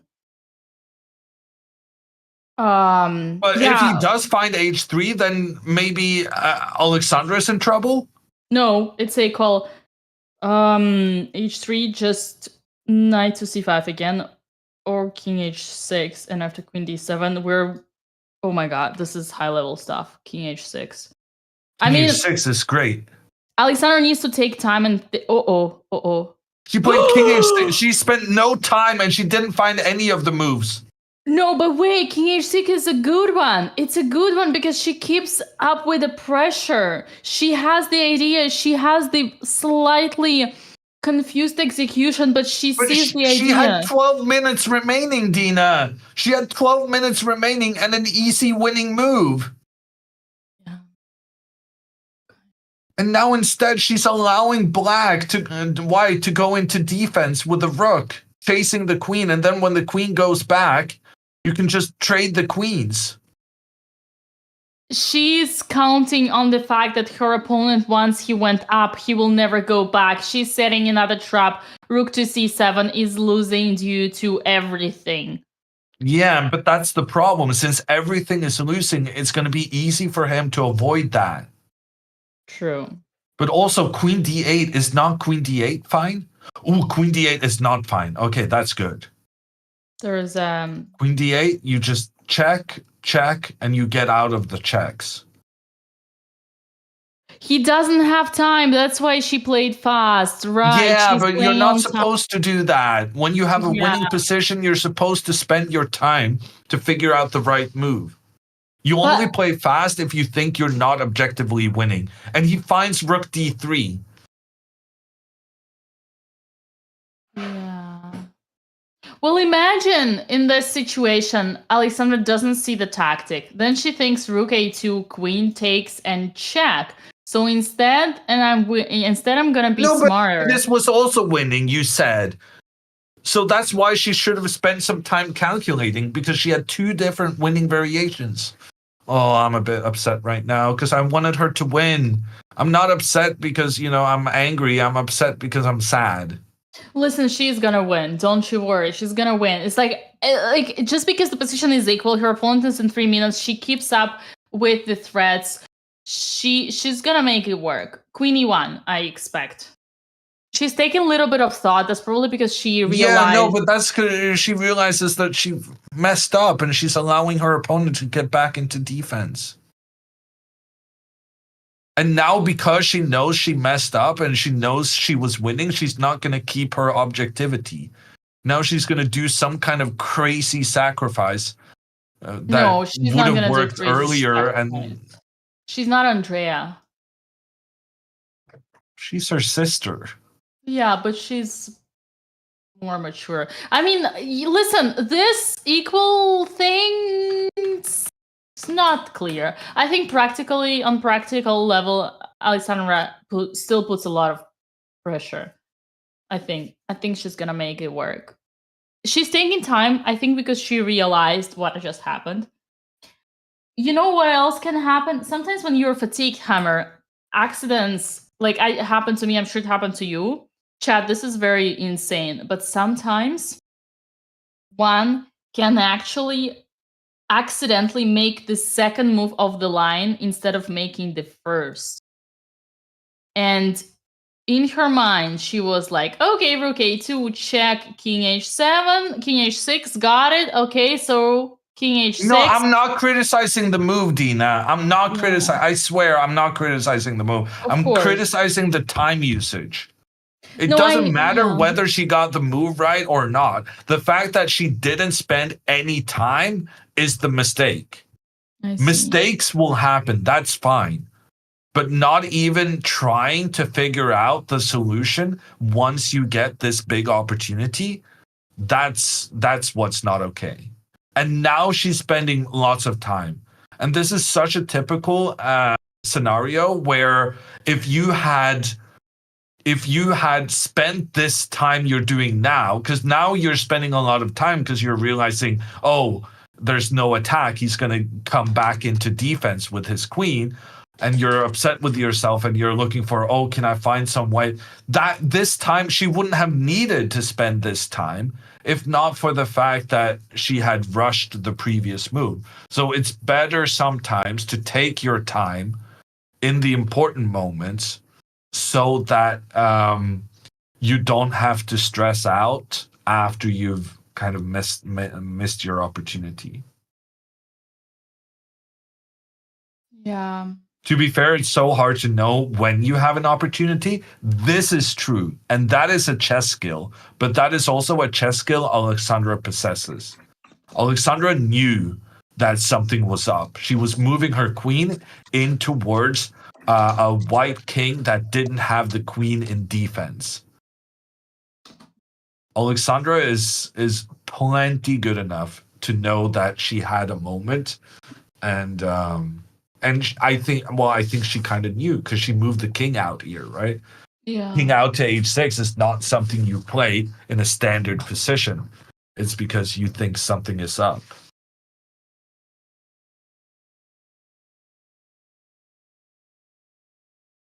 Okay, Hammer. Queen E1 happened. She is okay. I she's just don't taking want her one to now. lose this. No, It's she's not gonna. messing up and making a draw, that's fine. Like, she's going to be very upset, but at the end of the day, we can make her think that, surviving the double round intact is already pretty decent. But if she loses after having a winning move and she didn't find it because she rushed, that is a killer. Yeah, so basically, just to be precise, surviving the game in which you did not develop the knight and put your rooks in front of 4 pawns, and so did your opponent, is a good thing. Agreed on that, Hammer. Yes. How's Andrea doing? Andrea is better, but she's down to just 1 minute and 45 seconds. But her bishop controls the whole board, so whenever the knight jumps, it's okay. So she can just play g3 maybe, no? Oh yeah, I was thinking rook to b1, but then the knight can come in with a check, and that's actually winning for black. That is very bad news. And if she goes g3, like you said, Dina, then the knight can come in and attack both the rooks. I like Andrea's move. Rook e3, because now she's preventing knight to d3. Yes. Oh my god, the German guy does not go for the queen trade. Dina, we're back in business. We're back in business. This is winning again. I have no idea why it's winning. Okay, my first instinct is to go rook here, trade the queens, and then knight f6. And then I'm trying to get this knight involved in an attack against the king. And that is the correct answer according to the computer. But Alexandra doesn't think it's possible to win with a queen trade. Or that's at least a stereotype I created right now. No, it's a good one. It's a good one.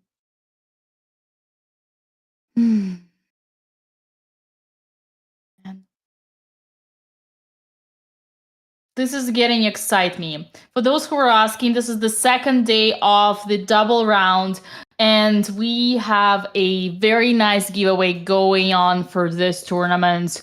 Make sure you are participating by using the command Raffle, filling in the Google Doc, using the email address that you have already used affiliated in your account, Coinbase. Claim at the very least $20 for free using the code Botez20, and we're gonna have 4 winners today. $2,500 actually today is gonna be played out, ruffled.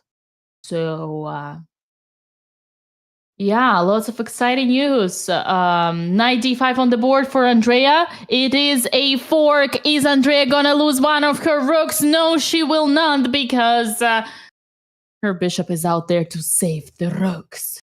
But now she did lose her nicely placed bishop in the center of the board. Yeah, Computer and is giving. Go ahead. Computer's giving Andrea a big advantage here, but I guess it's because of rook to e1 and moving the rook back to attack the pawn on b6. And rook to e1 is an incredibly difficult move to find because she just played rook to e3 2 moves ago. But the circumstances have changed, and now getting your rook back towards this pressure is good again. And she finds it. Rook e1 played. Wow, man. Good move by Andrea. Impressive stuff. That's such an impressive stuff.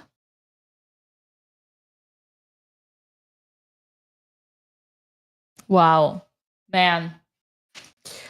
Congratulations to Andrea on finding the right plan. And both players playing very quickly in this time scramble. I remember the opening of this game, Andrea's game. Both players were playing so quick, but then we've had a phase where they're spending a lot of time, and now it's all about the scramble. They're currently on move 36.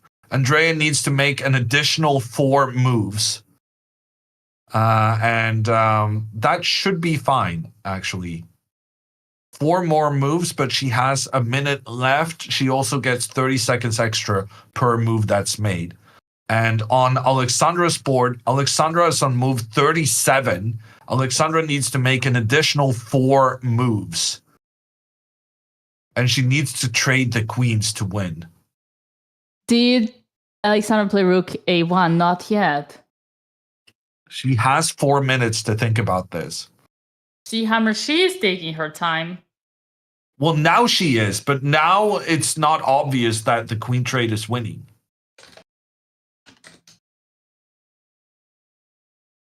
All right. Dring, dring, dring. What's that, chat?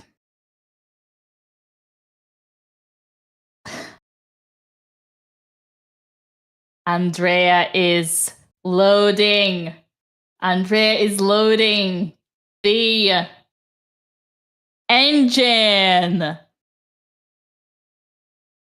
Andrea is loading her Ferrari engine. She's going after the b6 pawn. Dring, dring. But don't worry, this time she got the police report. She's gonna keep the speed limit.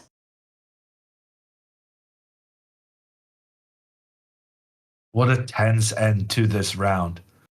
Who would have thought, right?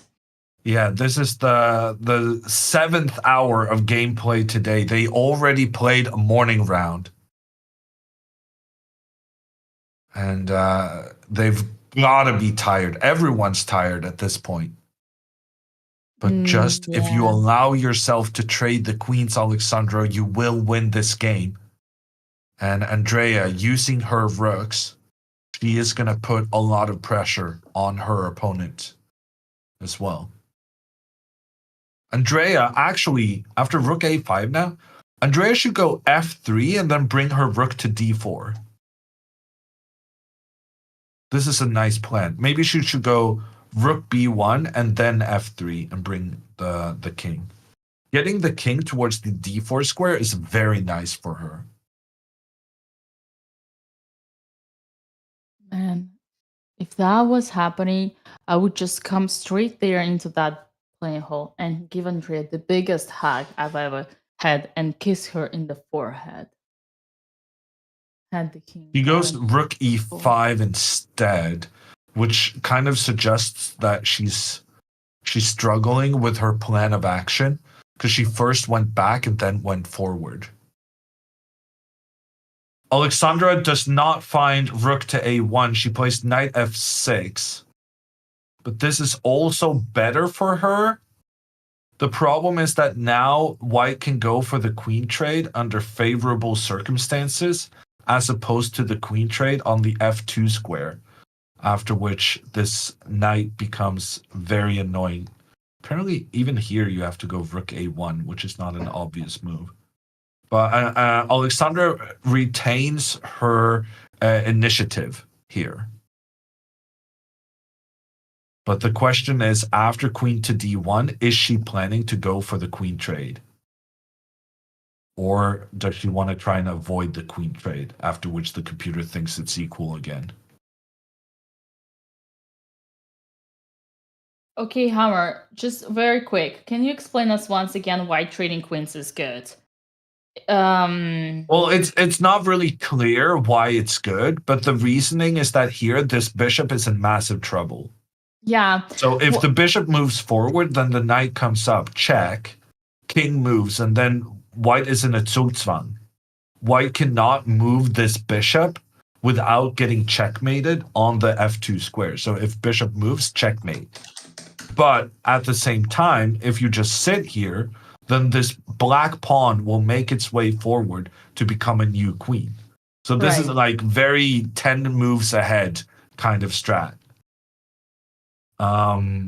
Queen e2 has been, knight f6, queen e2 has been played. Yeah, and now the difference now is that we're not able to force the king to the f3 square, so we're not able to go for the Zugzwang thingy. But Alexandra also doesn't trade the queen, so she doesn't understand that the queen trade is favorable for her, and instead she avoids the queen trade and loses all of her advantage. And part of the reason why the queen trade is so good is because long term, black has this pawn on the side of the board that can make its way all the way up to become a new queen. Mm-hmm. So that's why she wanted the queen trade, simply to remove some of the white defenders. Whereas now, after queen to b1, rook to d1, the situation is such that getting this pawn forward is now pretty much impossible in comparison because white has two pieces pointed towards that square.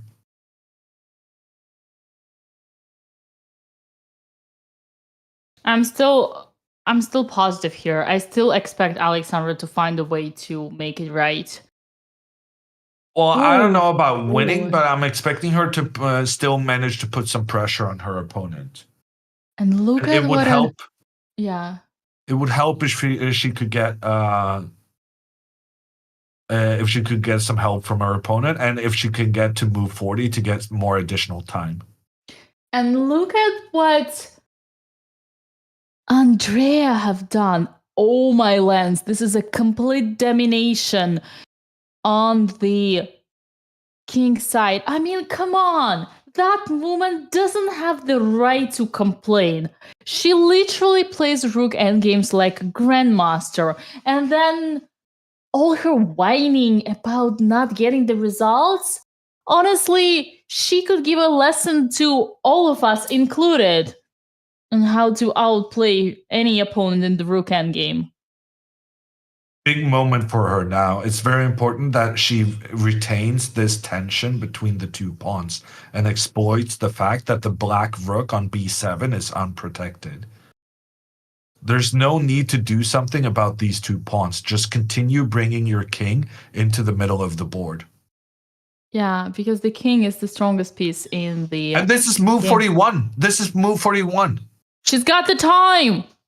Yeah, but last time she made a blunder on move 41. It's okay, don't worry. It was and she said that she decided not to do that next time. She's looking at her score sheet. She's looking at her opponent's score sheet. She said something. She tried to get him to confirm that they had reached move 40. Yeah, she's fine. She's gonna take her time. She knows. She's gonna take her time. King to E3, she has 15 seconds left, and she's not looking stressed.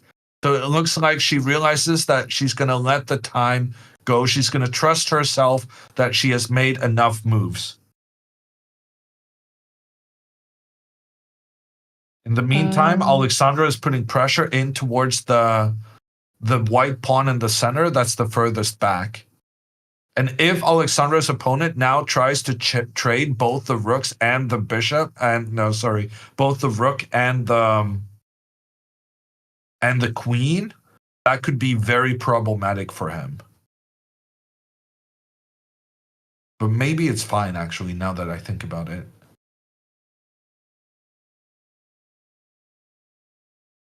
It's very risky to trade a lot of pieces when you know your opponent has this guy potentially rushing forward.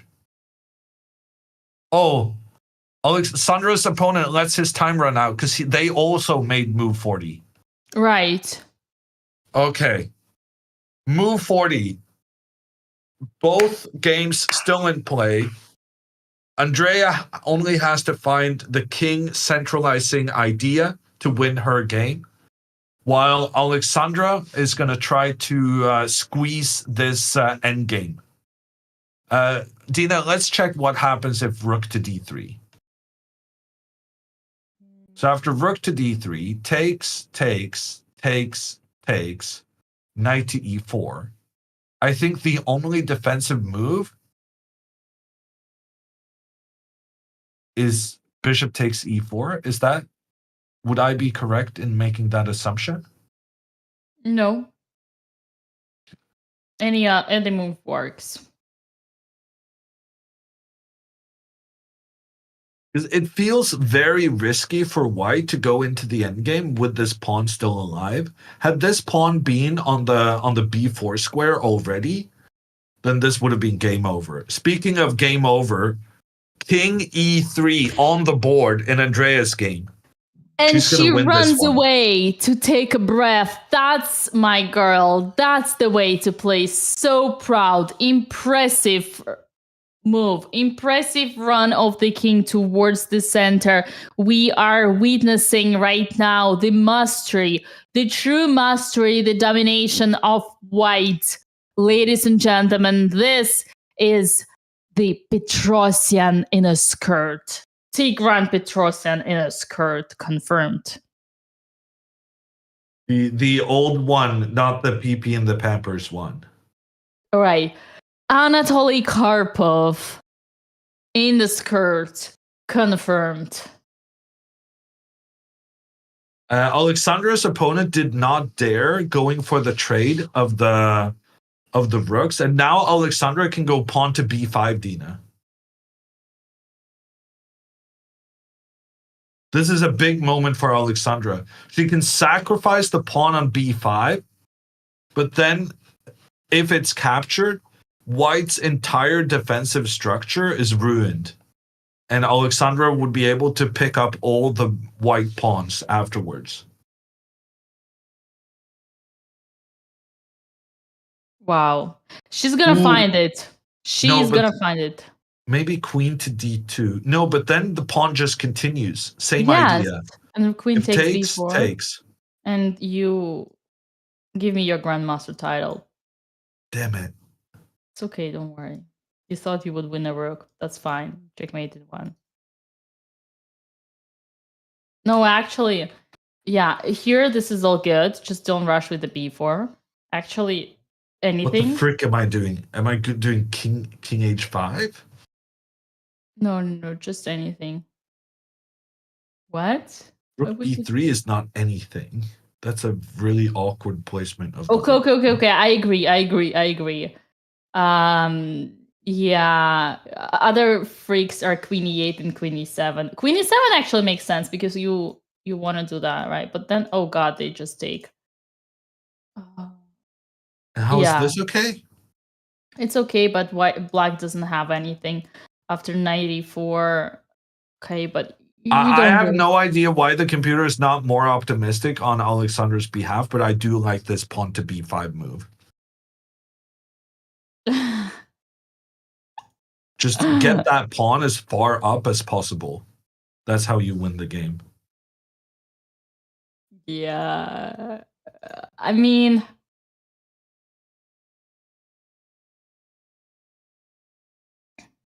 I still believe in Alexandra here. I think it's easier. Okay, chat. I don't know if we highlighted this enough or not, but this thing on e3, this is not a pawn. Okay? This is only half a pawn because there is no way that this could move. Imagine how much this is not a pawn that black, even if they give away this thing on their pass pawn, the passer, even if black gives away the passer, position is still equal because so much this thing doesn't matter here. Which brings us back 100 years ago. I mean, 20 moves ago, when white played f4, we should have put not 2, but 5 question marks to that move, because that was a big mistake, creating this backwards pawn. This is a backward pawn. Queen e4 is an outpost. This is a very typical example of how not to play chess for white, and Alexandra is clearly taking the advantage of white's weaknesses. Unfortunately, right now we do not have any tactical execution for that, but on strategical level, Alexandra's position looks truly perfect to me.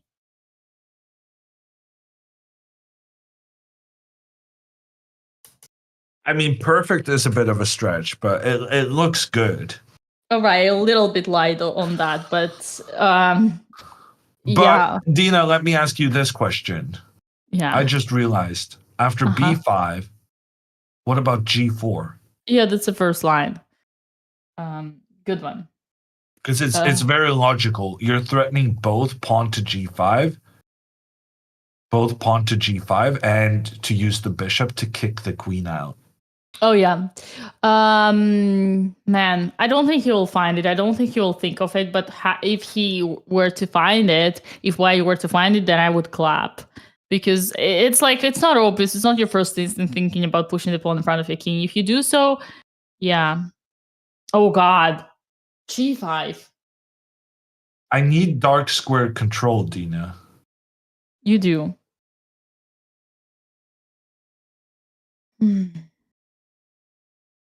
Like, here, Alexandra's still better.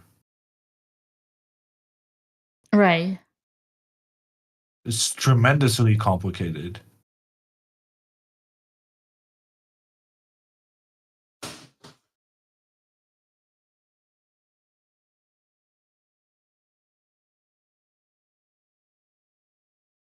I have no idea what's going on here. But computer is saying I played half decent moves at least. Now I'm kind of scared that black is losing because I don't see how to defend this one. Yeah, this will unlikely happen. He moved. He played Rook A. What? Well, Andrea's opponent moved. Oh, sorry. Excuse me, chat. But Andrea can still just go with the king to take out the rook. She's got this completely under control. Man, this is a dream come true. I mean, look at how easy it is. But yeah. Alexandra goes king g7.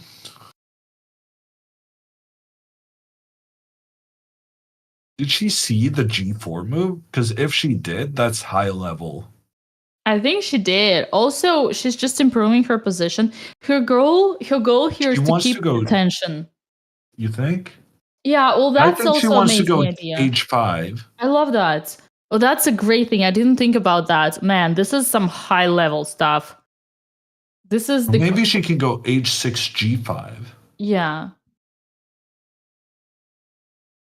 She's got some definite pressure here. I did like the more immediate pressure with the pawn because I think white can still go g4 here.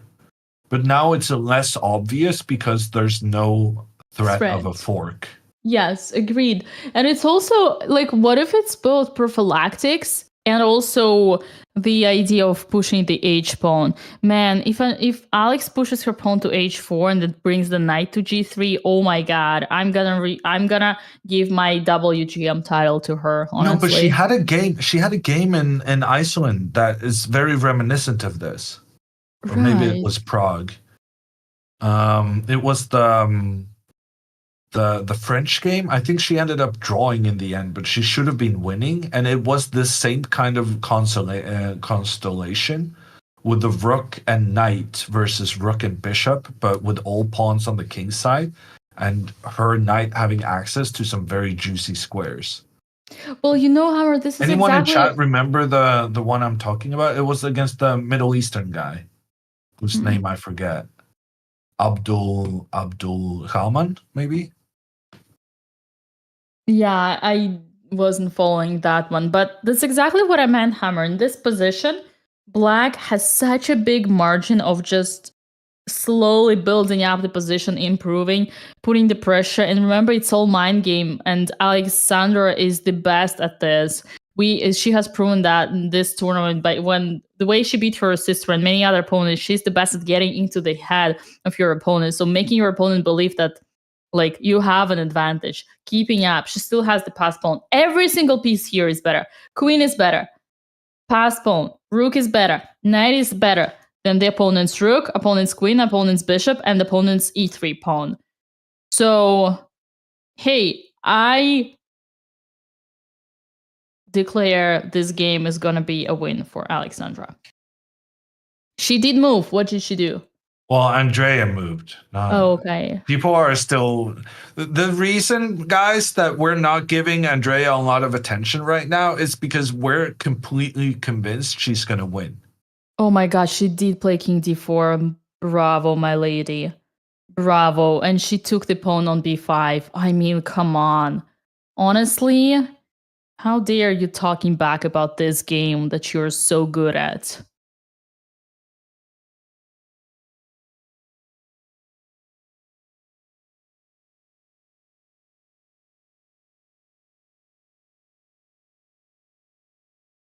That was a compliment, okay? Yeah, no, chat is just upset I'm not completely up to date on the board. Fine, it's fine. I mean, I want to get the point straight. Andrea here got all the advantage in the endgame. She outplayed her opponent in the endgame, and especially in the rook part of the endgame.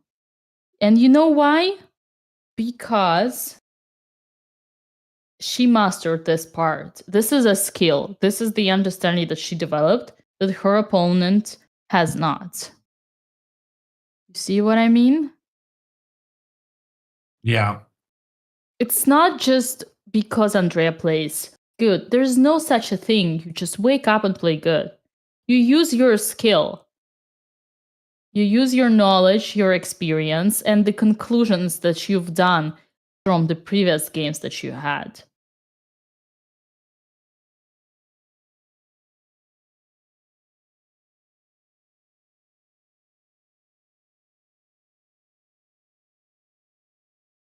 And I'm also positive with Alexandra here. Yeah, I'm not as convinced as you are, Dina, but I think she definitely has some very uncomfortable pressure on her opponent. Yeah, I would feel a lot better if I could see her play h5, though. We're gonna see that. We're gonna see that. And see, she's using the opponent's time to figure things out. Yeah. Or maybe she can just go b5 next, Dina. Like, if pawn to g3, trying to get the bishop to attack the queen, that makes a lot of sense. Mm-hmm. Can we just return to the b5 plan? Yeah. Bishop attacks queen? I'm not even sure we need to retreat the queen. We can even go for the queen trade.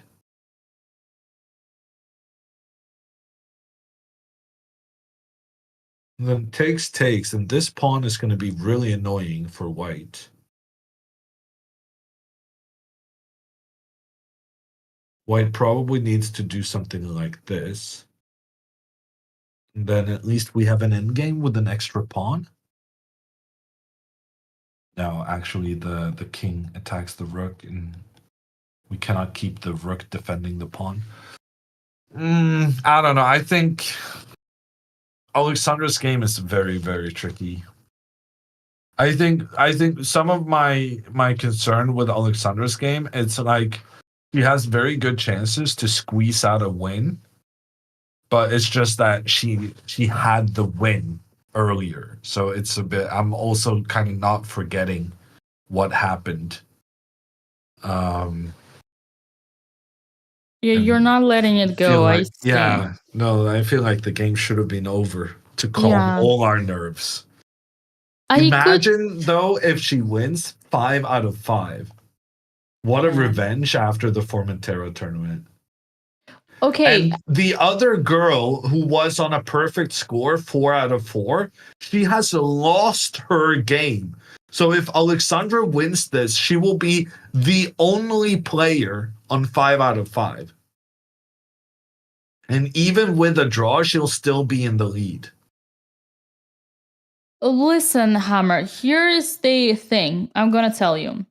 Yes, Alexandra had a win at one moment, but first of all, she needed to find knight c5. And secondly, she might have found that rook a2 idea. You might want to show it if I am able to find it. But there is that sort of blunder when you intend to go for a line and then you calculate like rook a2, queen d7, king h6, and I win. And then That's not what happened, Dina. wait. Listen, you gotta get the point. And tell me if you didn't have this in your games. And then you're like, yes, I'm doing rook a2. And then your hand subconsciously, there is like a bug in the system, and you do the second move of the line you were calculating instead of doing the first. Thinking that you're doing the first. I didn't know that was such a standard thing, Dina, honestly. Oh, but I've done yeah. that like 2 or 3 times in competition. Yeah. I And played so that. did But me. that's not yeah. what happened here. This is She how played I would explain. she played too quickly for that to have been what happened. All right. Well, anyway, I think what is important to highlight right now is that Alexandra has never been so risk-free dominant in the game ever before that now. She has never been using her opponent's weaknesses so clearly ever before than now. For the first time ever, we are seeing, and she did move the pawn. Oh, she played g3. Okay. Oh, okay. Now, okay, it's official. She's gonna win this. She's gonna win this because she's just gonna remove the queen. Her queen is better than the opponent's queen. Her rook is better than the opponent's rook. Her knight is better than the opponent's bishop. She got the passed pawn, which is 10 times better, like the opponent's pawn. So every single piece that we compare is in Alexandra's favor. She's dominating both strategically, and not only strategically, but also it's a risk-free situation. And yeah, I'm confident. Yes, it's gonna be a win 2 hours later than what Hammer wanted, but this is like a case when she's gonna just suffocate her opponent. What about g4? Let's take. h5? Sorry, it wasn't me, it was the engine. Oh, that's interesting. That's very interesting because I was gonna go g5 and chase the knight away, but now with the h5 move, the pawn is protecting the knight so that the knight can move forward. And this is very uncomfortable for white. Yeah.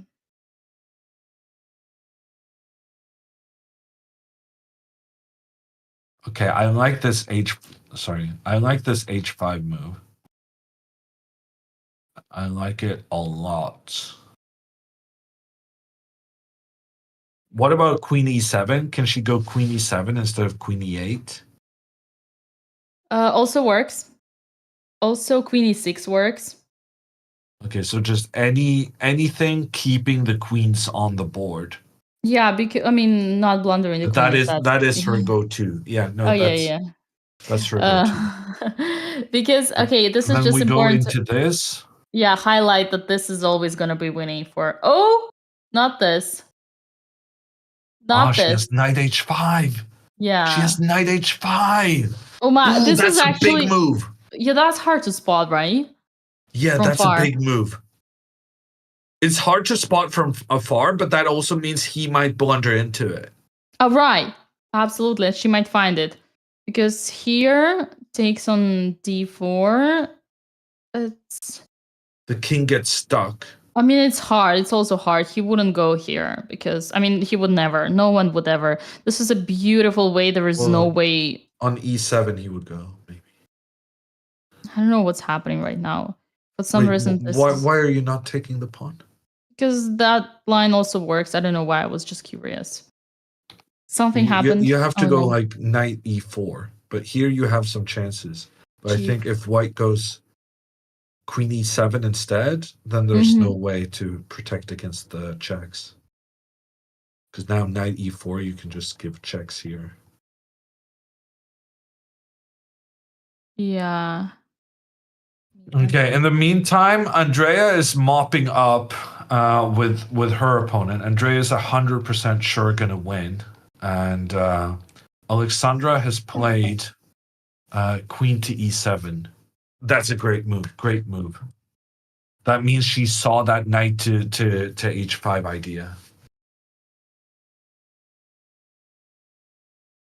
And I'm not sure her opponent is going to see it.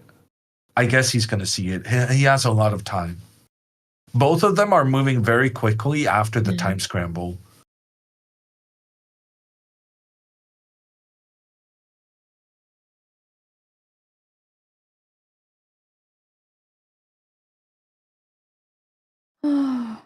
Wow. Man, are we gonna see the double win for tonight? That would be incredible. Andrea just smashed this third pawn. She's officially crushing her opponent. Oh boy. Dear family. Wait, it's Andrea's opponent who's Norwegian, right? Yeah. Dear family, if you're watching this,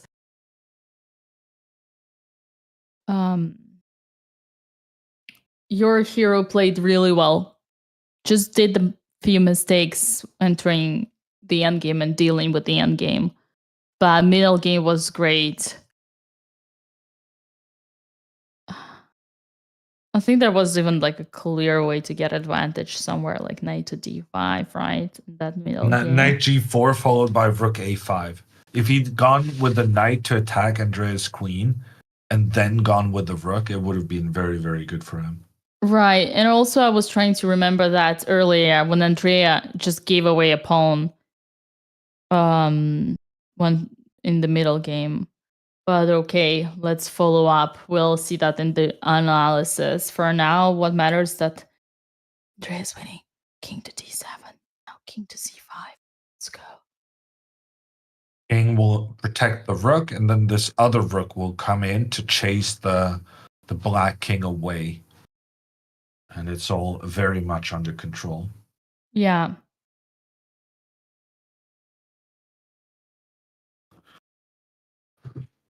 And Alexandra's opponent is thinking, this one is a big one. If Alexandra wins, she's going to be leading the tournament alone. No one else has won all 5 games if she manages. I mean, man. Alexandra's cooking. Look, she's looking at her opponent. She's trying to read his mind. Do some telepathy. That is actually freaky. She's actually staring him down. What the?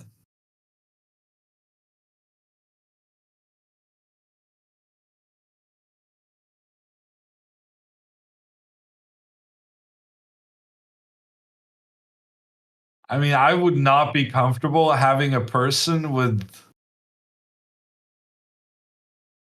vampire tendencies staring at me like that.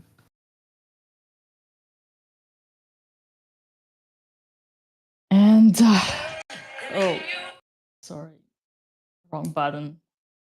And we are sliding into 11,000 viewers on Twitch in the meantime, and almost 6,000 viewers on YouTube.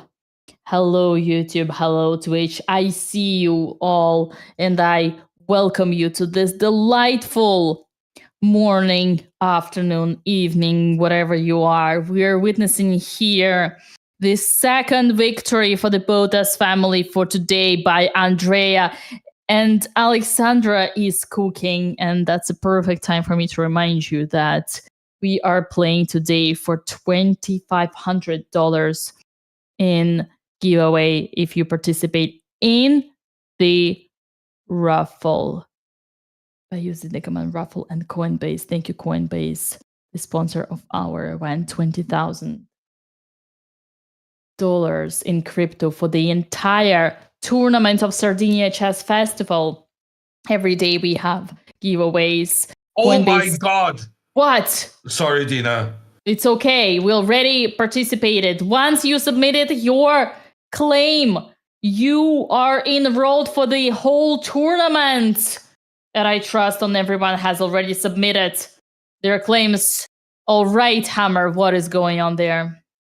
He just played his pawn to a square that Alexander is controlling with 1, 2, 3, 4 pieces. Do you And want? he's opening up for the rook to potentially capture the pawn on g3 as well. Do you want my honest opinion? Yeah. Well, why are you acting so surprised? I literally told you he's gonna crack under the pressure of Alexandra. Didn't you see her stare? Didn't you see the way she was staring at her opponent? She did stare quite intently, but I didn't have the imagination to predict such a move. And the most beautiful part about it is that whatever Alexandra does, it's all winning. Knight takes c4, f takes c4, d takes c4. My Is guess. rook takes winning as well? No. This one Rook less. takes is the only thing that's not winning. I mean, it's still better. It's much better, but I guess that he maybe wanted to go here, but he might have like either forgotten about g3 or thought that this 2 equals 2. But hey, it's not the case right here, Susie. This is kind of drawish, no? Oh, yeah. Oh no, I'm getting this one.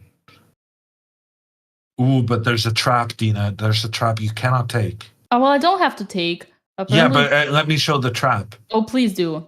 If queen takes h3, it's a draw because of queen check, king moves, and then queen gives another check, allowing the queen to be captured. But then afterwards, it's actually white who wins because there's no longer a rook to put a pin down towards the white king, allowing the white bishop to capture the queen. Beautifully executed. Even though f takes e4 is already on the board, we are finishing up the important discussion here, which says this is chess, no checkers. So we can go back. We don't have to take. On that note, it would be still fallen into the trap because we would lose our winning chances. Luckily here, any move would win. Any other move would win. But in any case, that would not have happened because we already have pawn takes. Yeah, and after pawn takes, I'm really surprised Alexandra's opponent did not play pawn to g4. He took on b5, but that has allowed Alexandra to take the pawn on g3, which number one is a very important pawn, but also has now given Alexandra access to attack the white king. And Alexandra now is planning knight to h5. For instance, if king moves up to try and chase the rook away, then knight to h5, the rook doesn't even need to move, and the knight doesn't need to protect the pawn on d5, because if now queen takes pawn, Alexandra can sacrifice her rook, give a check on the king, lure the king into an unfortunate position, after which the knight will end the game with a fork, an attack against the king and an attack against the queen. And right now it's a race. Which sister is going to win this game first? So we thought it was obviously going to be Andrea, but Alexandra's position is improving at an extraordinary rate.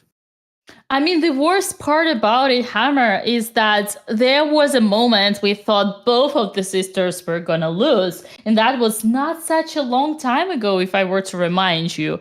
So honestly, little does it matter who wins first, as long as they both win, which is already a huge achievement if you looked at the game earlier on. And I do want to highlight that I can bet anything you want that e4 happened because Alexandra's opponent got a bit tired and brain fogged. It actually blundered that the g3 would be hanging because of the pawn. He forgot. That's an easy blunder.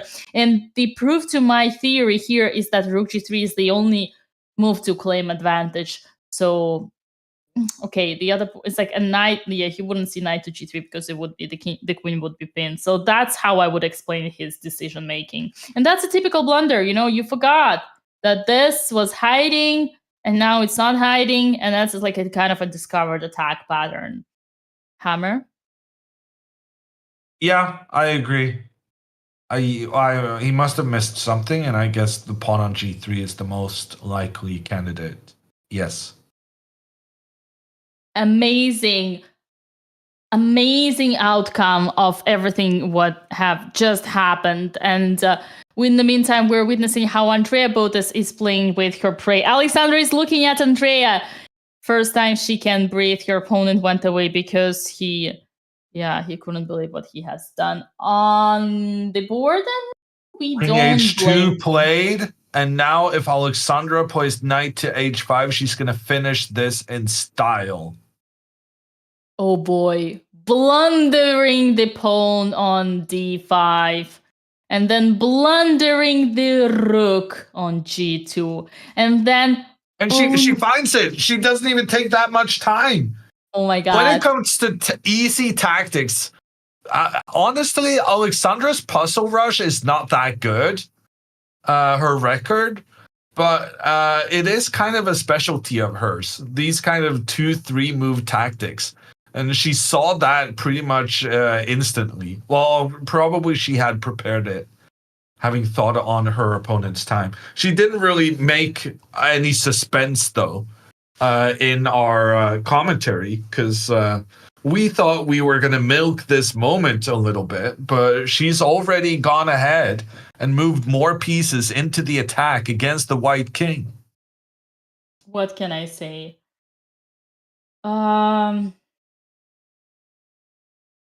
Hammer.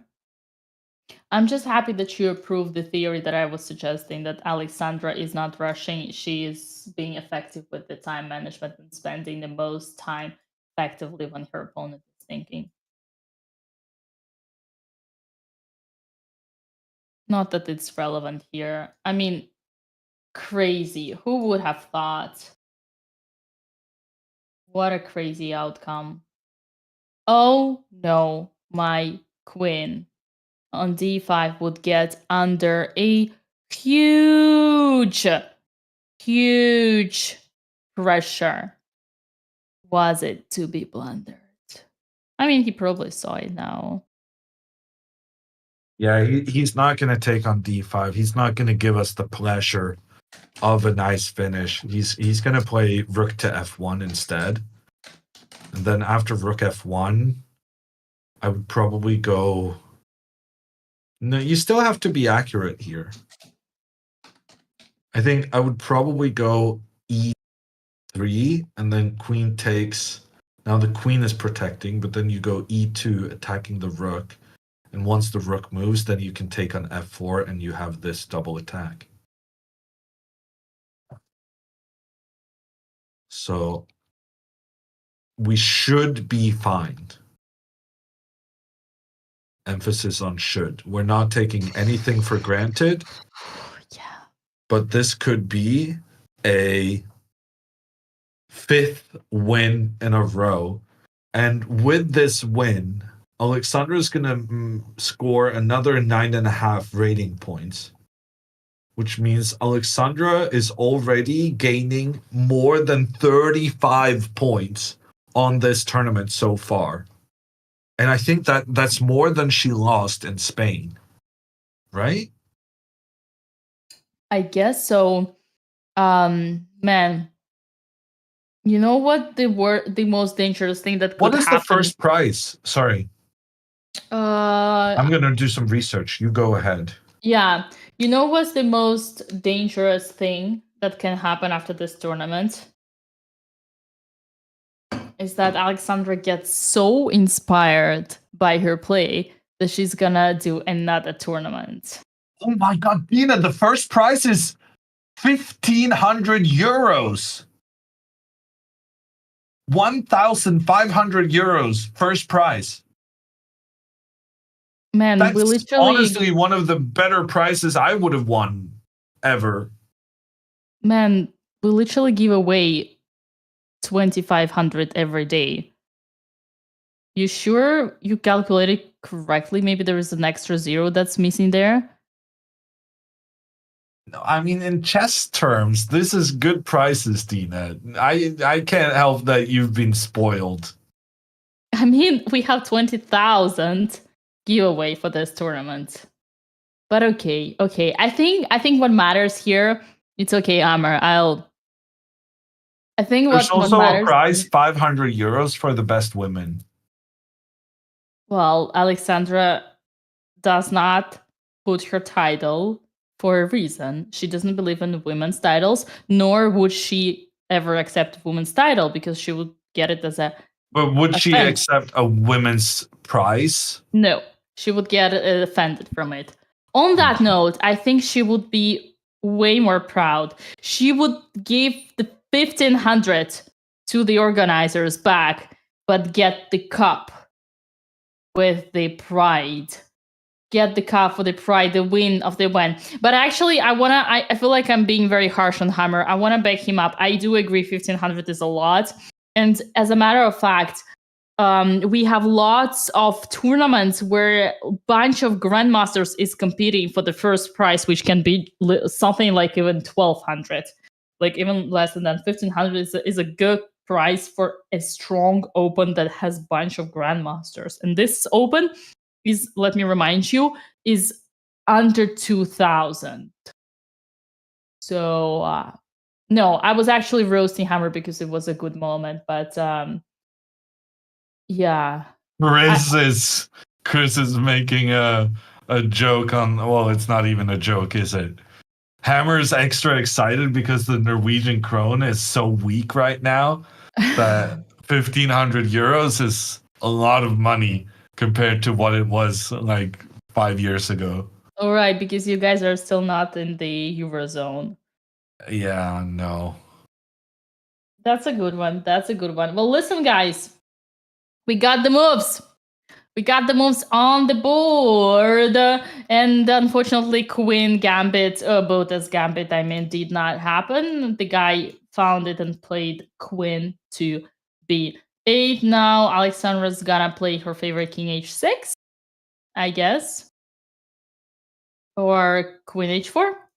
Anything works.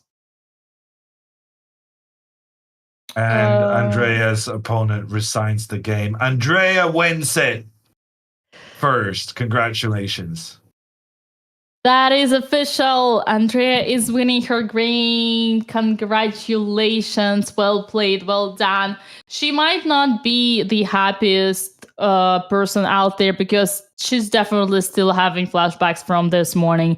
But what is important for us is that she is healing her wounds. And we need that because there are still 4 more rounds to go. And we need to keep up with the, positive aura. So that's an extremely important point for Andrea to continue enjoying the tournament and believing in herself. Yeah, GG's, Andrea. Nicely done. Nicely done. Still 4 more, yes. And one of those 4 is a morning round. Or to Dina, they're middle of the night rounds. Don't remind me. Don't you even remind me about my misery. Hey, I'm not I was thinking about it. I have no right to complain. You know for who it's worse? It's worse for our moderator and the producer because they are on the Pacific Coast. And you understand, the Pacific Coast, it's basically the whole night in front of Oh a no. 10-hour No. stream. No. What? Queen F6, Dina. The computer What? didn't like it. It's okay. It's okay. Don't you worry, dear. No, It's but fine. now Queen A5. Yeah, it's okay. What was it she could have played? She could have played Queen H4. Why didn't she go Queen H4? Then she's threatening here because she's X-raying the rook. And after Queen E5, she can hide the king. Why did she not go Queen H4, Dina? Why are you yelling at me? She's your student, not mine. I take the responsibility for Andrea. You figure out how Alexandra works. Okay, I don't want to take this queen. I don't like that. But this is still winning completely. No, I want to go Rook D3. Yeah, but this is not as winning because she got this. Instead, if we take this and then she gets here and then you got this and you got that and then you got that and you're completely winning, man. What are you complaining about? You're I mean, What were you saying about completely winning as you allow the pawn to become a new queen? wait. How about this? Oh no, it's check. It's check. It doesn't matter if it's check. Okay, this is okay, here we need a little bit of precisement. I agree. This is a bit complicated. But I mean, bright side, imperfection. That's fine. The position is winning. Yeah. Queen E5 is not on the board yet.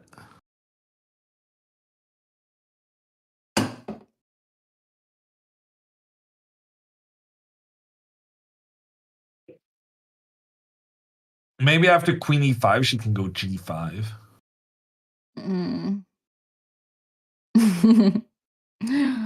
Okay. It's fine. But Queen E5 is the This is best. stressing me out, Dina. Okay, I understand that. Can we take here? Ooh, juicy. Ooh, look at that. Oh my god, what's that?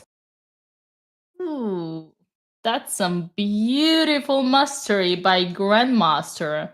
Oh my lands. If she does that, that's gonna be official. She's gonna be the Petrosian of Romania. You know why? Because Petrosian would always sacrifice exchange. Yeah. That exchange sacrifice would enter into the books. She's not going to do that with 16 minutes left, though.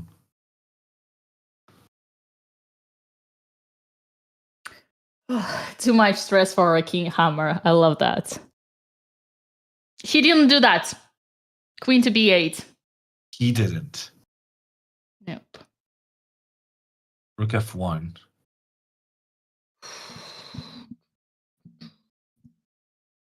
So I guess we take the pawn. Yeah. Then F5. We go Queen D2. F6 and hide the king. Oh, Dina. I don't want to have my king in the middle of the board. I guess it's fine. It's only checkmate in 7 for black. I guess this is fine. Oh God, Dina, what are you doing? Well, I have an extra letter for you, okay? I have an extra letter. You can take it. Oh, okay, good. No, please. Please take my letter. Extra letter. I think it's too heavy for me. Any way to win this that includes the king marching up to the 5th rank and sacrificing a rook? I'm not trusting that, Dina. I know you are not. I'm just having fun here with the engine. I was actually worried for this one for a moment. Because it's only a question of one tempo. We need to block this. I mean, this is, man, here you need to be precise. Like, this. Oh god. I don't want to see this. You know what they say? A rook with a pawn on the 7th is stronger than a queen. Yeah, I don't like this. Why did we end up in this? Well, because you asked for F5 and F6. That was winning, but okay, we don't want to know how, right? Maybe just...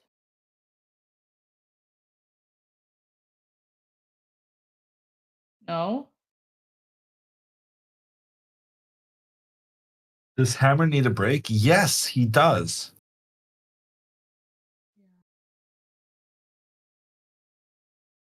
But preferably after the win is secured.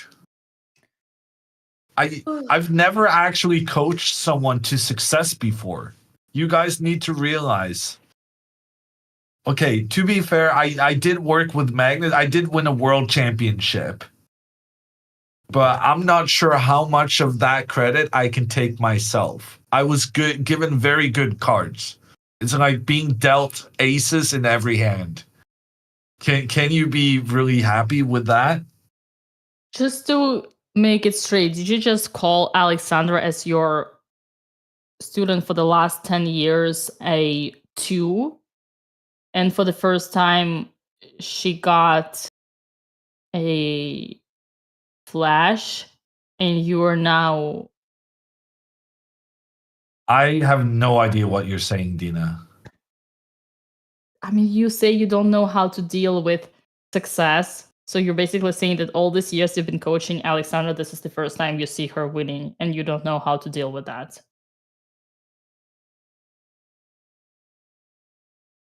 No, I'm not saying I don't know how to deal with that. I'm saying I would be happy for that moment to last just a little bit longer. Okay, that's a beautiful one. No, actually, on the serious note, Alexandra is oh my god, Alexandra is on fire here. I mean, if she continues like that, I might need to change my Twitter handle. And for the record, I still would love to do that bet. I just want to make sure that it's legit. But I love that. Alexandra did make a move, which is... It did not take the pawn. She played rook to Played rook d3. d3. Yeah. Are we liking that move? It's fine. Computer doesn't like it. It's allowing a check with a double attack. Let's see that. I guess there's a knight of... You can go queen f7. I just want to see what's happening here. Oh yeah, this is the only move, knight g3. Yeah, this is not okay. Yeah, let's get away from this. Queen f7 protects the king, protects the pawn. That should be fine. And then pawn to f5 we're also nervous about. But then knight to g3. Knight to g3 is a good move. So we're preventing pawn to f5.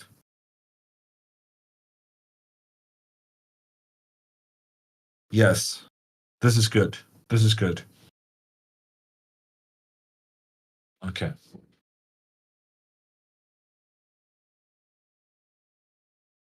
Coaching the girls is way harder than being a world championship helper. Yeah. No. Well, maybe it would be harder to be a world championship helper if you're not working for Magnus. But when you're working for Magnus, it's kind of a breeze. And we got a raid from Fiona. Welcome, Fiona. Hope you had a fantastic stream. We're here rooting for Alexandra, watching her establish the dominance in the tournament. Alexandra right now is on the perfect score. This so far has been her most dubious game, but yet again, she struck back, and we are experiencing a conversion technique from Alexandra. Will she be able to convert her advantage? She's focused like never before. She's confident she will be able to do this. And if she wins, she will be the only player in this tournament to have won their first 5 games. She will have a half a point lead to the second placed player.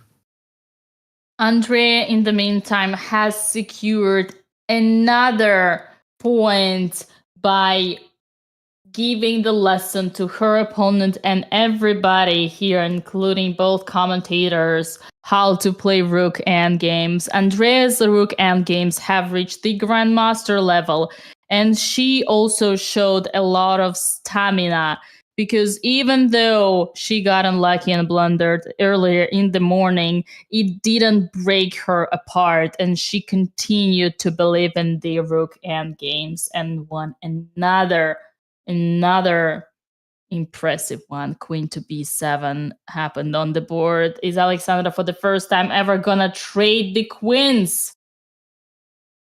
Queen trade with 2 pawns up. That is, I'm pretty confident she's going to do that.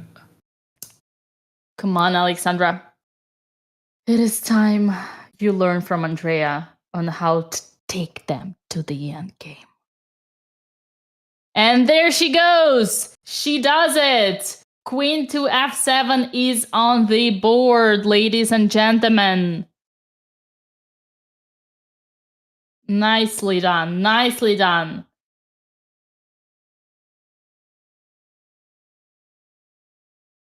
Hammer, do you know this Grandmaster Dmitry Komarov? Yeah. Have you ever heard his commentary? Of course I have. Do you see where my inspiration is coming from? Well, I mean, you sound nothing like him, I can assure you. Oh, really? Oh, man. So if he goes for the queen trade now and tries to trade as many pawns as possible, Alexandra can just go pawn to g5 and thereby secure herself the f5 square for her knight. This is easy. Super easy. Yeah. So in order not to make it easy for Alexandra, he's going to have to go queen b6. He needs to defend this pawn. Okay, how about we do blockade knight g3 to f5. Well, showing. if knight g3, then rook c1, and suddenly white is attacking with more pieces. Yeah, here we need but to... then we have queen takes f4. Yeah, but this is true, Hammer. We gotta kind of, that one of those moments we need to close our eyes and do it. Because it looks scary, but okay. There is no danger. He's gonna go king h6 here, though. She's Yeah. not gonna take. Yeah, this is equally good. This is equally good. You It's sure? even better. Yeah, it's even better. It's the first line. It is the first line. Queen protects. We just take. We go here, maybe?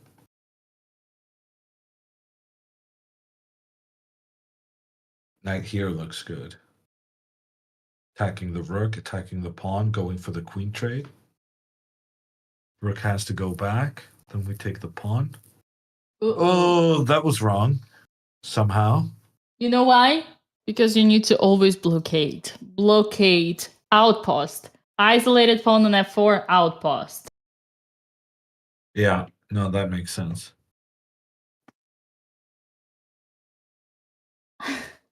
I like how you agreed with some randomly squeezed in strategy of the early middle game into the end game. But hey, always works strategy. Once Alexander is down to 4 minutes, so he's going to have to make some quick decisions here now.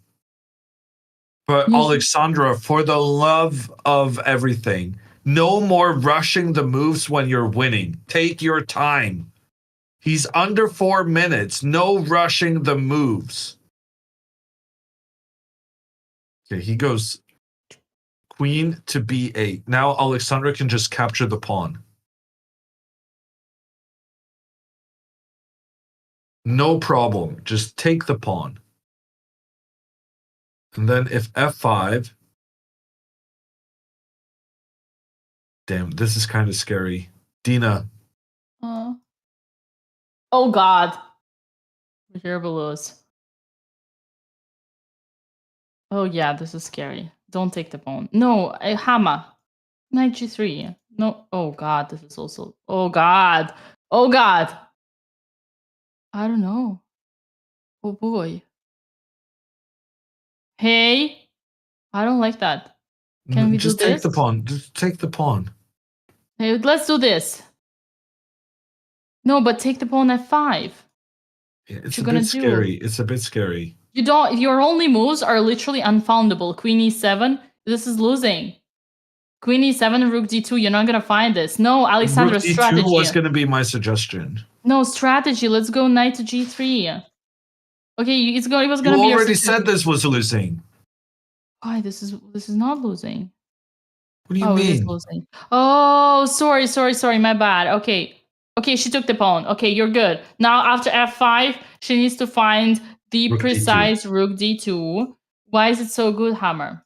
Because if pawn takes, then now we can go queen takes rook, and the queen cannot be captured due to the rook pointing in towards the white king. I absolutely missed that. And Alexandra did not. And will not. Beautiful. Yeah, a little tactical trick, but Alexandra has proven us that she sees all the tactics. And here it's important to know that we can take the pawn with the king, because had we done this, I mean, actually still works, even if we blunder. Yeah, no, everything works here. Okay, so one trick, f5, rook d2. And one move away from the win. Alexandra has 11 minutes and 50 seconds to figure it out. And she's also going to spend some time here to think on her opponent's move. He plays queen b2 instead. He plays queen b2 instead. And that makes the situation so much easier for Alexandra. Alexandra just needs to go queen f6 to keep the rook protected. And she's done so. And now pawn to f5 is no longer scary because of check. No. Because of we can everything. Just take. We can just take. Yeah, because Worst of anything. case, we just take it. Yeah, but she's gonna check, right? She's gonna check because knight g3 is coming. Like even queen e5, and then I don't know. G1. He played rook a1. Yeah. So he's going for the queen attack. f4. No, but queen boy. f4 you should not play because then you're still pinned. You should go king h6 here. King h6, get the king out of this diagonal, and you're still threatening to take here with the queen afterwards. Right, but actually everything works here, Hammer. I will disappoint you, but any move that Black does is completely winning. +5, knight f4, queen f4, king h6, whatever, rook d3, the worst. Queen f4 is the main line. The reason for that works is that you have bunch of checks. You have checks with a knight to g3. Yeah, no, I'm sorry. Yeah, I'm happy with that. Every move. Impossible to blunder. Dina guarantee. Yes. So, ladies and gentlemen, this is that kind of situation when you are getting forced into doing the correct decision no matter what, even if you don't see it. And this is the beauty of chess. We have seen many moments so many times. Up, and she's done it. She has taken on f4. I don't like that. I hate that. Why are we not going king h6? Man, why do we still have this rook? Well, what are you gonna do? I'm gonna promote to a new queen. All right. Thank you. Give me your grandmaster title, please, right now. Okay. You got that one. Yeah, Man, okay, I never felt so fine. powerful before. This is fine. E3 is good. E3 is good. Well, anything, Hammer. Even go back. Like anything. It's just all you want is to blunder. I don't know why you love blundering so much, but that's okay. That's okay. Like queen e3 is queen e3 okay? She did queen e3. Yeah, perfect. Okay. Protecting and checking, and then she does her favorite king h6. Yeah, king h6. All right.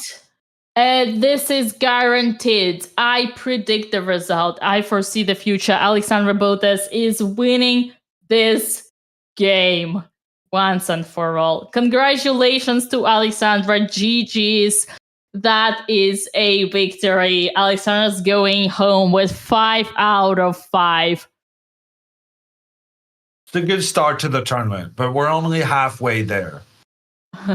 Well, we have officially crossed the equator. And also, by the way, big shout out to Sardinia Chess Festival and Alexandra Chess, who has just raided us with a huge raid. Alexandra Chess was doing the official commentary of the tournament. You know what it means, right, Hammer? It means that Alexandra is one of the last players to be playing in the playing hall right now, which is very impressive because it means she has been fighting and she should have. She's playing on the board 1 after all. And she played King H6, Dina. Well, I am now happy to say this is a done deal. Alexandra is the only player with 5 points out of 5. The ugly wall has done it again. But let's not call her that during the interviews, please, and thank you. You are getting me into trouble. Yeah, you don't have to pronounce that. It felt right in the moment. Come on. I wasn't even thinking about Alexandra in that description. I was just focusing on Andrea and making the most effective explanation. I didn't even mean Alexandra. I just meant the opponent's pieces. Yeah. Did she win, Mama? Botez is asking us. Not yet, Mama. But she's officially trading the queens. Oh my god, that's a clear masterpiece here by Alexandra. She's showing that she knows how to convert. With 3 pawns extra on the board, Alexandra Botez is going into the end game. She has taught that. She has learned that from her youngest sister, Andrea. Take them to the end game. And it helps being 3 pawns up. Also true. People used to always say, "Oh, Magnus is so amazing at the end games," and I kind of liked my comment to that. I said, "Well, it helps being up a pawn in every end game you play." That's true. But for Andrea, she doesn't need to be up pawns to outplay them in the end game, right, chat? All right. Are we gonna see the resignation soon? I'm gonna put the video front and center on my screen. Okay, Hammer, how are you gonna okay, I am looking forward for the interview. I'm not gonna say anything. I don't think on one side what are we complaining about, right? We should just praise everything. On the other side, it's a question how much this B6 move is getting some, and the F6 move. There's a couple of pawn moves where I have some aggression. Yeah, what about rook to B7, Hammer? I'm fine with that.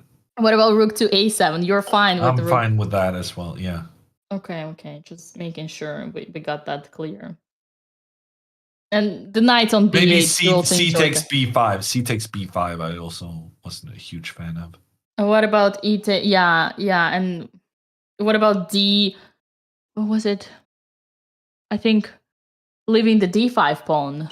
Yeah, just allowing C takes D5, E takes D5. Yeah, that was C takes B5. What about what about the knight on B8? Were you proud of that? I think that's your domain. Right, chat.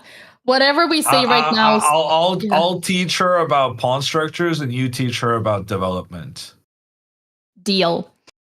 12,000 people are watching Alexandra Botez crushing the tournament with 5 out of 5 on Twitch. And yet another peak moment for YouTube. We've got almost 7,000 people watching us. Let us remind that we are also live on Instagram. I'm actually curious if we're live on Twitter. After yesterday's experience. And we are live on Twitter as well. 14,000 people, 15,000 people already. Don't say anything, Hammer. This is the absolute pride we are taking home for the family with double win in today's tournament. And I am so confident I'm not gonna be jinxing anything here because this position is unjinxable.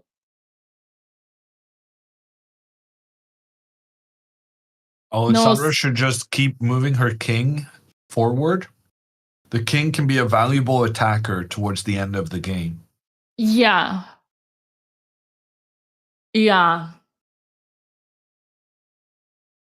Our moderator Seth suggesting that we should spend first 5 minutes into praising and then critics. You know what? I think I've made up my mind. I think it is not your position, your meaning like my position to give any negative feedback unless your student asks what did I do wrong or what were my mistakes.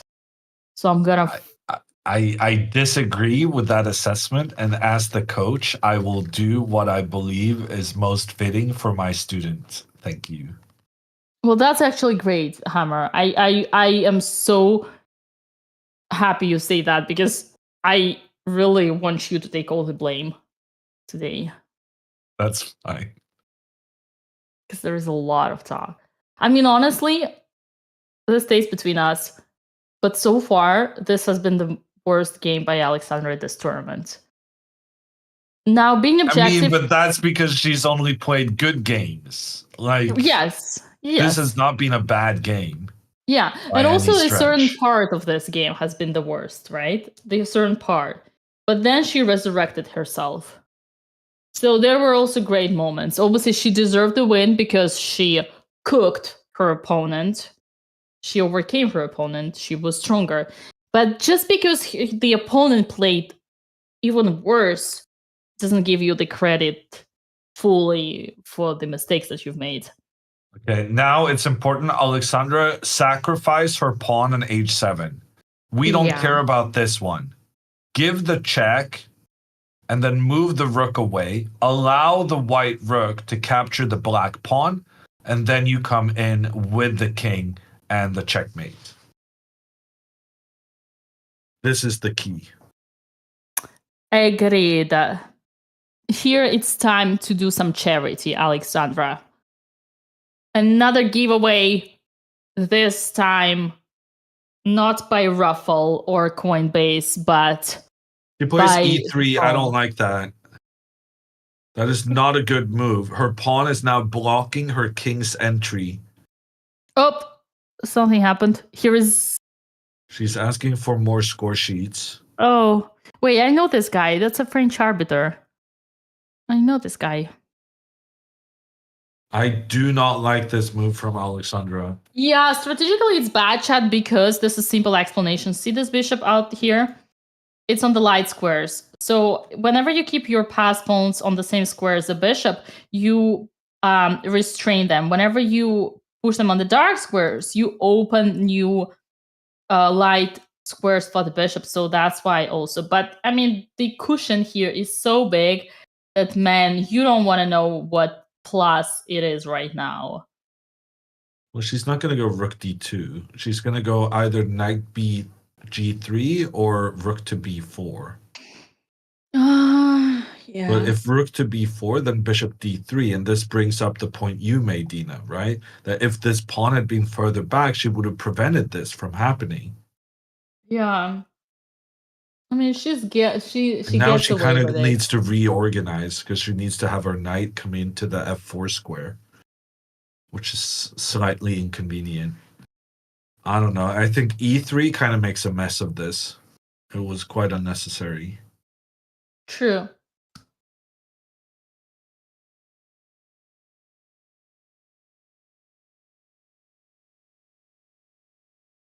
I guess she can just go, no.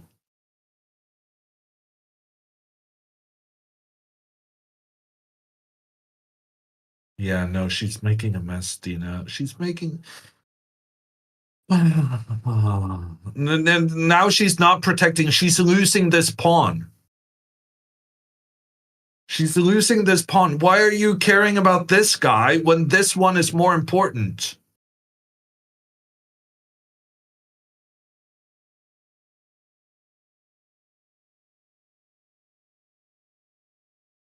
Oh, this is big choke. There's no way for her to defend this pawn, right? E3 was so bad.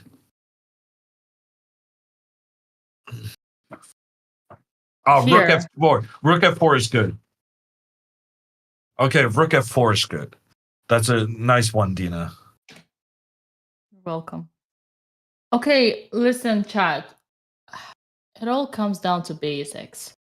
Why would Hammer never consider E3 even as a candidate? Why Hammer would never see E3 in his, like, he would never even think of E3? Because in his mind, whenever you play endgame, you always bring king first and then the pawn, right? Also because in Hammer's mind, whenever you play against the bishop, you always put the pawns on the same color to restrain the bishop.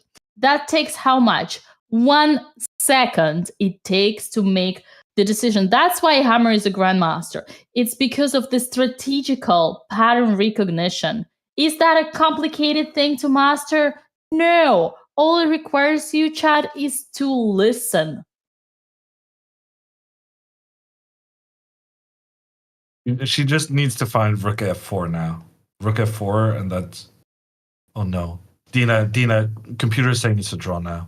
No, it's not a draw. Don't panic. It's just a... Oh yeah, no, sorry, I went wrong with the... I messed up what the moves were.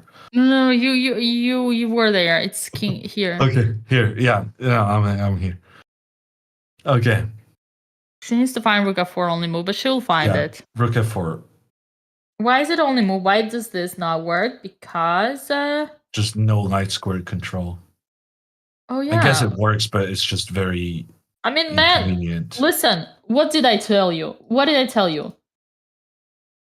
You gonna call me a job gambit after that? She's going for the rook. Rook f4. Rook f4. She found it. Great. Let's go. Okay, we celebrated this win a couple of times.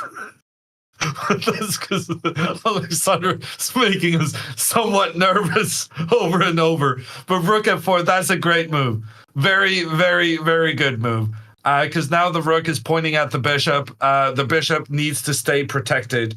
And the king is unable to capture the black pawn because the king has to stay with the bishop. Man. Okay. We're fine. We're fine. I said we're fine earlier, but now we're fine. Properly fine. She's creating content, chat says.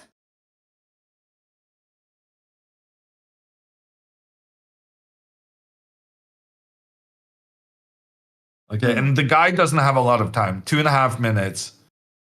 Alexandra still has 9 minutes.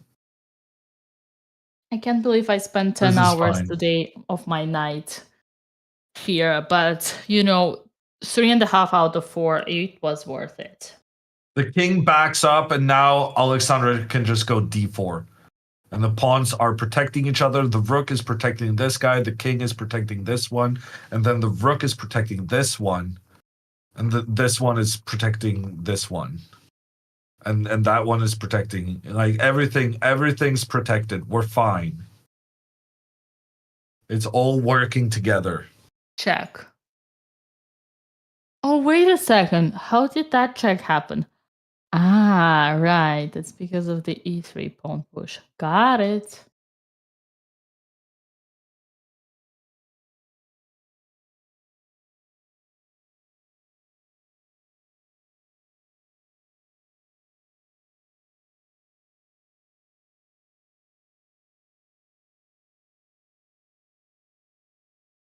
Should you not push the pawns? Of course you should. But you're gonna... No, not here. Here you should have gone for the checkmate. Yeah. I was gonna make a point that you just should push the other one. Yeah, because then you retain the control of the light squares. Yeah.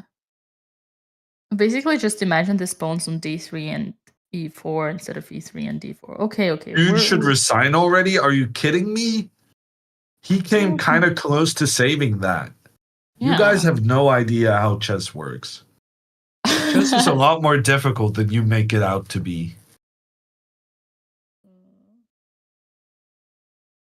Good, Hammer. Good.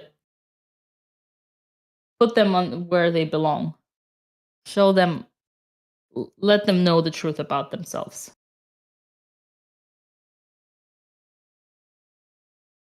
Now we just go after this one with the king. Yeah, this rook is protecting everything. The rook is protecting the knight and the pawn. The pawn is protecting the other pawn. The knight is protecting this other pawn. And then we have a third pawn protecting. Everything's protected. We're good. We're good. We're Gucci. Never resign, chat. Your opponent can always make a mistake. You are there to fight. Chess is a war. We do not resign, especially on your level, because the chance of a stalemate is just as high as the chance of actually winning or losing the game. It doesn't matter that he has no chance. You don't know what's gonna happen. Alexandra can just, anything can happen. Dude, they have been playing chess for 10 hours today. She can just put the rook on the square that bishop is controlling and not even see that. Even though, in that case, she would still have chances, but yeah. Also, people have literally died playing chess. Oh, come on. No, it's true. I mean, I can't believe you were the one saying this and not me. God.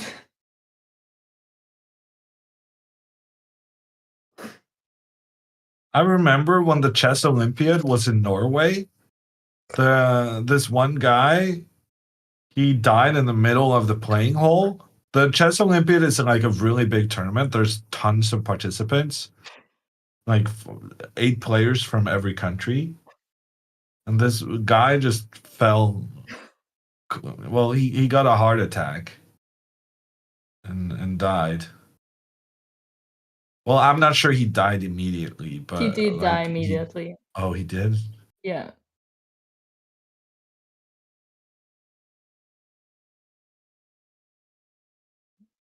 This is bad, Hammer. This is bad. No, I think that's the reality of life. Yes. Anything can happen at any point. Don't take a second for granted. Yeah. Never resign. That was an example to explain you why you should never resign. Somewhat morbid, perhaps, but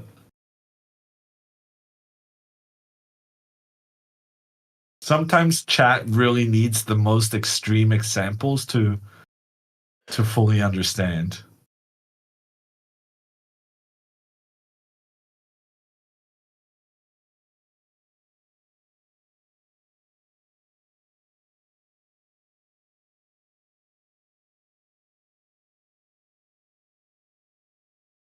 Yeah, I'm not recommending that you stab your opponent. Thank you.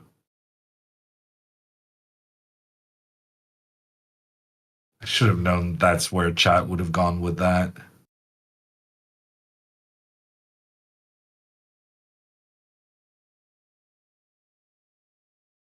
It's not that. It's just you're supposed to show sympathy, you know? No, but I really do think I can be sympathetic to the guy and still mention that it happened. Right.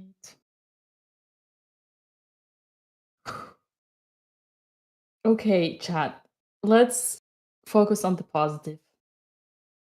Alexandra's winning. Andrea has just won. Alexandra is leading the tournament 5 out of 5. Life is the bed of roses. It's official. Not a huge fan of G5, but okay.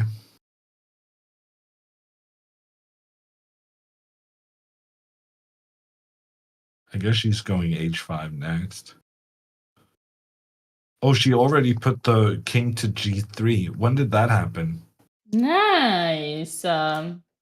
We like You get the moves right. King e7. King up, bishop, king in.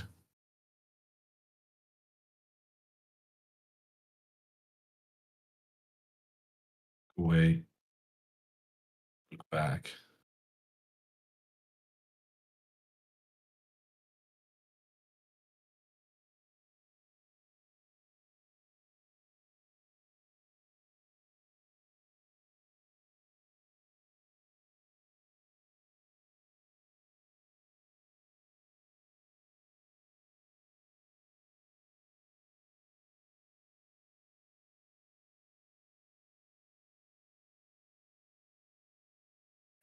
Okay, chat. I'm not looking. I cannot. At what point does why can't Alexandra just go knight e4 Cannot look at and then just take the bishop? Like, we're making this a lot more complicated than it needs to be. Right. But just because she wants to prove the world that she's Petrosian in the skirt. This expression exists. My coach would call me like that. Petrosian in the If skirt. she wants to be sneaky, she can go h6, make him work for the pawn, then go knight e4, and then do the same. Man, this is strong.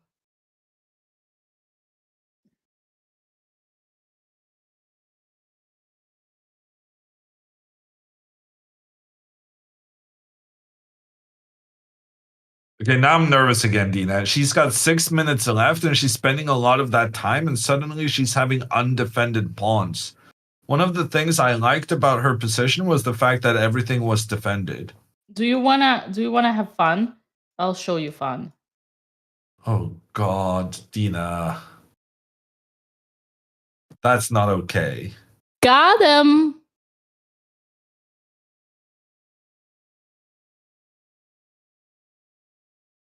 Checkmate on the board. No, actually, I think there's a better way to execute it because no one's gonna play h5. h6, rook g6 on the board. Okay. Saved. Chat. Saved. And now she's actually losing the pawn. Dina, she has no way of defending the pawn.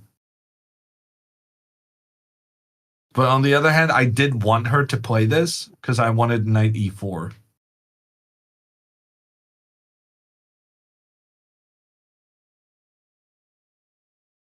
You know, we chat, take like, now and then go knight e4? she's not gonna But sacrifice. this is also winning, but You know, Hammer, there's unnecessary. this rule. Don't sacrifice when you don't have to.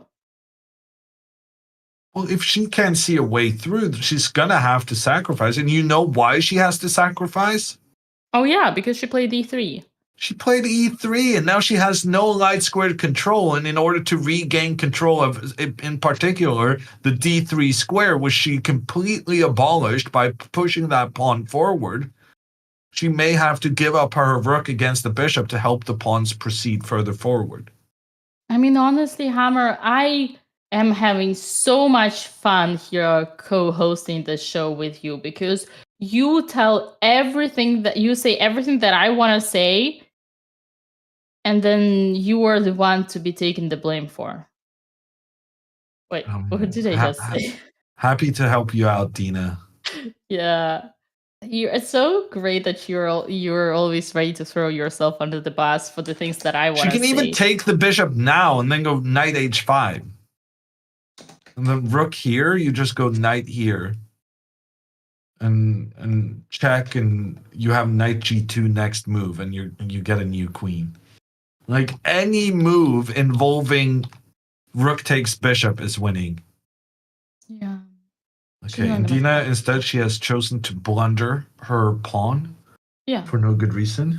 Of course.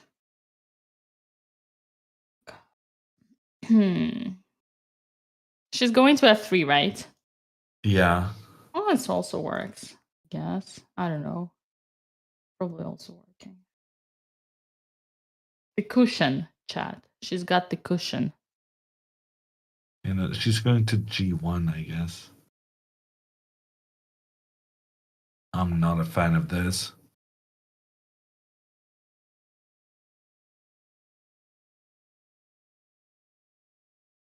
Okay, now she's threatening rook takes. But white can go rook here. But Hammer, if you're such a positional player like you present yourself, Because I in can your calculate, commentary- Dina. It's not that complicated.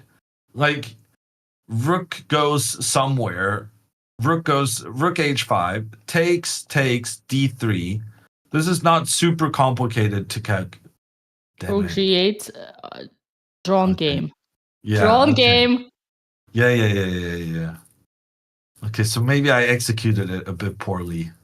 No, here you got a checkmate in 7, actually. But you gotta be precise. Takes, king f3.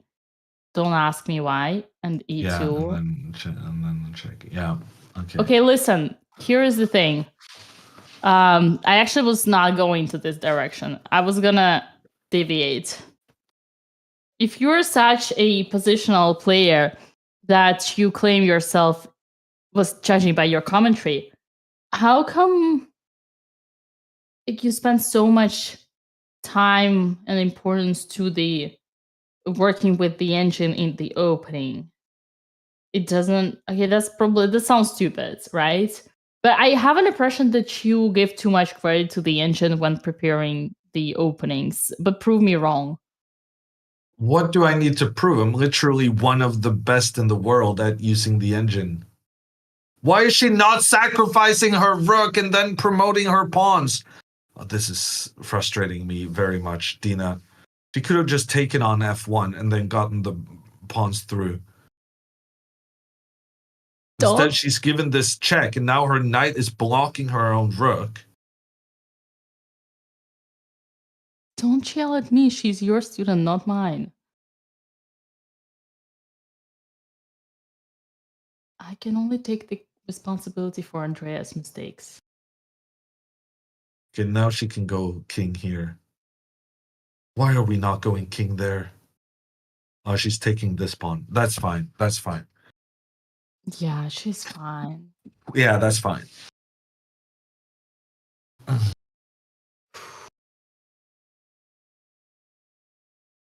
The cushion. Heard of this? Yeah. Complete chaos. Welcome to the Botezlive. Well, the good thing is that now when she takes the pawn on h3, she's also moving the knight to f2, where it will control some important light squares. But yeah, this is not the Russian school of endgame technique from Alexandra here. But as long as it gets the job done, it's okay. What move are we on? Gosh, we're on move 75.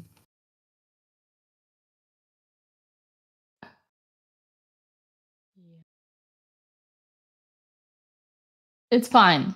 Risk-free position.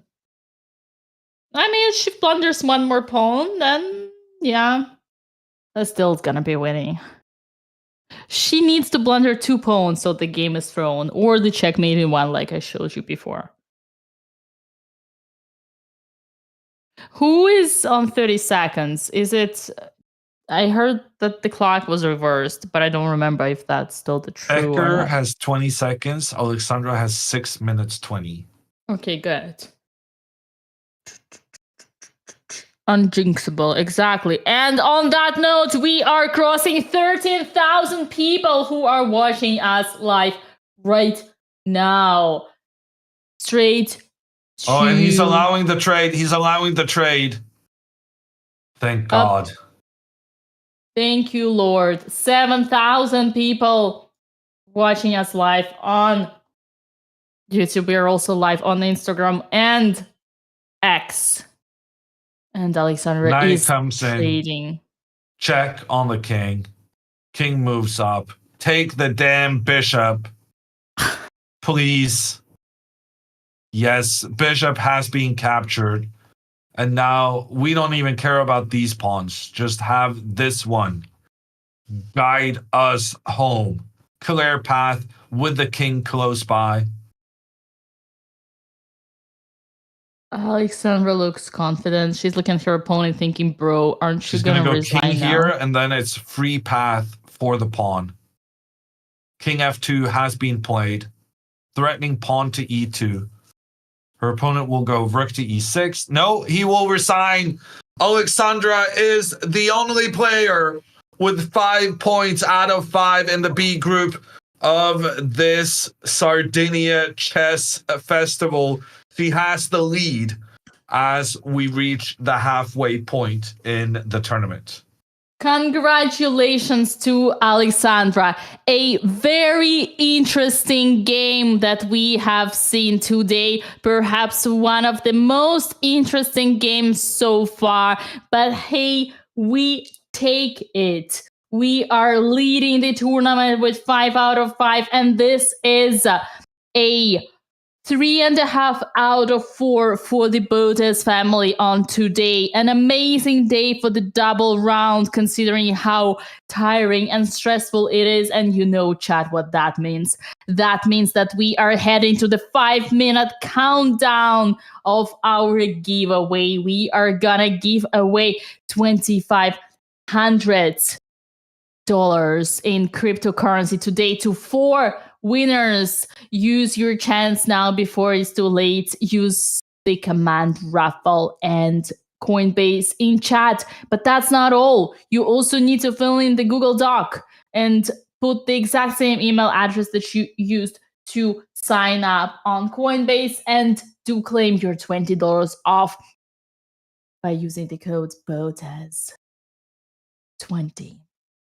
Coinbase is the sponsor of our event. Once you submit it, you are enrolled for the whole tournament party, the whole 8 days. If you already submitted that before, you do not have to do it twice. You are good. 4 minutes only in the countdown, and right after that, we're gonna have the sisters joining us for the interview. I am so excited. I don't know what I'm excited for the most, the winners of our giveaway or for Hammer giving Alexandra the breakdown of her game. But I am excited, yes. Sorry. Yeah, no, I don't want to be hangry for the interview, Dina. So if you'll allow me 2 minutes to just get something to eat.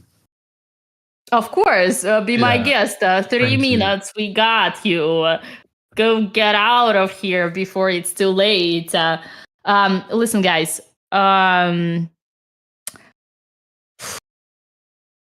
It has been a hell of emotion day today. I don't even. That's it. I crashed. Yeah, I don't even believe that I'm still here, but hey, we take it. What an exciting day. I'm just curious. What happened, Mama Botez? Your daughters have guaranteed 2 wins for tonight. We got 3.5 out of 4 for today. You should be proud. A proud mother such as you are. You should be expecting your daughters join the commentary soon. Amazing day at the office, amazing result. Who would have thought we survived the double round with grace? And we are rolling on. We're rolling the dice here. Alexandra promised she would get 9 out of 9, and she's about to execute that. What else can I say? Who has been here with us throughout the whole journey from the American coast? I need to know if I have some people who would show me sympathy and experience the same thing that I have experienced. Who has been here for the last 10 hours today? Show me your face. I want to see you. The girls joining. The girls are joining right after the end of the giveaway. This is a truly insane day at the office. Unbelievable. Unbelievable. These points tonight were bought, were thought in a severe in a severe battle. We got 2 insane wins for the house tonight. Very emotional, very unpredictable, very hard one to watch, but hey, this makes it even more enjoyable. 1 minute only left for the countdown. Are we gonna see the winners? Yes, we are. Hurry up, participate in the giveaway before it's too late. 4 winners are gonna get $2,500. $2,500 today. I am assembling my thoughts. Hammer is back on track. So does he. My guess we're gonna see both sisters on this stream. Make sure you get your popcorn ready for that one. I am such a drama queen. 10 seconds left. Yes, my friend. I was gonna say, what did you do? Oh no, I'm just emphasizing. 5 seconds for the giveaway. 3, 2, 1. And the winners are Matt Yee, the MN Hoke1, Elan Garcia Soto, and SP666 Co PE. Congratulations, guys. You are the winners of the giveaway number 5 for today. You are going to be contacted via the email address that you have used signing up. Congratulations to you. And on that note, we are ready to welcome the sisters for the champions interview. Our champions are about to join us. Are we ready to welcome them? I am ready. What about you, Hammer? Now I am, Dina. Now I am. The champions are here. Champions are here. Where are my champions? Those are champions. We don't have them. That's okay. We have the points. That's the most important. That it really is. Yeah. And Alexandra's probably gonna have the white pieces tomorrow, since she was black today. Wait, Hammer, now that we have this moment, this little moment, are you saying you are the best in the world in using the engine? That's what you were saying? No, I'm not saying I'm the best. I'm saying I'm one of the best. You're one of the best. Yeah, that's just so okay. It's basically the same. You're one of the best in using the engine. Okay, Hammer, but you are a strategical player, right? Top 200 in the world, yeah. Wow. So how do you keep up with this balance? This is actually, I'm asking for myself. How do you, I mean, for a friend, how do you keep up with this balance between when using the engine and when like being precise calculation, but yet prioritizing the strategy? Instinct?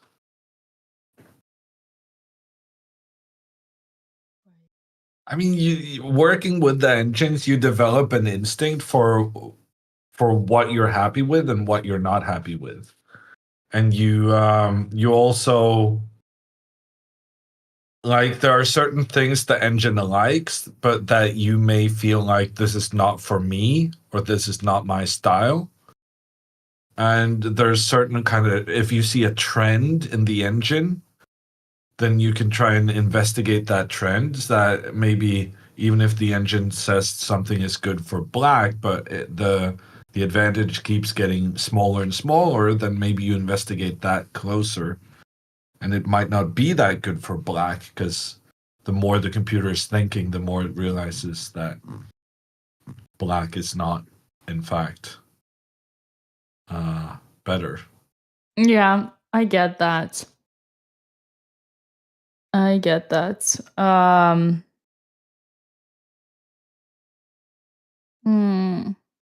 Oh, apparently dinner closes in 10 minutes, and we're not going to get Andrea and Alexandra. Andrea, Because they're we'd busy love with the to show dinner. you. We'd love to show you. You're the winner. Join us with food.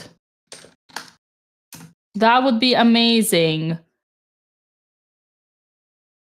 I mean, Andrea is the Dvoretsky today. The Dvoretsky, Mandrea Dvoret. It's 9:20 p.m. though, Dina. The Yeah, girls gotta eat. true. But they're champions.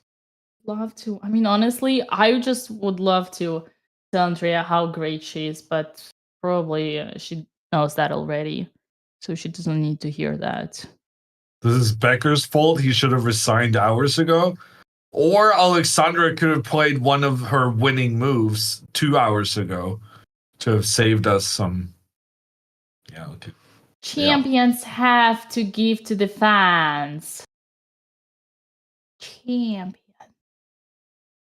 All right. So that is interesting. The food is been taken over, but yeah, that's fine. That's fine. I mean, congratulations regardless. Amazing games. Amazing GGs. games. Congratulations. Amazing games to be today. The girls are prioritizing their food, and frankly, as the Alexandra's coach, I am very approving of this. We need the energy for tomorrow, Alexandra, I call. Yeah, well, Alexandra is ready to call. If Alexandra wants to join, I'm happy to wait. But Okay. you Hammer Yeah. can go and grab the food in the meantime. Depends on what you guys want to do the most. Yeah, but Alexandra wants us to chit chat for 5 minutes while she gets her food, and then she'll talk while eating. yeah, Are we that's capable fine. of chit chatting for 5 minutes, Dina? Oh, absolutely. What's the Absolutely. weather like in Charlotte? It's way too hot. It's way too hot. It's like we're yet in April, but it's already okay. Like today, it's cold. It's like 25. But yeah, 25? but yesterday was like I mean, it's usually already like 30. Wow. Yeah. That's not great. Yeah. In the summer it gets a bit too hot, but there is air conditioner here because there we go. Hello, champion. Hello. Congratulations. Thank you. I made a little blunder in the opening. Alex is just grabbing food now. I can't see chat, but Alex will bring chat. I'm eating some chicken and some potato. But you made it work regardless. You kept yourself composed. You showed a lot of stamina. And that was amazing. I mean, the blunder was ridiculous, but honestly, I feel like this is more Alex's moment, and I'm just sitting here eating my potatoes and chicken. So, but she'll probably take a couple minutes to join. But I'm just here for the ride. But we should really be celebrating Alex's win instead. But well, yeah, don't downgrade your fascinating rook technique, rook endgame technique. Like first game didn't work out, but your moves were all great, and so were the second game. I was surprised you went for the rook endgame. I thought you would have some frustration, but you showed that a lot of maturity. Tilted. Yeah, no, I was really traumatized, and I didn't want to draw again. But yeah, and then he couldn't find the resign button at the end. He lagged IRL. Well, yeah, no, that was great. You did the right thing. Dinner is closing. I think they're closing the buffet in 5 minutes, and I want to get more chicken, and I don't really want to eat my chicken on stream. So it might be better if Alex and I just eat dinner, so that because we had a long 10 hours of chess today. But I just wanted to say hello to chat, even though I can't really read them. But we should be very proud of Alex's win. My game was nothing special, but I'm glad that at least if I lost to my sister and she wins first place, I'll forgive her.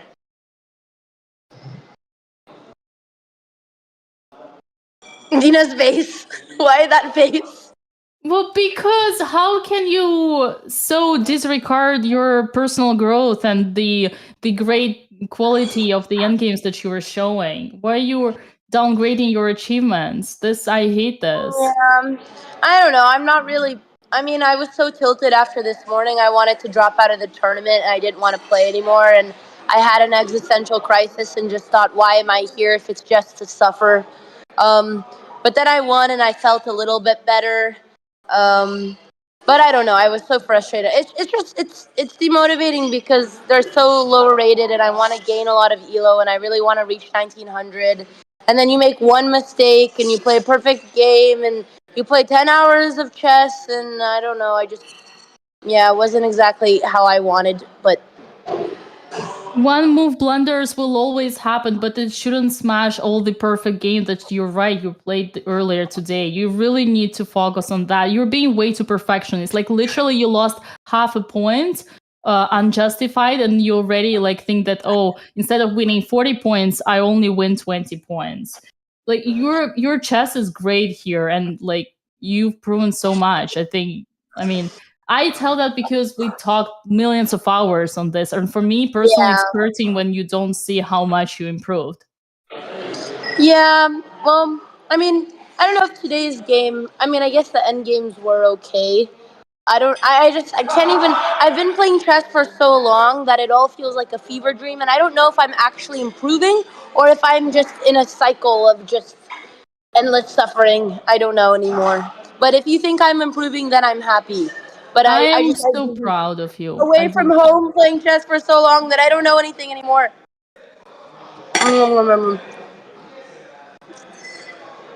Yeah, no, go get some rest, but please don't downgrade the achievements. You like Hammer is here. He literally said that he was impressed. He like literally. Okay, well, yeah. Are they closing the buffet now or later? I don't know. It says it closes at 9:30, so I didn't take chances. She loaded up because I want to get some lasagna. All right, say hi to chat and then we'll let you eat, Alex. Okay. Here is Alex. 1 second. I'm gonna put you on this. Yep. Blup, blup, blup. Yeah, I might get some lasagna before it's gone. Hi guys, we did it.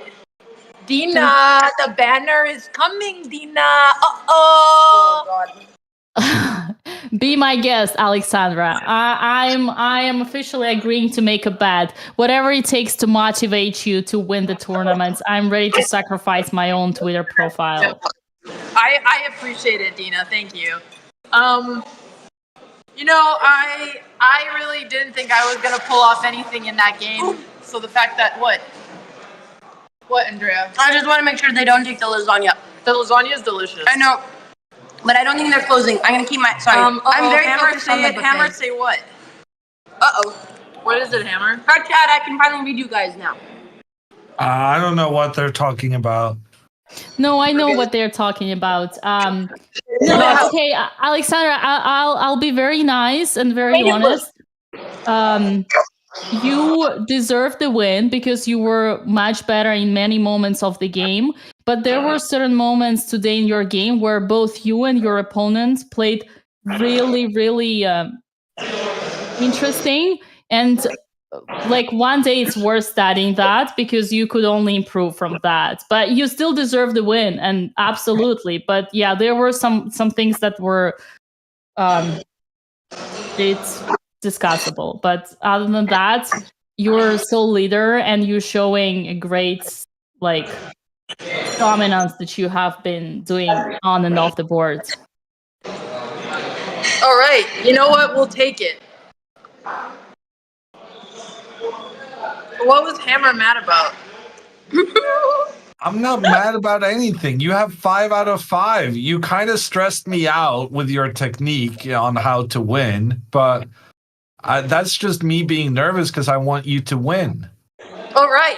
Yes, we have 5 out of 5. Let's go, Andrea. Do you feel better now that you won? No, but I'm happy for you. Okay. I still think this is a stupid, pointless game, and I don't know why we're doing it. And it's just an endless cycle of suffering, and nothing really matters. But I'm very happy that you're winning. Well, guys, I'm very hungry. It's been a very long day. Thank you, Hammer. Thank you, Dina. Thank you, chat. Thank you for the amazing games. The optimism has died. Remember when I was an optimist? Also, chat, I'm not gonna lie, the double round was just so rough. I think we played like 10 hours of chess today, and none of us got any sleep. I took a nap. Yeah, I got like a 15-minute nap, so I think I'm extra cranky because of the 2 games in one day. I don't know why they put us through this, but tomorrow will be much better. Alex will What do keep you up mean? with the win. Oh, this was a great day. What do you mean? I mean, you literally took 3.5 out of 4 for the family for the 10-hour of chess day. Yeah, I just wish I didn't draw that kid. It's not his fault, but I really wanted to beat him. He looked very beatable. Wanted to beat the kid, but Okay, couldn't Andrea, you'll beat the beat kid. kids tomorrow. Yeah, but I wanted to beat that kid. He was extra annoying. But it wasn't his fault. Okay, so guys. annoying. All I can think about is food. So, Andrea, do you have anything else to say? No, I hope to God I don't get paired against another kid tomorrow. That's all. That's all, chat. Andrea, whatever you're doing, keep believing in your endgame technique. Even if blunder happened, your technique is truly amazing. So just please remember that. Thank you, Dina. All right, chat. Well, I'm gonna go get some lasagna before it's gone, and we will see you guys all tomorrow. Bye, guys. Make Bye, sure to Hammer. Bye, sleep Dina. in. Good night. Congratulations and good luck for tomorrow.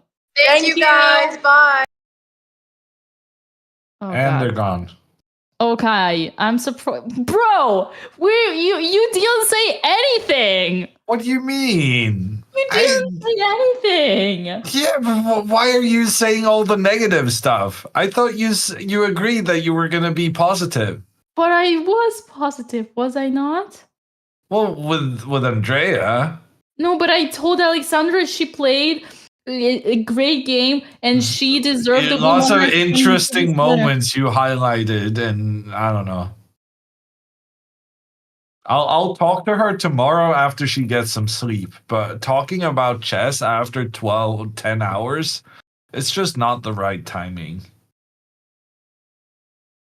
Right. Hammer failing as a motivational coach? No, you don't need to motivate her when she's on 5 out of 5. Then you smile and you nod and you're like, great, Alexandra. You're amazing, Alexandra. Let's go, Alexandra. It's super easy.